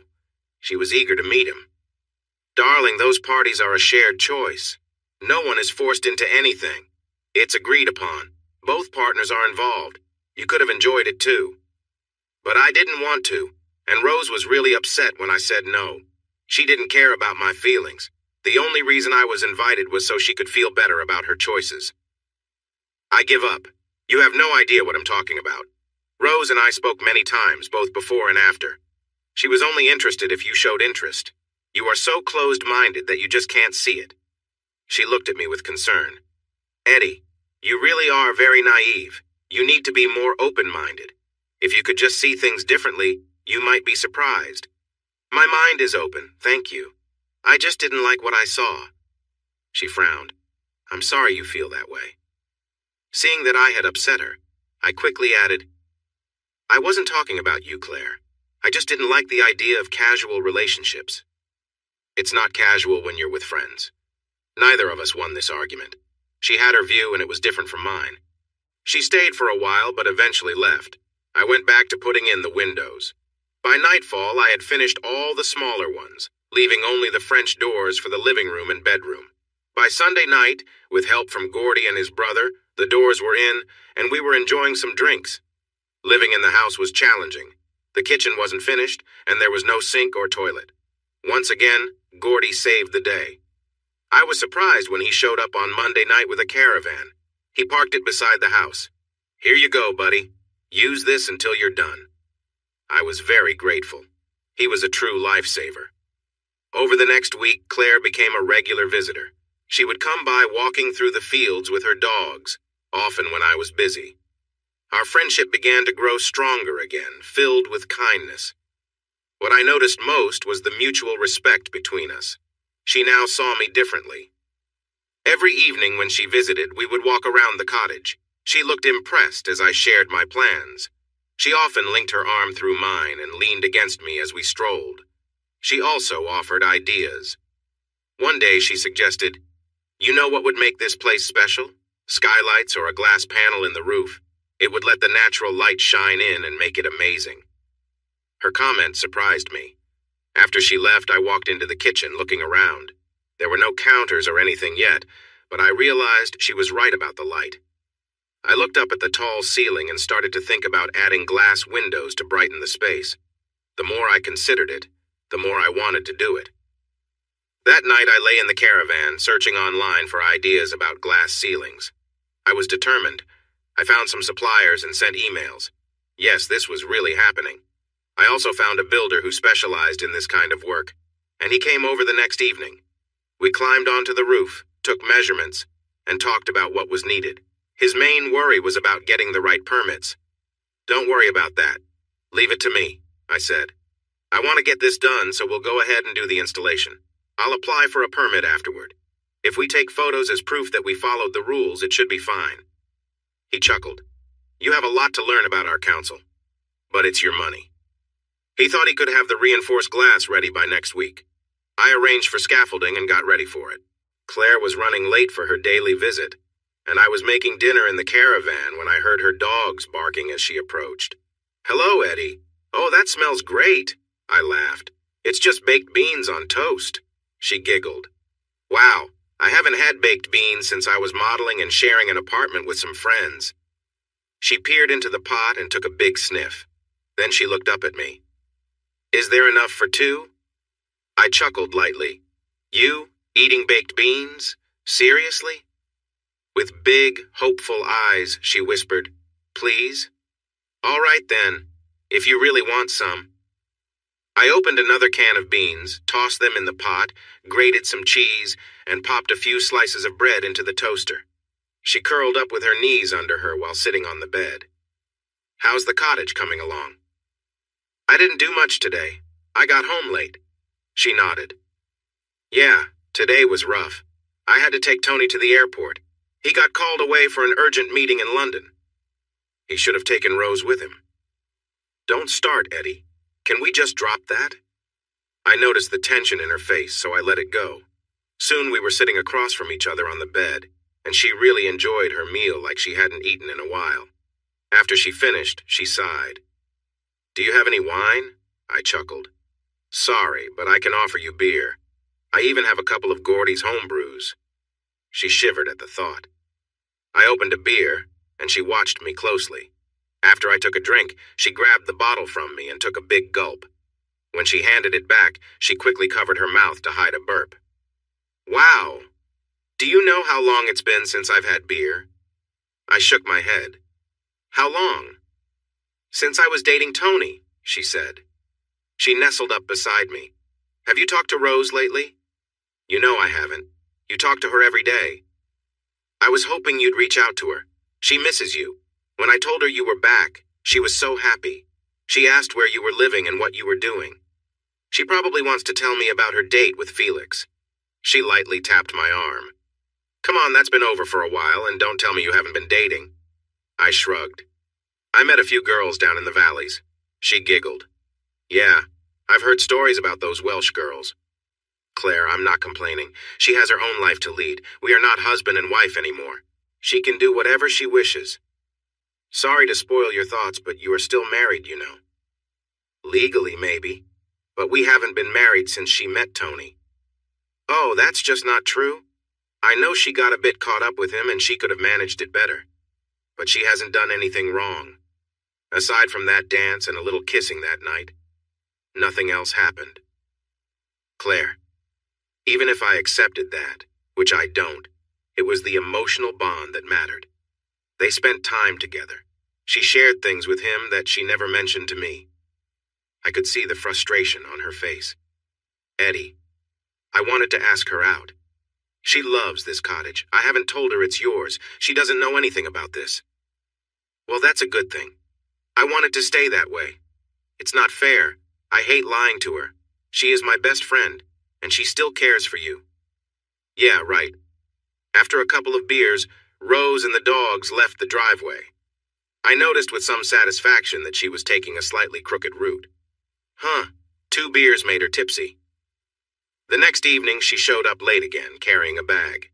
I was making sausages and eggs in the pan when she walked in. She immediately leaned over the stove to take a big sniff. Oh, wow, Eddie, what are you cooking? What? I said jokingly. It smells amazing. You're bringing back good memories. She looked up and gave me a quick kiss. Is there enough for 2? I leaned over, opened the small fridge, grabbed a couple more sausages, and tossed them in the pan. While doing that, she opened the fridge and added a few bottles of wine, some cheese, and then pulled out 2 wine glasses. For dinner, she whispered. Claire visiting my caravan became our routine while Tony was away. Even after he returned, she still stopped by for some wine and a chat. The funny thing is, I looked forward to her nightly visits. She was slowly becoming a part of my life. Her scent lingered in my caravan, filling my mind and my space. She always made herself comfortable on my bed, often spreading out and taking up all the room. At night, her fragrance filled the sheets and pillows, and that inspired my dreams. The cottage was coming together. I spent a long day with my new builder friend putting in new overhead windows above the kitchen. What a difference. Now the space was filled with light, and at night, I could see the stars shining above, while the moonlight danced across the glass ceiling. Next, I planned to work on the cabinets. I had never built anything complicated before. My wish to tackle this project myself was not just about saving money, it was also about making the place feel like my own. I wanted it to reflect who I was. I spent countless hours watching videos on YouTube to learn. I bought a really good table saw. The old one I had just wasn't safe enough for this kind of work. I found leftover wood from the floorboards, which was perfect for building. I wanted to get it all done in one go, so I took a week off work. That, combined with the weekend, gave me plenty of time. Since I had never done anything like this before, it felt incredibly rewarding and refreshing. I found some plans online that matched my space and got to work. The air filled with sawdust as I started. I was amazed at how smoothly everything went, and I was pleasantly surprised by how well I could create something detailed and finish it nicely. I did change my mind about the countertop. I found some big, thick pieces of oak through Gordy that I had planned to use, but as I stepped back to look at the kitchen, I realized it wouldn't work. There was too much wood. It would feel overwhelming with all the cabinets made of wood. I decided it needed a stone finish instead. When I saw the prices for stone, I felt nervous. It would push my budget to the limit. In the end, I chose a beautiful quartz countertop for the island encounters. Once it was done, it looked amazing. Claire was starting to get a little anxious as it had been a month since she last saw inside. I wanted it to be perfect before she viewed it. I was really proud of my work, even though the appliances weren't installed yet. Our relationship had become a bit strained. She wanted to invite Rose over to see it, but I said no. She urged me to talk to her, but I didn't feel ready for that. It was hard, though. Every time she visited, she seemed to mention Rose. One evening, I was surprised by her visit. It was warm, and I had cooked chicken and made a salad. I was relaxing in my camp chair when she arrived and sat down next to me. I had already set out her bottle of wine, and she poured herself a glass. We started chatting about the cottage and my recent projects. As we talked, I asked about her day. "Well, there was a welcoming event at Tony's office for a new team member," she said. My interest was piqued. "Sounds interesting." With a bit of nervousness, Claire replied, "Yes, they have a new head of HR." Her hesitation bothered me. "Just say it, Claire. I can tell you want to share something." "It's Rose." I sighed and nodded, understanding. "Oh, I see. Well, she should fit in well there. They can go away together. Think about how much money the company would save. Only one hotel room to book. Don't be rude. She won't have to travel very often." There was an awkward pause before she spoke excitedly. "I told her." "Told her what?" I already knew, and it made me angry. "Eddie, I had to. She asks me about you every day. Have I seen you, what you're doing, where you're staying? It's not fair. She basically interrogates me every single day, so yes, I told her. It made me angry, but in the end, what did it matter? Who cared if she knew? Maybe it would hurt her to know." "What did she say?" "At first she was shocked. Then she got angry that you hadn't told her the truth. She was upset that even when you learned she wanted to buy it, you never said anything." "Oh well, never mind. So sad." She glared at me. "Don't be a smart aleck. It doesn't suit you." "Sorry, but what do you want me to say? She picked that guy Felix. We were talking and I thought maybe we had a chance, but then at that party she just chose him." "Eddie, she was feeling lonely. She tried to reach out to you. She wanted to talk, and you can't keep pushing someone away and expect them to come running." "It doesn't matter, Claire. It's over. We have both moved on." "Like you really have." Her strong words surprised me. I had never heard her speak like that. She looked at me intently. "I'm sorry, Eddie, but that's just not true. I see the hurt in your eyes, just like I see it in hers. Every time we talk, it's the first thing she asks. Have you heard from Eddie?" She picked up my plate and nibbled on my salad. "Wow, Eddie, you're improving. This is really good." I joked. "Do you want some? I made enough for two?" "No, this is enough for me, thanks." I got up and went inside to grab another plate. When I sat back down, she asked, "So, can I bring her out to see you?" I felt like it didn't matter what I said. This was happening anyway. "Okay, but give me another week." "Why?" "Because I need to get ready and finish a couple of things."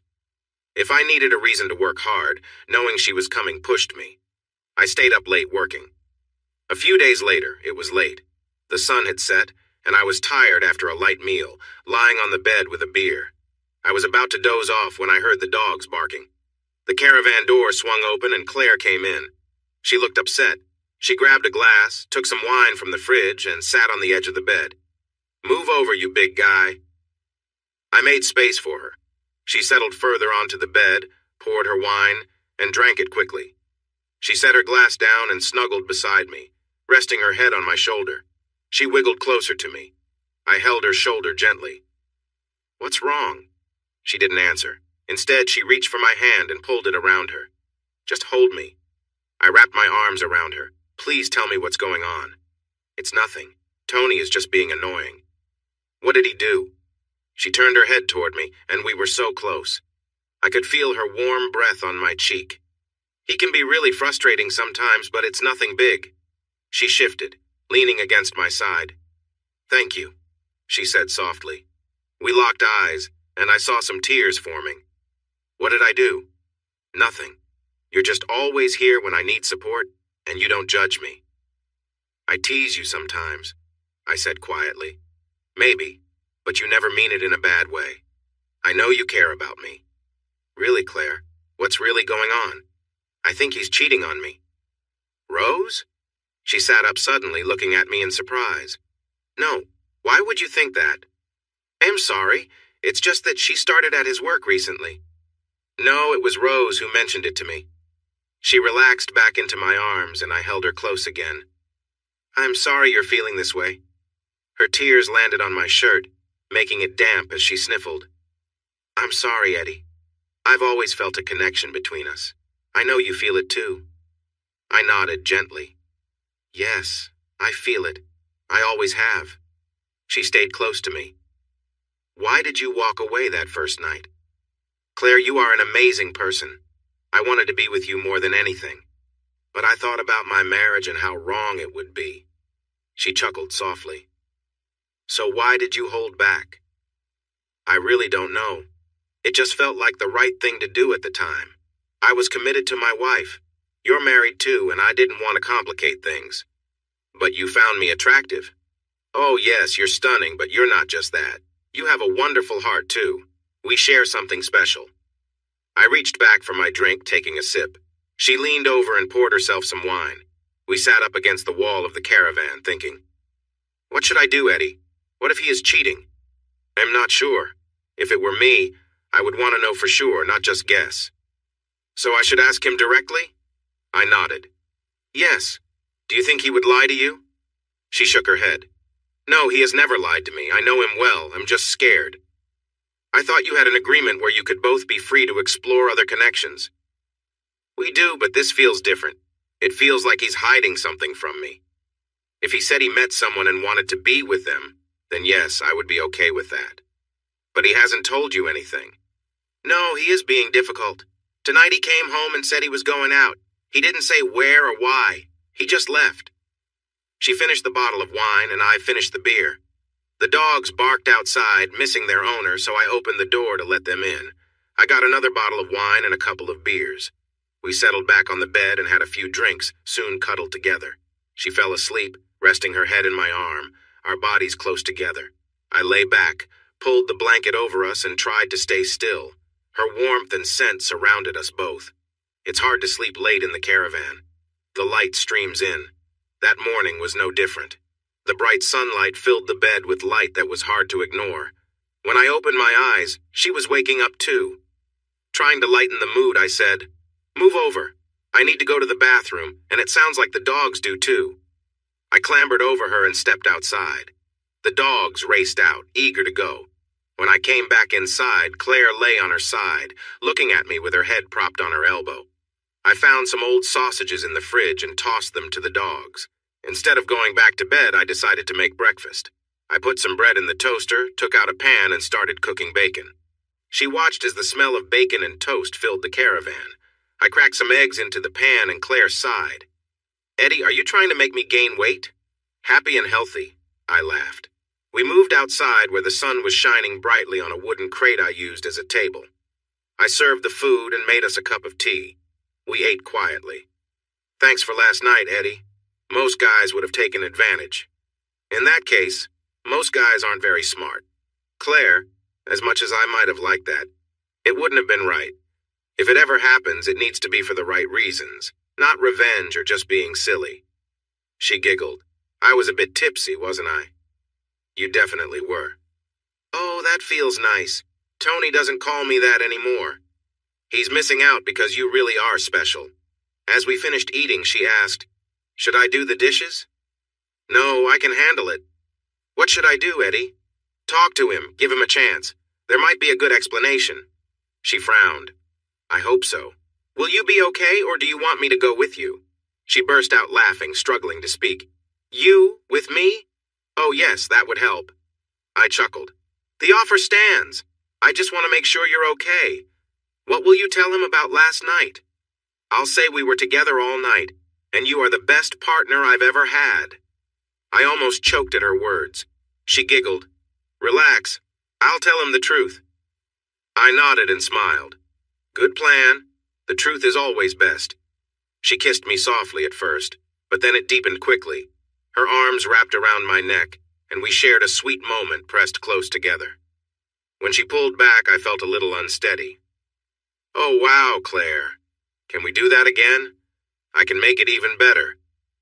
"You playful boy," she said as she picked up her bag and called for the dogs. I stood there trying to catch my breath, watching her walk away with a sway in her step. I cleaned up the dishes to tackle later and began laying tiles in the bathroom. I had never done this before, so I relied on what I learned from online videos. The white tiles went down easily, making the room feel bigger and brighter. I still needed one important item, a big old cast-iron clawfoot bathtub. Rose loved taking long baths, and I wanted to create a lovely space for her. The bathroom had a nice view out to a small courtyard, with a large window letting in natural light. I had already placed skylights in this room, so it felt open to the sky. All I needed now was the bathtub. I couldn't afford a new one, so I was hoping to find an old, used one, but those were hard to come by. That evening, Gordy came over with some of his homemade beer. We relaxed and enjoyed the beautiful sunset. I shared my search for a bathtub, and he laughed. With a twinkle in his eye, he said, "Have you ever walked to the back of your property?" With raised eyebrows, I asked, "No, why not? What's up there?" "When you can, take a walk along the creek," he suggested.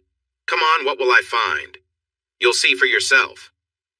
After he left, I decided to explore. The path to the back of the property slowly rose, with a small creek running beside it. Holding a beer, I followed the trail. About halfway up, I spotted a big old clawfoot bathtub lying on its side. While it was quite dirty and chipped, it was still sturdy. It was heavy, though, as I tried to move it through the weeds.